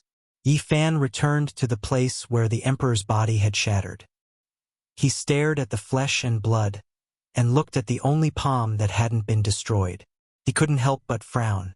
That palm was sparkling and translucent like jade, and it was the center of the palm. If one looked closely, there were a few wrinkles on the back of the hand, and it wasn't completely maintained in its youthful state. Obviously, the Grand Emperor had been very old at that time. In his later years, it was reasonable to say that he had fallen on the path of immortality due to his old age and weak body. In the end, Yi Fan relaxed his brows. There was no need to worry about it. There was no need. In reality, it was enough to sum up a few useful pieces of information. The first was that the undying heavenly emperor hadn't died in the Purple Mountain and had come here. The second monkey's father had also come. He had seen through something and rebelled against the undying heavenly emperor. The third was that the Grand Emperor had tried to break through here and fallen in a pool of blood, dying on the path of immortality. No matter what, this place was useless in this world. The primal chaos had cut off the path ahead, and the path of immortality had collapsed. There was nothing left to investigate in this immortal mansion world. For Yi Fan, the curtains could be drawn. He had finally explored this world clearly. What a pity! The great emperor of a generation actually ended up like this. In order to become an immortal, he died without a complete corpse. Yi Fan let out a long sigh. Whether or not immortals existed in this world was a serious matter. Since ancient times, there hadn't been a single example of true success. The most powerful celestial being, the ancient emperor, and the great emperor had almost all failed. There hadn't been a single example with conclusive evidence. Immortals were too indistinct, too far away. Even great emperors were left with regrets and grief. Taoist friend, will you be participating in the upcoming distinguished meeting? Great sage Hunchuo asked as they left this forbidden land. What distinguished meeting? Yi Fan was astonished. He had just returned and hadn't paid attention to it, so he hadn't heard of any distinguished meeting. The distinguished meeting of the myriad races. Great sage Hunchuo replied. Yi Fan was momentarily stunned. He still remembered the distinguished meeting of the myriad races at the Jade Pool. That was truly a turbulent time. The human race and the ancient race had engaged in a soul-stirring contest. Great sage Hunchuo said, "In this world, the true path of immortality is about to appear, and the Big Dipper is becoming more and more chaotic. There are endless battles, and the saints are fighting to the death. They are about to set a rule." There were rumors in the world that this world would be different from the past. The ancient emperor and the great emperor of the human race both speculated that the heaven and earth might split open an immortal gate and connect the immortal domain. However, time was limited, so there would definitely be bloodshed and corpses forming a sea. The Big Dipper was destined to become the center of the storm in the entire universe. Battles were unavoidable, but they couldn't continue to be chaotic because of this. The various races had to discuss and set some rules. When the time comes, I will go and take a look. Yi Fan nodded and bid farewell to the god of misfortune. When they returned to the great scholar manor, the porcelain doll and the few youths were incomparably excited. They bowed to Yi Fan to express their gratitude. Everything they had experienced today was too mysterious to them. They walked side by side with the great sage and saw the corpse of the great emperor of ancient times. They didn't even dare to think about this in the past, but now they were exploring it. In the northern part of the central region, in the City of Darkness, a place that made the unparalleled experts frown and feel apprehensive, the Empress of the West had come and gone before. Great Sage Physique had come here before. The Void Emperor had overseen it before. Great Emperor Wuxia had descended before. They represented supreme beings of the extreme Tao one after another. This city was too special. It would inevitably become the center of the storm every time there was a dark upheaval. That was because this place wasn't that far from the Undying Mountain, and it wasn't that far from the Sacred Cliff either. It was an ancient city that had to face the forbidden regions of life during the Age of Turmoil. Among them, there was a great sage physique who fought a bloody battle at the Undying Mountain. He spent his entire life on conquest, and in the end, he died at the Sacred Cliff in his later years. During his prime, he had once guarded the City of Darkness, and it was unknown how many upheavals he had quelled. The Void Emperor had fought bloody battles in the various forbidden regions, and the final battle at the Undying Mountain was the most cruel. Great Emperor Wuxia had also taken action here, killing the supreme beings of the Dark Age and even suppressing a rarely seen giant throughout the ages. Now, the God-sealed decree he had refined was still pressing down on the Sacred Cliff. The City of Darkness was, without a doubt, the #1 city in the central region. It had an immortal legend, and its name shook the world. Its origins were great. Recently, the City of Darkness wasn't calm at all. It was because a distinguished meeting was going to be held here. At that time, the Big Dipper race, the various great races of the Archaic era, as well as the saints of the Outer Realms would all appear. This was a distinguished meeting of all races in name and in reality. It didn't just belong to the Big Dipper race, but rather all the powerful races that appeared on this ancient planet. In the past few days, there would be experts rushing over from time to time, stirring up a storm and becoming the focal point of the entire world. Almost all experts would come.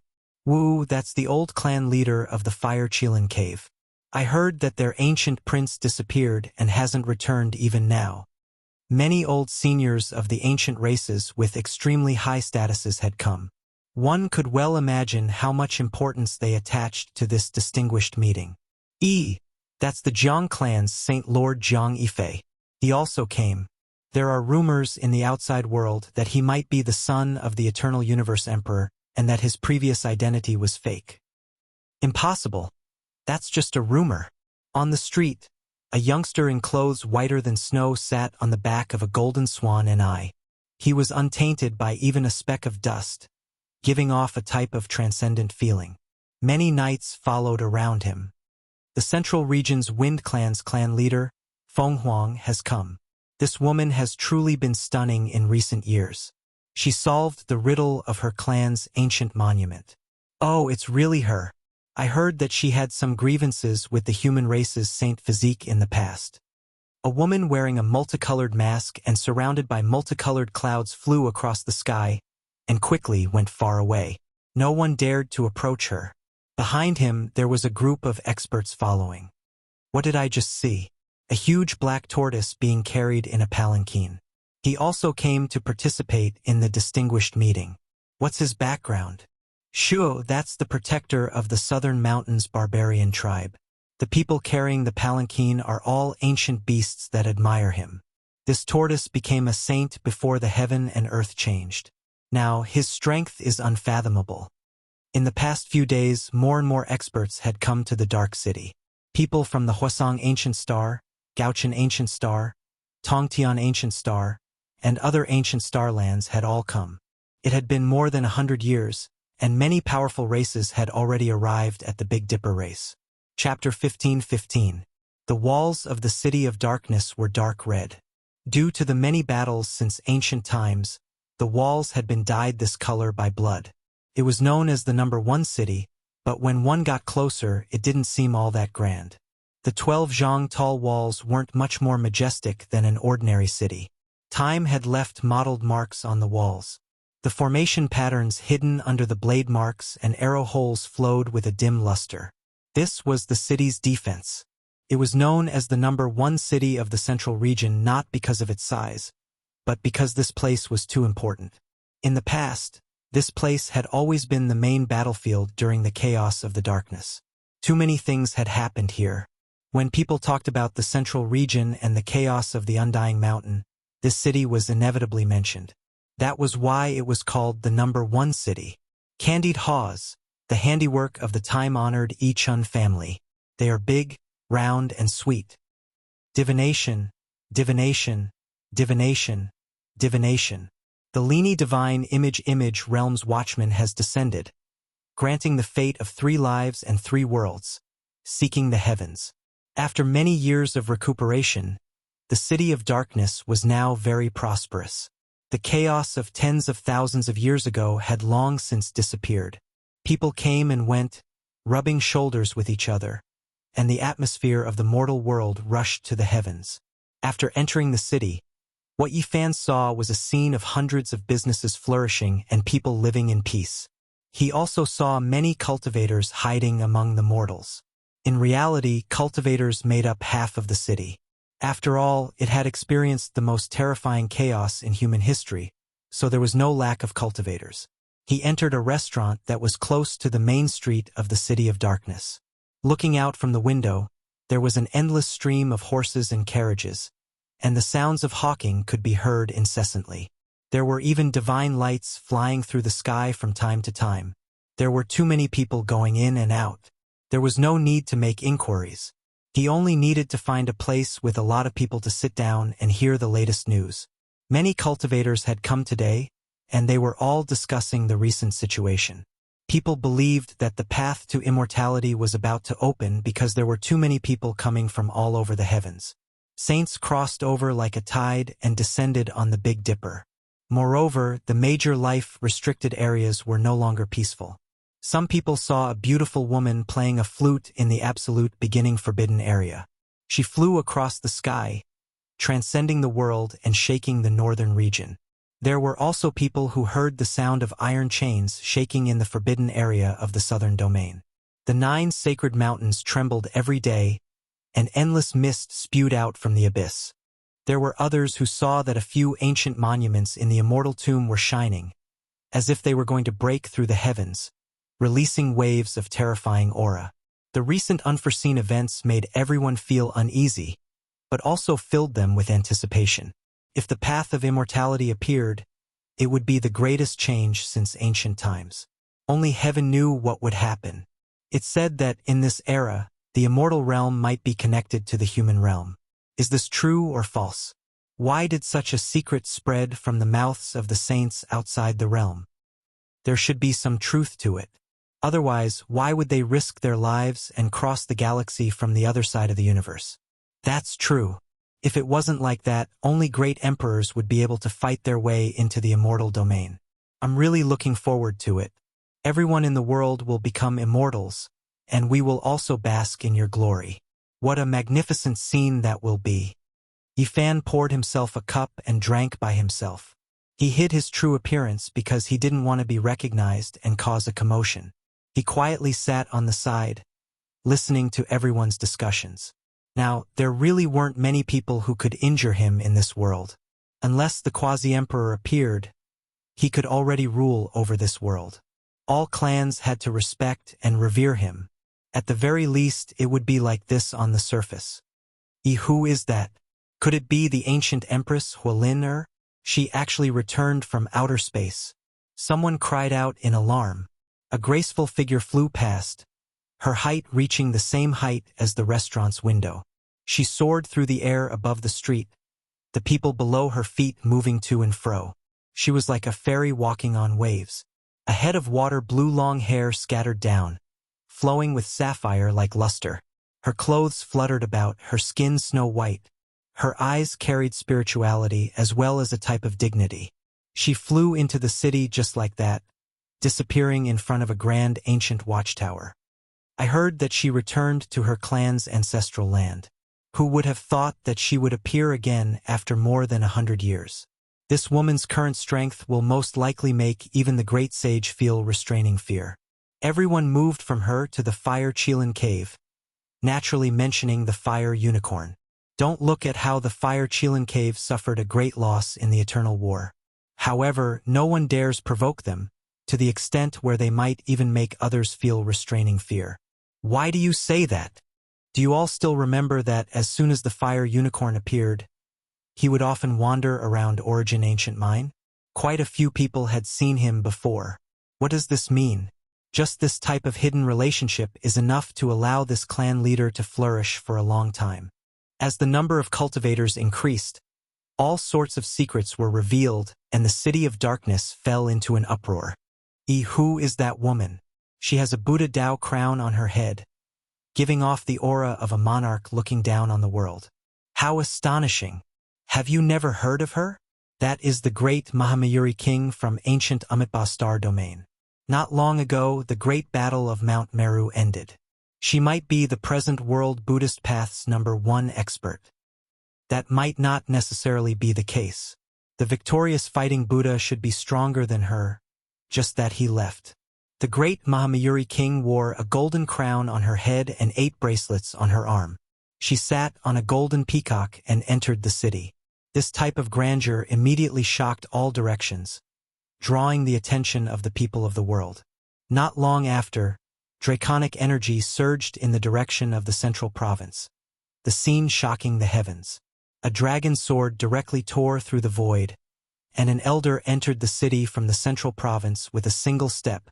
The grand sovereign's sword was like an ancestral dragon, shaking its head and tail, releasing a horrifying aura that shook the world.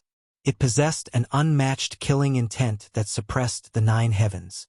This is a great sage. Why is he so high profile, coming on an emperor weapon, as if he wants to hack this place apart?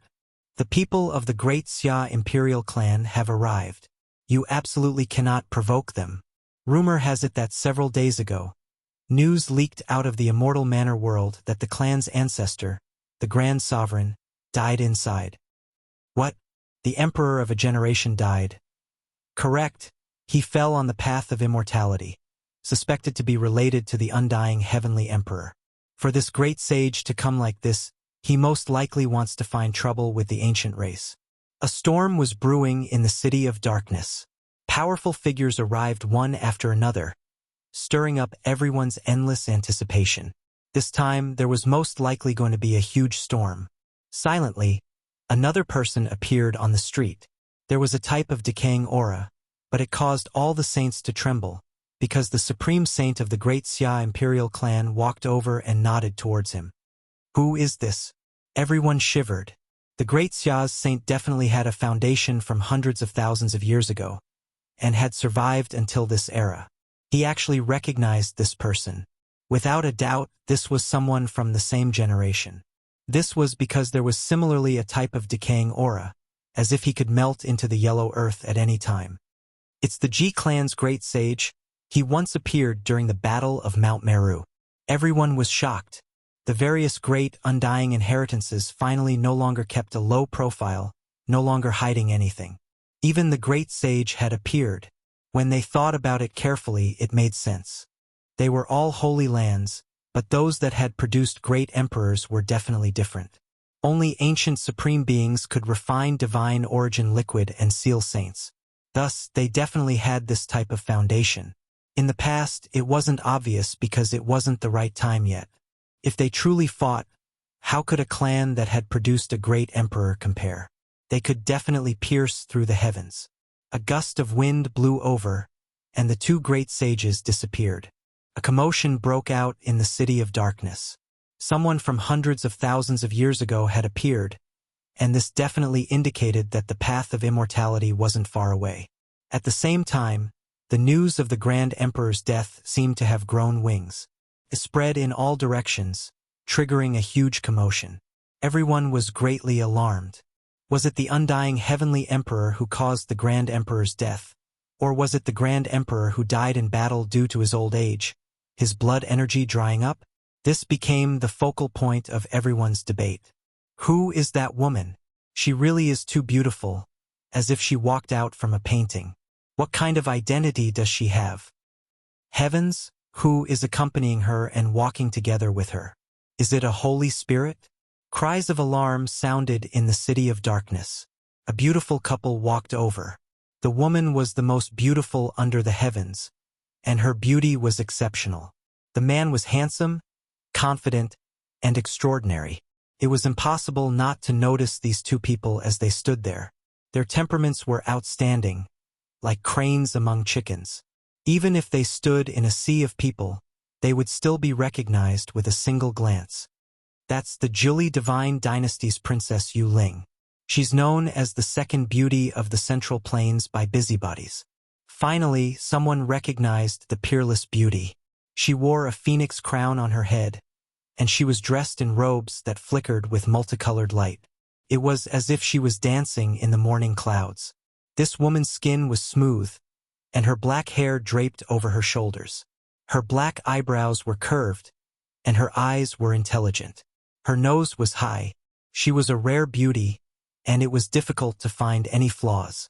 Yi Fan's expression changed as he recognized this woman. He had seen her in the Qinling Mountains to the west of the Central Plains. At that time, Yi Fan, Gai Juyo, and Princess Yuling had all joined the Qin sect. Even Hua Yunfei and Li Xiaoman were no exception. They had all joined for the army formula. In the end, Yi Fan and the sickly old man both obtained something. So many years had passed, and looking back, it was like a dream. Yi Fan guessed that this Princess Yuling might have also obtained the army formula. Time did not leave any traces on Princess Yuling's white face. Her pupils were like black gemstones, and she was still as beautiful as before. Her appearance could cause the downfall of cities and countries, and she truly lived up to her title as the #1 beauty of the Central Plains. Beside her, there was a man with an oppressive heroic spirit. A pair of sword-like eyebrows slanted into his temples, giving him a heroic appearance. His eyes were as sharp as cold lightning, and when they swept over, no one dared to look him in the eye. It was as if sword light was cleaving over. The most unique thing was that he had a pair of stone arms that were no different from a divine spirit. However, the rest of his body was made of flesh and blood. Powerful energy fluctuations faintly seeped out, shocking everyone. Everyone was shocked. There was no need to mention Princess Yuling's exceptional beauty, but this man was terrifying. Could it be that he was an almost flawless divine spirit? He wore silver armor that shone brilliantly. His appearance was imposing, and he appeared heroic. His footsteps were powerful, and he was tall and imposing. His black hair danced in the wind, and one could tell with a single glance that he was an outstanding individual. There's no doubt that this is a divine spirit. I can feel that special aura, a sage from the outer realm said with a solemn expression. According to legend, a true consummate divine spirit's body would transform into flesh and blood. However, this person only had a pair of stone arms, and the rest of his body was already made of flesh and blood. It was shocking. Only by reaching the quasi-emperor realm could one transform the stone body into flesh and blood. How powerful was this person? This made everyone's heart tremble. It's not quasi-emperor. If I'm not wrong, it's because he has the divine spirit bloodline's incredible royal blood flowing in his body. An elder from Skirich Star said. Such a beautiful couple walked over. The man's divine appearance was shocking, and the woman was peerless. Naturally, they attracted attention. The street was quiet until they passed by. Only then did it become noisy, triggering heated discussions. This time's convention of the myriad races actually attracted all kinds of characters.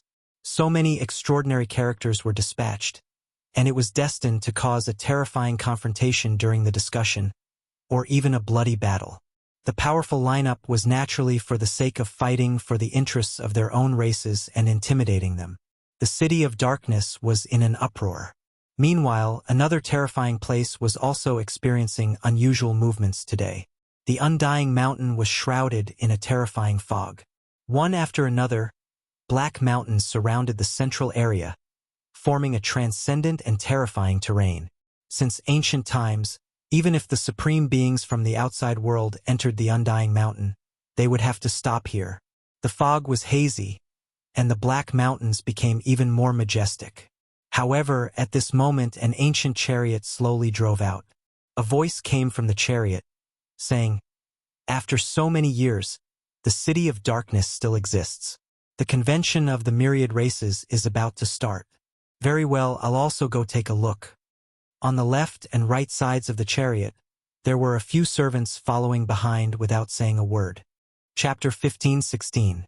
The war chariot wasn't all that gorgeous and didn't have the slightest bit of luster. Time was like a blade, hacking down on it again and again, leaving behind too many scars.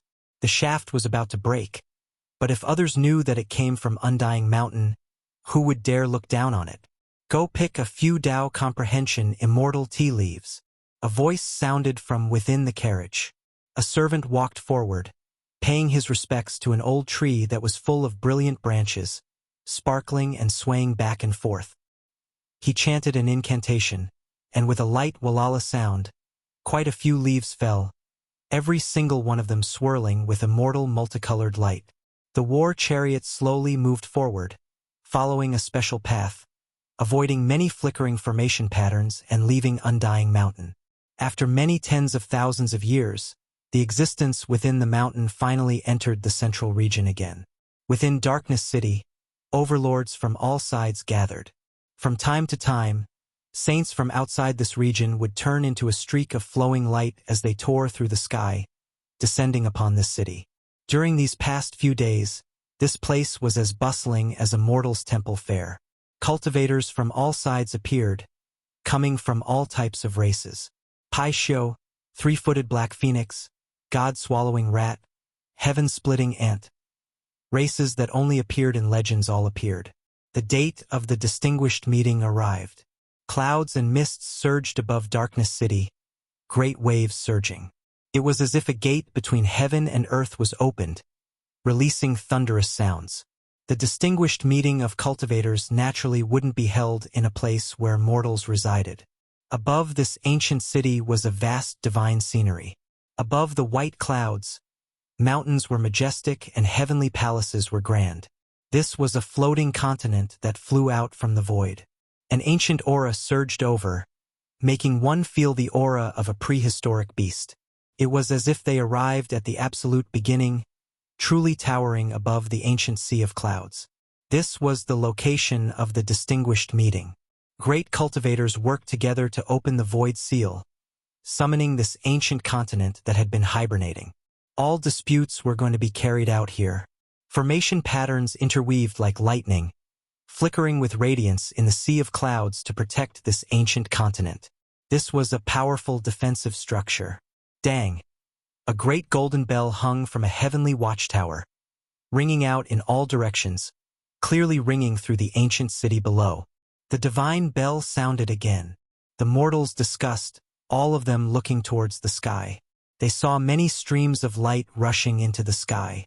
All kinds of magical treasures danced in the air, and multicolored light shot out in all directions, illuminating the entire world in a dazzling scene. The people in the city didn't panic because they had experienced too much. They saw cultivators every day, so they had long grown accustomed to this. This grand meeting had officially begun. Experts from different parts of the universe arrived on this ancient continent as if they had arrived at the territory of the Celestial Court. Yifan arrived as well. He was like a passerby, calmly watching everything unfold. He had no desire to participate and only wanted to silently bear witness. The path of immortal ascension was about to open, and everything that was happening here was just the beginning. Blazing golden light filled the sky. Three-footed golden crows descended. Several people lined up side by side with a great sage in the lead. That race appeared again, killing intent pressing down. They swept their eyes over the crowd. Yifan was neither happy nor worried. For now, he did not want to fight. Of course, if someone wanted to cause trouble for him, he did not mind killing them. Boom! The heavens fell and the earth split apart. An enormous centipede more than 10 li in length swooped down from outer space. Gray mist surged powerfully, able to wipe out all life. This was a great sage-level poisonous bug. Phoenix cries shook the 9 heavens. Blood Phoenix Mountain's old clan leader appeared. Scarlet multicolored light flickered between his brows, and then a weapon that was bright red like blood, Phoenix Wing Golden Centipede appeared, making even the endless clear skies rumble. The sun, moon, and stars all lost their brilliance under this weapon. Phoenix energy rushed into the 9 heavens, making many falling stars in outer space tremble, as if they were going to fall. This clearly displayed a type of attitude. It arrived powerfully, as if it was going to take action if there was a single disagreement. Fortunately, this Emperor artifact disappeared with a flash, not releasing too much immortal force. In the end, G-Family, Fire Chelan Cave, Jade Pool, Primitive Lake, and other great powers all appeared. Together with the races outside this region, It wasn't an exaggeration to say that there were 10,000 races. Today, all of them came to seize the greatest benefits for their own race. They were going to establish a preliminary rule, a rule that all clans had to abide by. In the blink of an eye, countless figures appeared, entering the heavens. White clouds surged beneath their feet. Palaces connected one after another, as if they arrived before the southern heavenly gate. More and more powerful races appeared, so there were naturally many arrogant and untamed individuals who believed themselves to be formidable, sneering continuously. There are too many people. I suggest we clear this place. What qualifications do a few weak races have to come here? They will only add to the chaos. Someone said like this. Well said. Then we'll start with you. A large snake with 8 heads nodded. Suddenly, a head reached out, swallowing the person from just now. Blood splashed out, the scene extremely horrifying. Its entire body was spotlessly white like jade, every single scale several meters in length, coiling into a snake mountain. Its 8 heads were all incomparably large. Everyone's hearts jumped. This distinguished meeting really depended on strength. A saint was devoured as soon as they arrived, moreover asking for it. Tao friend is too domineering. Even if you don't agree, there is no need to act like this. Your methods are too extreme. This place cannot tolerate your presence. A bird-headed human wearing Taoist robes stepped out. In his hands was a peach-wood sword. With a light shout, he hacked towards the 8-headed snake. Pooh! One of the 8-headed snake's heads fell. It did everything it could to resist, but in the end, it was completely killed, not even its corpse remaining. It was all collected by the demonic Tao, stored in a bloody gourd. How improper is this distinguished meeting for you all to stir up trouble? Back off!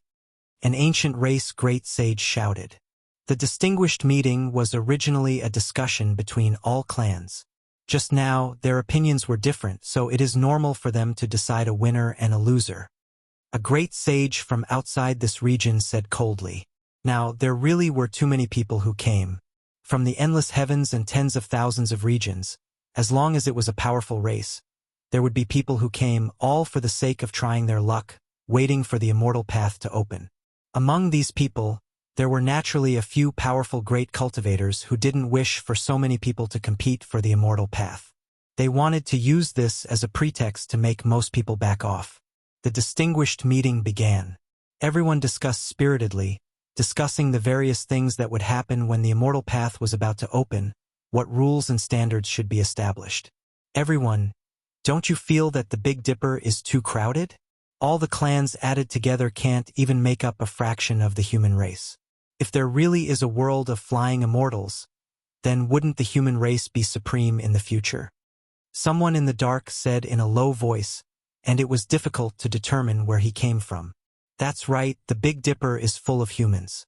In this ancient land of ascension, this kind of power arrangement is unreasonable. I suggest that all the clans join forces to invite them out. Leaving a portion of them is enough. Someone agreed. Is that so? Move all the clans of your clans here. Do you dare? The Xia imperial family's old great sage with a rotten aura said with a gloomy expression. Boom! The next moment, a dragon's sword appeared in his hand. It was exceptionally sharp, and the imperial draconic chi, which was known to be comparable to the battle saint technique, rushed out. Pooh! In just a moment, there was a bloody light in front of them. Broken limbs all flew up, and then they all exploded in midair. That place was immediately devoid of life, and only blood splashed everywhere, creating a scarlet scene. This kind of method made people's hair stand on end. With a single word, he directly killed everyone. No one thought that this great sage's ruthlessness was so heavy. He was much more ferocious than those people just now. Before, killing 1 or 2 people was completely a small matter. This was the true ruthlessness. In a single breath, he directly killed over 100 experts, and there was no lack of ferocious people at the Saint King realm. I heard that the Grand Emperor died a violent death in the Immortal Mansion world. This revered great sage most likely came with grief, anger, and killing intent. If we provoke him now, we are purely looking for trouble. Everyone was trembling with fear, and no longer dared to discuss that topic. The human race's great sage was too crazy. He directly used an emperor weapon. Who dared to speak carelessly? In the central heavenly palace, several great sages walked in, and this was only a portion. Only the strongest experts could appear there. When the great Mahamayuri, the G-clan's great sage, and the others appeared, many people felt reverence. They didn't know if they had the demon-subduing pestle and void mirror. Even some of the supreme experts from the outer realms shivered inwardly. Yifan didn't approach. He only sat down in a pavilion and quietly watched people come and go, listening to their intense arguments. Clouds roiled, reaching up to one's knees. This ancient continent was very mysterious. Many orchids grew here, and their fragrance assailed the nostrils. There was an argument in the central heavenly palace. A great sage flipped over a table. With a rumble, two figures rushed high into the sky, coldly confronting each other. It seemed like a battle between the great sage was about to break out.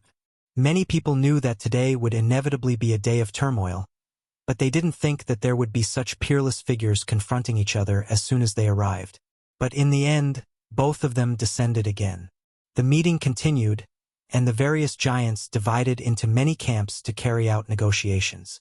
Yifan believed that with two or more great sages from the human race, and both of them had emperor weapons, unless the various clans joined hands, there wouldn't be anyone stupid enough to provoke them. In the heavenly palace, there was a sea of people. Many experts expressed their opinions. That place was drowned out. Powerful holy fluctuations spread, making everyone's hearts tremble. Hong! Suddenly, the heavenly dome collapsed. Two figures rushed into the 9 heavens, entering the heavens and entering outer space. The most world-shaking battle erupted. Enormous fluctuations spread outwards. The entire ancient continent flickered with streak after streak of blazing light. The ancestral formation blocked the boundless ripples from outer space. If not for these mysterious natural laws interweaving, the ancient continent would have directly sunk. This is the power of the extreme Tao. There are emperor weapons clashing. No one thought that it would be this intense. There were actually emperor weapons clashing. Flames overflowed into the heavens. A male dressed in snow-white clothes appeared. His complexion was like jade, possessing exceptional style. He was refined and elegant, as if he was carved out of divine jade. He was extraordinary and refined. In his left palm was a bright red and sparkling cauldron that looked like it was dripping blood. There were all kinds of symbols circulating on it, and a powerful emperor might cover the sky and earth. It was the current master of the Jiang family, Jiang Yifei. He held the eternal universe cauldron and stood in the air like a deity. Opposite him, a large black seal floated up and down. Tens of thousands of silk ribbons hung down, protecting a white-haired old man with a third vertical eye below. It was obvious that this was a great sage. The black seal above his head was an emperor weapon. However, this treasure seal was clearly flawed. It was missing a corner, and there was a crack that reached all the way to the center. The Emperor's Seal. It's actually the Emperor's Seal left behind by the ancient Yin Emperor. How did it fall into the hands of the foreign races? Some of the older generation recalled the records and descriptions in the ancient books and couldn't help but change their expressions. This was definitely the weapon of the Emperor. The crowd was in an uproar, causing a huge uproar. Many things of the past were recalled, and many people were overwhelmed with emotions. In the past, there was a divine war that caused the heavens to collapse and the earth to crack. The black gourd that was known to be able to slay immortals was destroyed, and the Emperor's seal that reigned over the 9 heavens and 10 earths was lost in the universe. More than 1 or 2 emperor weapons were damaged in that battle. Everyone thought that the Emperor's seal had shattered. They never thought that it would appear again, but it was just a different race. Chapter 15-17. Jiang family's young clan lord truly is stunning. He hasn't even entered that domain, yet he can already contend against an exceptional great sage. Someone said with a light sigh, could it be that he really is an emperor's child? Otherwise, how could he overlook the world? In the skies, the two of them confronted each other. 2 weapons were also clashing, faintly discernible. Emperor energy engulfed outer space, making the saints below all tremble. In the end, many great sage rose into the air. There were other emperor weapon fluctuations that extended outwards, advising these two not to make a big fuss. These are all old grudges. Endless years have passed, so let's not talk about these things today. We will only talk about the path of immortality. There was an old great sage who tried to mediate. Great sage Hunchuo also walked up. With a compassionate expression on his face, he said, "Tao friend, please quell your anger. Everything should be peaceful." Everyone cried out in disgust. Without him, there wouldn't be a tragedy, but with him, there would be a problem. Regardless, the name of the god of misfortune was still extremely great, making everyone feel restraining fear. Back then, Hang Yu killed my clan's twin quasi-emperor. One clan, two emperors. They all died, yet he showed no mercy. This blood feud has never been forgotten even to this day. The elder said through clenched teeth, eyes blood red. There are many corpses on the path of emperor ascension. If Hang Yu great emperor showed mercy, the one who died would be him. He killed 12 quasi-emperors in total, experiencing a bloody tribulation. He had no choice. Someone said with a sigh. Before Hang Yu great emperor confirmed his Tao, he had stood in the starry skies, facing challenges from all directions. A total of 12 quasi-emperors came to fight, but they were all killed one after another. That battle directly made the heavens' 10,000 regions desolate, the universe's great wastelands collapsing. It was engraved in the annals of history, making one tremble when they thought about it even now. No one expected the descendant of the past quasi-emperor to find this place, let alone obtain the human emperor's imprint. This truly was a bit heaven-defying. Which clan did he come from? Many people were alarmed, unable to help but say this quietly. One clan with 2 quasi-emperors, this was simply like a legend. Just how powerful of a clan was this? It was simply horrifying, perhaps the only one since ancient times. The Kunlun Lost Clan, someone said softly. To some of the younger generation, this was nothing. However, in the ears of some of the older great sage, it was like a clap of thunder. What? The Kunlun Lost Clan? The descendants of a group of near immortals? At this moment, whether it was the great sage of the human race, the ancient royal family's old master, or the great sage of the outer realm, they were all shocked. This place immediately became noisy, something that could make so many ancient great sages' expressions change. How could they not be shocked? It was definitely not a small matter. Many of the younger generation spoke up, asking the older generation for guidance, asking what exactly was going on. It can't be said that they represent the Kunlun Lost Clan. They are only a branch of the Lost Clan. You should know that the so-called Lost Clan does not refer to a clan, but a group, Zhang Yifei said in a calm voice. Even in the face of so many great sage, he was still calm and composed. He was elegant and handsome, with divine bones and jade skin. He was elegant and extraordinary, letting people know at a glance that he was the kind of person who surpassed all living things. The Kunlun Lost Clan, as the name implies, used to live on the celestial mountain of Kunlun. They are a group, but it is unknown which clan they are. They hope to approach immortals, and all of them are excessively powerful. They possess boundless magical abilities, and only venerable sovereigns can defeat them. Otherwise, who would dare to fight them? An ancient great sage sighed softly. Everyone was even more shocked. It actually involved venerable sovereigns, the most powerful ruler of the myriad realms since ancient times. It instantly made people think of many things, and waves of shock came over them. At this time, Yi Fan's ears moved slightly. Even though he didn't step forward, he used his heavenly ear to listen carefully. This was something he didn't know about in the past. In this world, there are a few mountains that are extremely famous. They can be said to be world-shaking, and they are not limited to a single region. There are legends in many places in the cosmos, and they are extremely famous. Kunlun, Shumi, and Undying Mountain were famous throughout the ages. There was no need to talk about Undying Mountain. It wasn't that far from here, and it was a life-forbidden area in the Big Dipper. It became famous relatively late, but there were people who had researched it. Its former self was actually quite terrifying, but it had been forgotten. In fact, it came from the depths of the cosmos to the Big Dipper, and it had a great history. Shumi Mountain didn't belong to the Big Dipper either, and was moved here by the Amitabha Buddha Great Emperor. It had existed for an especially long time, and when the Buddhist Great Emperor took it away, it truly took a great deal of effort to cut it off from the original immortal land. This was different from the cognition of mortals, and it was also inconsistent with the cognition of many cultivators. Could be considered a secret. Everyone listened to the great sage without interrupting. And Kunlun was even more extraordinary.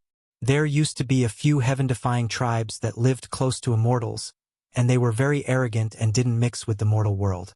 That place was too special, and it was precisely because of this that it attracted a great disaster. The Lord of Ancient Heaven personally attacked, and who in the world could resist? In one battle, Kunlun was defeated, and the tribes were exiled. And it was precisely because of this that Dizun's celestial cauldron appeared. In a sense, the green copper cauldron was born because Dizun attacked Kunlun. Yifan was stunned. Kunlun was now on the other side of the starry sky, in his hometown. These tribes were exiled by Dizun, and so they called themselves Kunlun Lost Tribes. Kunlun was really special.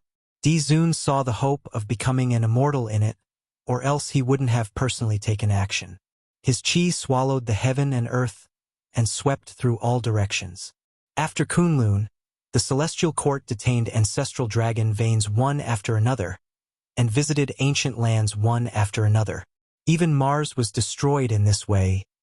Yifan thought to himself. He suddenly thought of many things, as if he had grasped something, but it was very vague.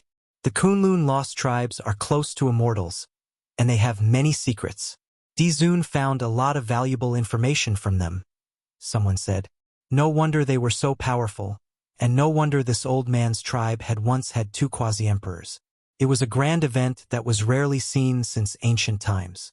It had a lot to do with his ancestral blood. Once this matter is over, we must go to the Jiang family and demand an explanation. We must take revenge. The old man roared. I'll wait for you to come, and then we'll fight, Zhang Yifei said calmly. He didn't want to explain anything. His temperament was outstanding, like a graceful immortal, and it was easy for people to have a good impression of him. Where did you get this ancient seal? The Ji family's great sage asked. The emperor's seal reappeared in the world, and it was no small matter. What made people most nervous was that it had fallen into the hands of Kunlun Lost Tribes, and it seemed that they had approved of it. When the War of Deities broke out, the effects were widespread. It is not surprising that the war reached there. This was picked up by my tribe in the Kunlun Lost Lands, the old man said. Everyone was startled. The so-called Kunlun Lost Lands was naturally the most ancient land left behind by Dizun. Could it be that the tribe still lived there? It is said that several imperial weapons were destroyed. Could it be that there is a mistake? In fact, it is not like this, and they are still in the world. Someone asked doubtfully. However, this had nothing to do with them. Even if someone knew, they wouldn't leak it. Yifan sat calmly in the pavilion and listened to the discussions of the people in front of the celestial palace. He had a better understanding of the several divine wars, and one of them was because of Kunlun. It was rumored that the battle was world-shaking. The supreme beings under the starry sky fought fiercely, and almost all of them killed their way to the land of immortality. They got close to Kunlun, but for some unknown reason, they retreated.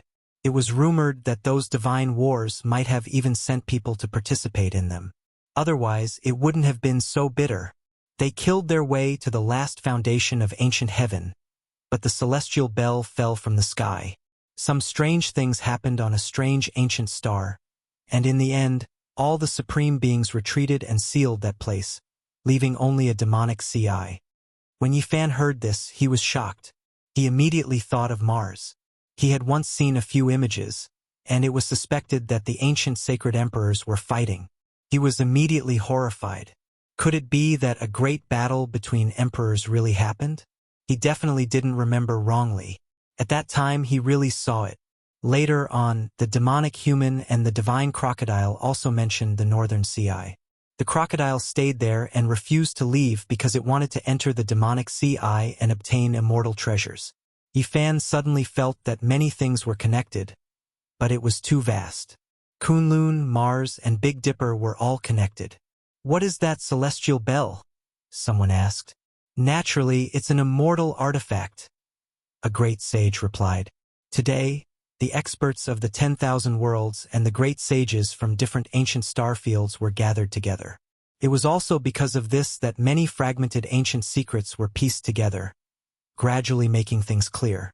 Otherwise, at the very least, the cultivators of the Big Dipper star field would never have heard of an ancient artifact like the Celestial Bell. Ancient Desolate Tower, Celestial Bell, and Venerable Emperor's Cauldron. These three ancient artifacts are known as the closest to immortality. When Yifan heard this, he couldn't help but be shocked. He thought of the immortal treasure map he had. The front side had the 10,000 worlds, but he still hadn't figured it out. The back side had 3 pictures. One of them was the place where Kunlun became immortals. 10,000 dragons spat out immortal springs, turning into a placenta-like immortal pond that nurtured the incomplete green copper cauldron. Now that he understood the existence of 3 immortal artifacts, he naturally thought of the true meaning of the other 2 pictures. Could it be pointing to the other 2 immortal artifacts? It had to be said that when the experts of the 10,000 worlds gathered together to discuss some ancient secrets, they could quickly decipher part of the truth. Everyone understood a little bit, and as long as they worked together, it would produce a shocking effect. When and how the ancient Wasteland Tower was created can't be verified. It's too long ago. There are even rumors that it was left behind when the real immortals established the Immortal Court. Rumor had it that this ancient artifact had killed a great success sage body.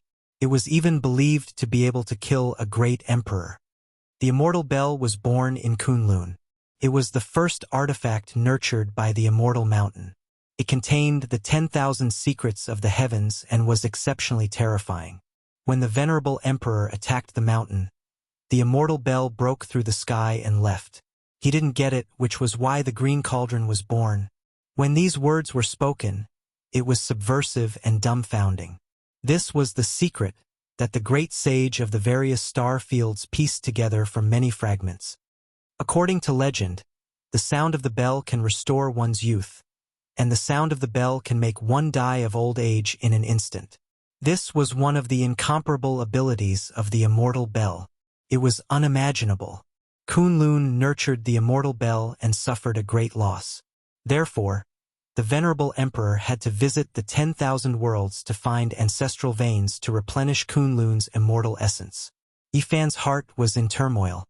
He understood many secrets. At this point, he could connect many things together. The war between deities broke out, the war between ancient emperors. So the Immortal Bell might be sealed in Yinghua. Is it the so-called immortal treasure? What kind of strange things did it do back then that even Emperor Realm Masters worked together to seal it? Yifan muttered to himself. The venerable emperor left behind an immortal map. It is said that everything about the green cauldron is recorded on its back. It also contains some of the secrets of the ancient Wasteland Tower and the Immortal Bell, a great sage said. Yifan's heart was pounding. This map was once in the hands of the venerable emperor, the undying heavenly emperor, the emperor of fighting and ruthless. In the end, he took it out from the chaotic dragon lair, and now it was in his hands. Chapter 15:18. The ancient Wasteland Tower. Just how long had it existed? Tracing back to the endless years, where was its source? This ancient artifact was truly too mysterious. The Celestial Bell was equally bizarre. It was actually born in Kunlun, containing all the mysteries of the heavens and unpredictable. The venerable emperor's green cauldron was also born in Kunlun, imprinted with immortal fragments. White clouds flowed, reaching up to one's knees. This ancient continent was in a clamor. People were shocked at the various things of the past. The era of legends was too long ago, leaving behind many unsolved mysteries. The hostile atmosphere in the heavenly palace eased. The Kunlun remnant clan put away the black seal of the human emperor, no longer attacking. Many great sages sat down again, discussing how to deal with the various rules and order of the road of immortality. If the entire world becomes immortal, there is nothing to say. But if there is a time limit, only a portion of people can enter the immortal domain, then we can only decide the result with a battle. I suggest that the inheritors with the Emperor weapon can occupy a few more spots, ensuring that their path is smooth. Why? Someone immediately objected. Not every great sage present had an extreme ancient weapon. In reality, even if one looked across the heavens and tens of thousands of realms, only a few people had one, and the number of great emperors could be counted. Of course, it is based on strength. Otherwise, you and I can each take an ancient weapon and go to the outer realms. Let's see how people end up. The old chief of the Blood Phoenix Mountain said coldly. The old patriarch of the Blood Phoenix Mountain said coldly. Naturally, he held the ancient sovereign weapon, while that person held the sacred weapon. Would there be any suspense in this kind of confrontation? Without a doubt, it would be one-sided, and there would be no miracle. In the central heavenly palace, everything was so bare, involving the hope of becoming immortal. The great sage sat down to discuss, and everyone was against each other, thinking for their own race. In the face of cruel reality, everything had to be calculated. At this time, if one was of noble character and unquestionable integrity, then one would only be regarded as an idiot. Fighting for the greatest benefits for their own race was the key. What's so great about having an emperor weapon? When the time comes, as long as our race has a quasi-emperor, everything will be different. The emperor weapon might even have to change owners. A god-swallowing rat said coldly. This great sage was very special. He didn't transform into a human. He had sharp fangs and his eyes were green. He was a silver divine rat, and his entire body seemed to be burning with silver flames. He was as large as a giant elephant. Is that so? Up until now, I've only seen the human race produce a single quasi-emperor. I'm looking forward to your race's great emperor's arrival. Someone coldly replied, not caring in the slightest. This old one also believes that dividing the number of people on the path of immortality based on whether or not they have emperor artifacts isn't appropriate. It should be divided according to the races. A Pai Xiu spoke. It took in and sent out clouds and mists, evolving into the ancestral dragon form. It looked extremely terrifying. Everyone, let's not argue about these things for now. We are establishing the rules, not dividing the spoils. Let's first talk about the grim situation before us. Someone else spoke. Correct. Currently, the Big Dipper storm isn't peaceful. I think this land will sink even before the path of immortality opens. We need to come up with a plan. We need to eliminate a few restless elements, for example, the human race's divine body, the Golden Crow race, and the destruction of Mount Meru. These dangerous elements always stir up disputes. Shouldn't we suppress them? What does everyone think? I think this is very necessary. An old woman called Granny Feng spoke. Her face was full of wrinkles, and the wrinkles on her face could hold a grain of rice. Her words were sinister, and one could tell with a single glance that she wasn't someone easy to deal with. After she finished speaking, she glanced at the great Mahamayuri, and then at the Golden Crow race's great sage. It was clear that they wanted to form a united front. The human heart was difficult to fathom.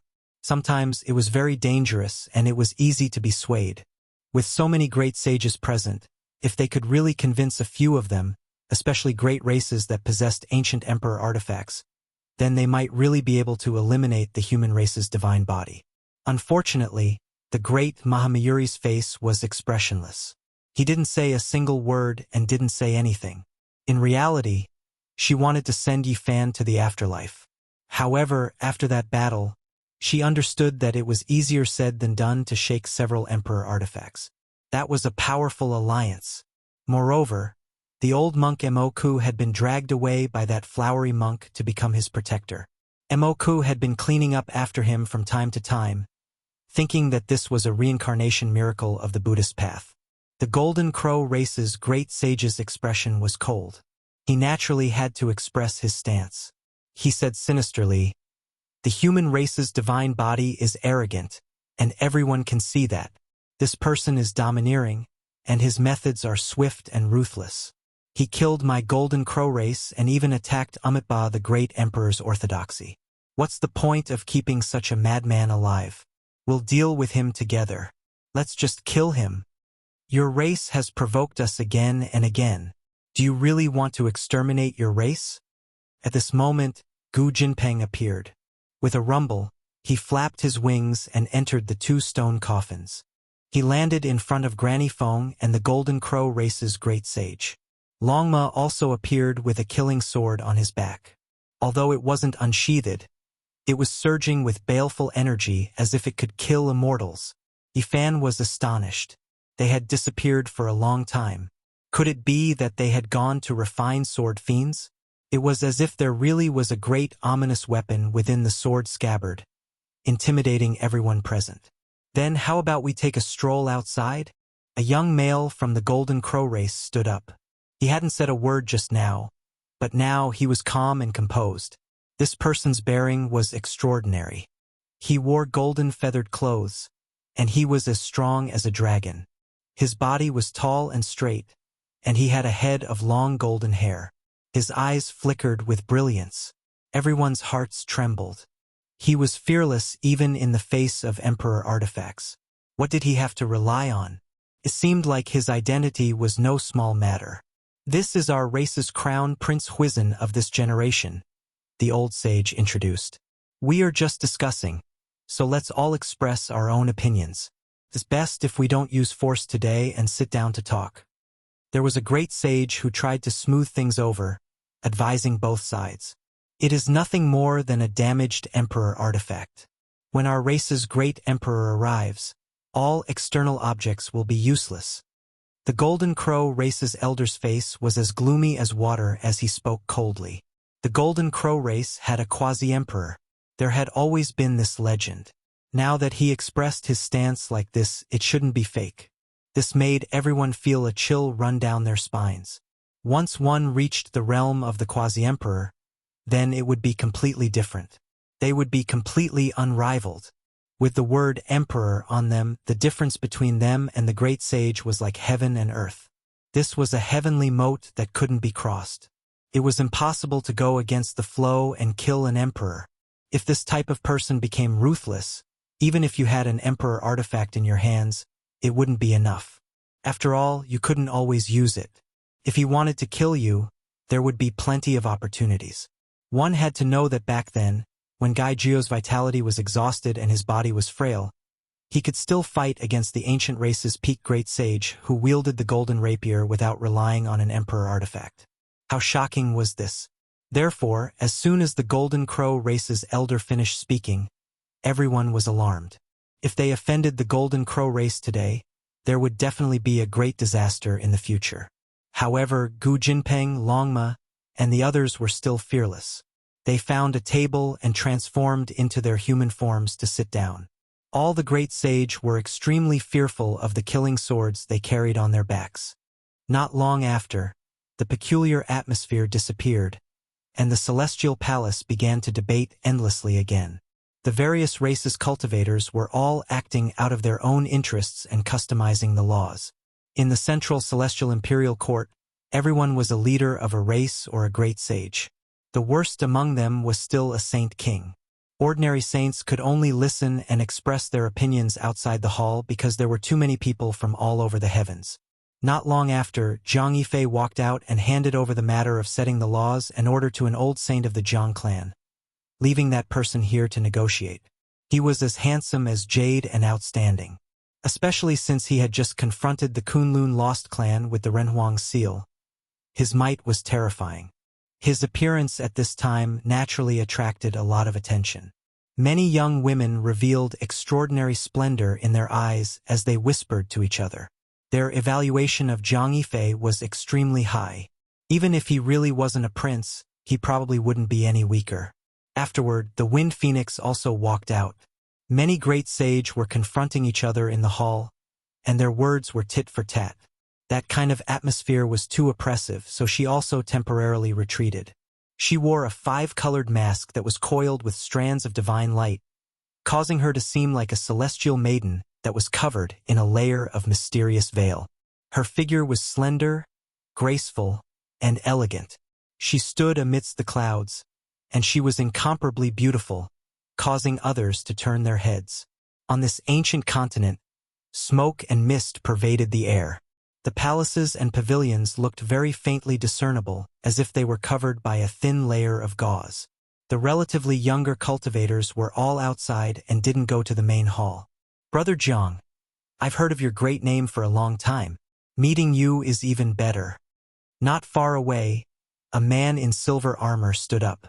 His battle clothes were shiny and pulsating like flames. He had a heroic spirit. Beside him there was a woman. Her skin was like autumn water, and her bones were made of divine jade.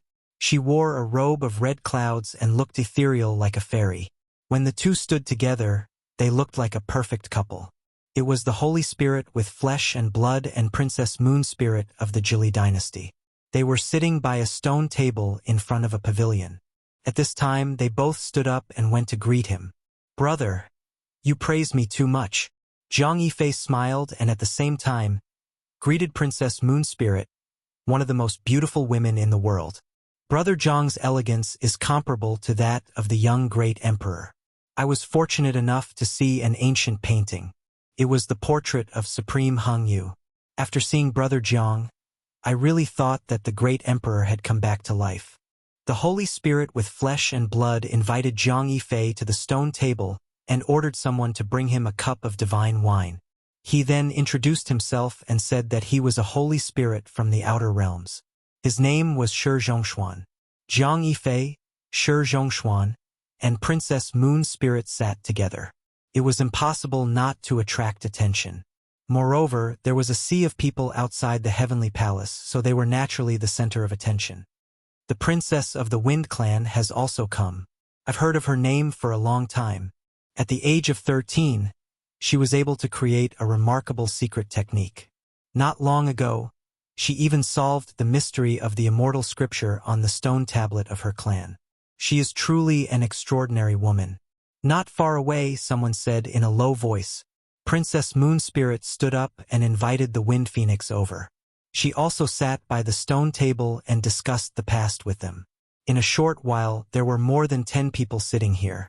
All of them were outstanding and were the top figures of their clans. Most of them came from the outer realms and were from different clans. Why don't we invite a few more young comrades? Shi Zhongshuan smiled. Even though the divine blood in his body was suppressed, the people around him still felt a great pressure and didn't dare to come close. "Oh, His Highness Huai Zun of the Golden Crow clan has also come. Why don't we invite him over as well?" This His Highness from the Golden Crow clan had a calm expression. When he saw that there were people waving their hands and inviting him over, he naturally shivered when he used his heavenly eye to take a look. It was because none of them were mediocre. He walked over with large strides. The Golden Crow clan has inherited the great fate of heaven and earth. They have flourished and never declined since the ancient times. They are known as divine birds and reside in the heavenly sun. They are the sons of the celestial emperor. Their legends are endless and people yearn for them. Someone said with a sigh, it was rumored that the Golden Crow clan was the descendant of the celestial emperor. Unmatched precious blood flowed within their bodies. This was the reason why their clan was so powerful. Many people looked over, hoping that Crown Prince Huai Zun could explain the truth. Chapter 15:19. Although there were many rumors in the outside world, they were just rumors. There was no proof in the world. As time passed, there was no way to verify it. Brother Huai Zun, the people in the outside world do not know. But as the prince with the noblest bloodline of the Golden Crow, you should know the truth. Are you the descendants of Di Zun? The moment he said this, not only did the 10-odd people here look over, but even the experts in the distance were shocked. They all looked over, and the place quieted down. Crown Prince Huai Zun shook his head. His golden feather clothes flickered with a bright luster, as if they were made of metal. Of course, he would not admit it. No one knows what race Di Zun is, but he is definitely not of the same race as the Golden Crow bloodline, he denied directly. There were many rumors in the world that said Di Zun was born with the will of the world. He absorbed a small part of the essence of the world, and he was extremely strong when he was born. In reality, in the various legends, the proportion that believed Dizun was human was even higher. This was because he had been in human form before he achieved the Tao. Moreover, their behavior had a lot to do with the human race. However, he was naturally strong. This was something that people suspected. Hence, there were all sorts of secrets. Crown Prince Huaizun denied that he was Dizun's descendant, which is naturally correct. However, the legends about the Golden Crows being the descendants of the Celestial Emperor might not be false. Shi Zhongshuan was tall and handsome. He looked very valiant. Coupled with his stone arms, he had a special aura. Why? Someone asked. It is true that Dizun is the Celestial Emperor. When people talk about the Celestial Emperor, they will think of him. However, everyone knows that Ruthless was once called the Celestial Emperor. There was only one reason for this, and that was that they were just too powerful.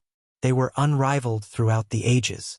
In reality, did Celestial Emperors really start with Dizun? I don't think so. Shi Zhongshuan shook his head. Ancient history was shrouded in a layer of fog. The Age of Legends was very long ago.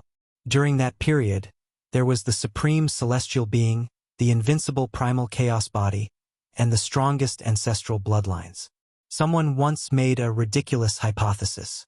They said that before that, there was an ancient dynasty that used the ancient Desolate Tower as its source. This theory was not accepted by the mainstream of the world. However, many ancient races believed that it was true. Why did Dizun choose this name? He had taken the keywords of the titles of the Celestial Emperor and the 9 celestial being and combined them together to show his supremacy. I wonder if I'm right? Shi Zhongshuan asked. This kind of legend is even more difficult to accept. It's too long ago, and no one in the world can confirm whether it's true or not. Moreover, even if it did exist, it has nothing to do with the Golden Crow clan. Prince Huaizun shook his head. He frankly said that the Golden Crows were not the descendants of the Celestial Emperor at all. All the legends were wrong and had nothing to do with them. Does the Golden Crow clan really have a quasi-emperor? Zhang Yifei asked. His smile was gentle, and it made people feel like they were bathing in the spring breeze. As soon as these words came out, the scene immediately became extremely silent. Everyone stopped talking because this matter was too important. No one had expected that the Jiang clan's clan leader, who transcended the Ling Chun clan, would be so direct. Whether it was the Wind Phoenix, Princess Moonspirit, or Shi Zhongshuan, they all looked at Crown Prince Huaizun of the Golden Crow race. In the distance, everyone's hearts trembled, and there was absolute silence. Whether it was those who were discussing or those who were drinking tea, everyone seemed to have frozen as they stared in this direction. Crown Prince Huaizun's eyes turned cold as his pupils constricted. He stared at Zhang Yifei and said, "Everyone is so interested in my clan. From the beginning until now, do you want to know everything? Brother Huaizun, please don't misunderstand. We have no ill intentions. We are just curious and want to know more." Someone immediately tried to smooth things over, not wanting the atmosphere to become too tense. "I just yearn for the quasi-emperor. I have no other intentions," Zhang Yifei said calmly as he poured himself a cup of tea. Princess Moonspirit was so beautiful that even the sun lost its luster. There was an apologetic expression on her face as she said, "If Your Highness Huaizun doesn't want to say, then it's fine. We are just curious. After all, the quasi-emperor is a rare sight." Crown Prince Huaizun nodded. Contrary to everyone's expectations, he directly stated that there was indeed an emperor in their clan and that it was not a lie. He even revealed their origins. What? It's not that His Highness Tianzhou became the quasi-emperor, but that the old quasi-emperor didn't pass away? Someone in the distance cried out in shock. Who is Tianzhou? And what is the matter with the old quasi-emperor? The entire region was in an uproar. Many people were puzzled. These races came from the myriad realms, and some of them bordered the ancient region of the Huasong Star. Even if he doesn't say it, we all know. If he says it honestly, it will only give others a feeling of loyalty. Someone sneered. "Dao friend, please speak clearly." Many people hurriedly asked. In front of the balcony, Zhang Yifei, Phoenix, Shi Zhongshuan, and Princess Moonspirit were sitting around the stone table. They stared unblinkingly at Crown Prince Huaizun, asking him to speak in detail. In the past, the Golden Crow race was extremely powerful. Huasong Star was glorious to the extreme. 10 princes emerged from this race, and even the weakest one reached the Saint Realm. In the distance, someone who knew the details spoke in a low voice, explaining the truth. Moreover, it was rumored that those 10 princes were still rising. 10 children from a sect, and not all of them reached the peak, but the weakest one was a saint. Just how powerful are they? Everyone cried out in alarm. The entire Huasong Star is made up of golden crows, and there are very few other races. It is understandable that there are more saints, but a sect with 10 children is still rarely seen. However, this also makes sense because their father was a quasi-emperor. In the distance, Yi Fan had always been calm, but after hearing these words, his heart jumped. He thought of a bloody case on the other side of the starry sky. Later on, for some unknown reason, the 10 children of the Golden Crow went on an expedition to an ancient star region. Unfortunately, no matter how powerful they were, it was useless there. Almost all of them died, and in the end, only one prince came back alive. His name was Tianzhou. Yi Fan sighed in his heart. As expected, it was that bloody case. The 10 children of the Golden Crow wreaked havoc in ancient China, and were killed by Dai one by one. Only one escaped, and his name was Tianzhou. Later on, the race's quasi-emperor was enraged and personally came to ancient China. It was a pity that the great hero of his generation, Dai, had an exceedingly high cultivation base and was at the peak of the great saint realm. Even though he was about to take that breakthrough step, he still died with a grudge and his blood dyed the vast earth. Unfortunately, during that era, although there were other quasi-emperors in ancient China, they all left. No one could stand up for Dai and protect his life, even though he passed away at a young age. The people here didn't know about this bloody case, and the Golden Crow race naturally wouldn't speak of it in detail. Almost no one here knew of Dai's fame. Crown Prince Huaizun spoke calmly. Tianzhou is my grandfather, and he hasn't taken that step yet. As for the great emperor that the world talks about, he is my great-grandfather. The crowd was in an uproar. Some people knew about it, but most had never heard of it. Now that he personally confirmed it, everyone's expression changed, and their hearts shuddered. Many people thought that Tianzhou had broken through to that realm, but they didn't think that the so-called quasi-emperor was still that old emperor. Just how old was he?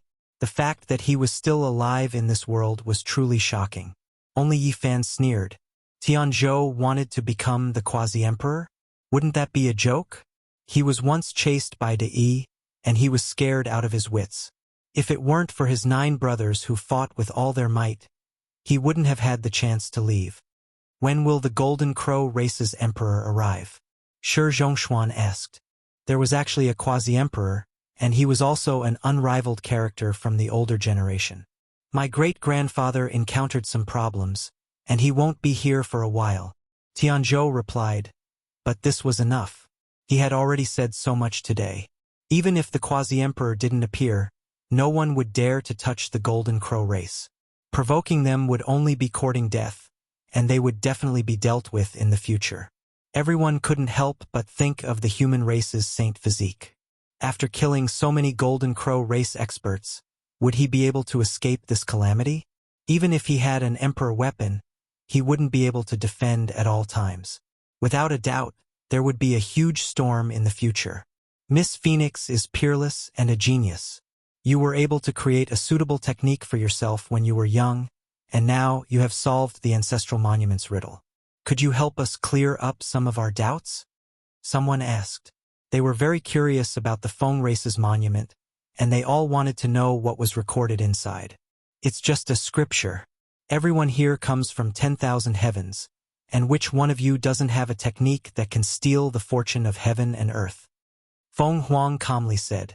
Everyone knew that the ancient scripture was a great secret, and every race would never show it to others. It was impossible to ask about it even if they wanted to.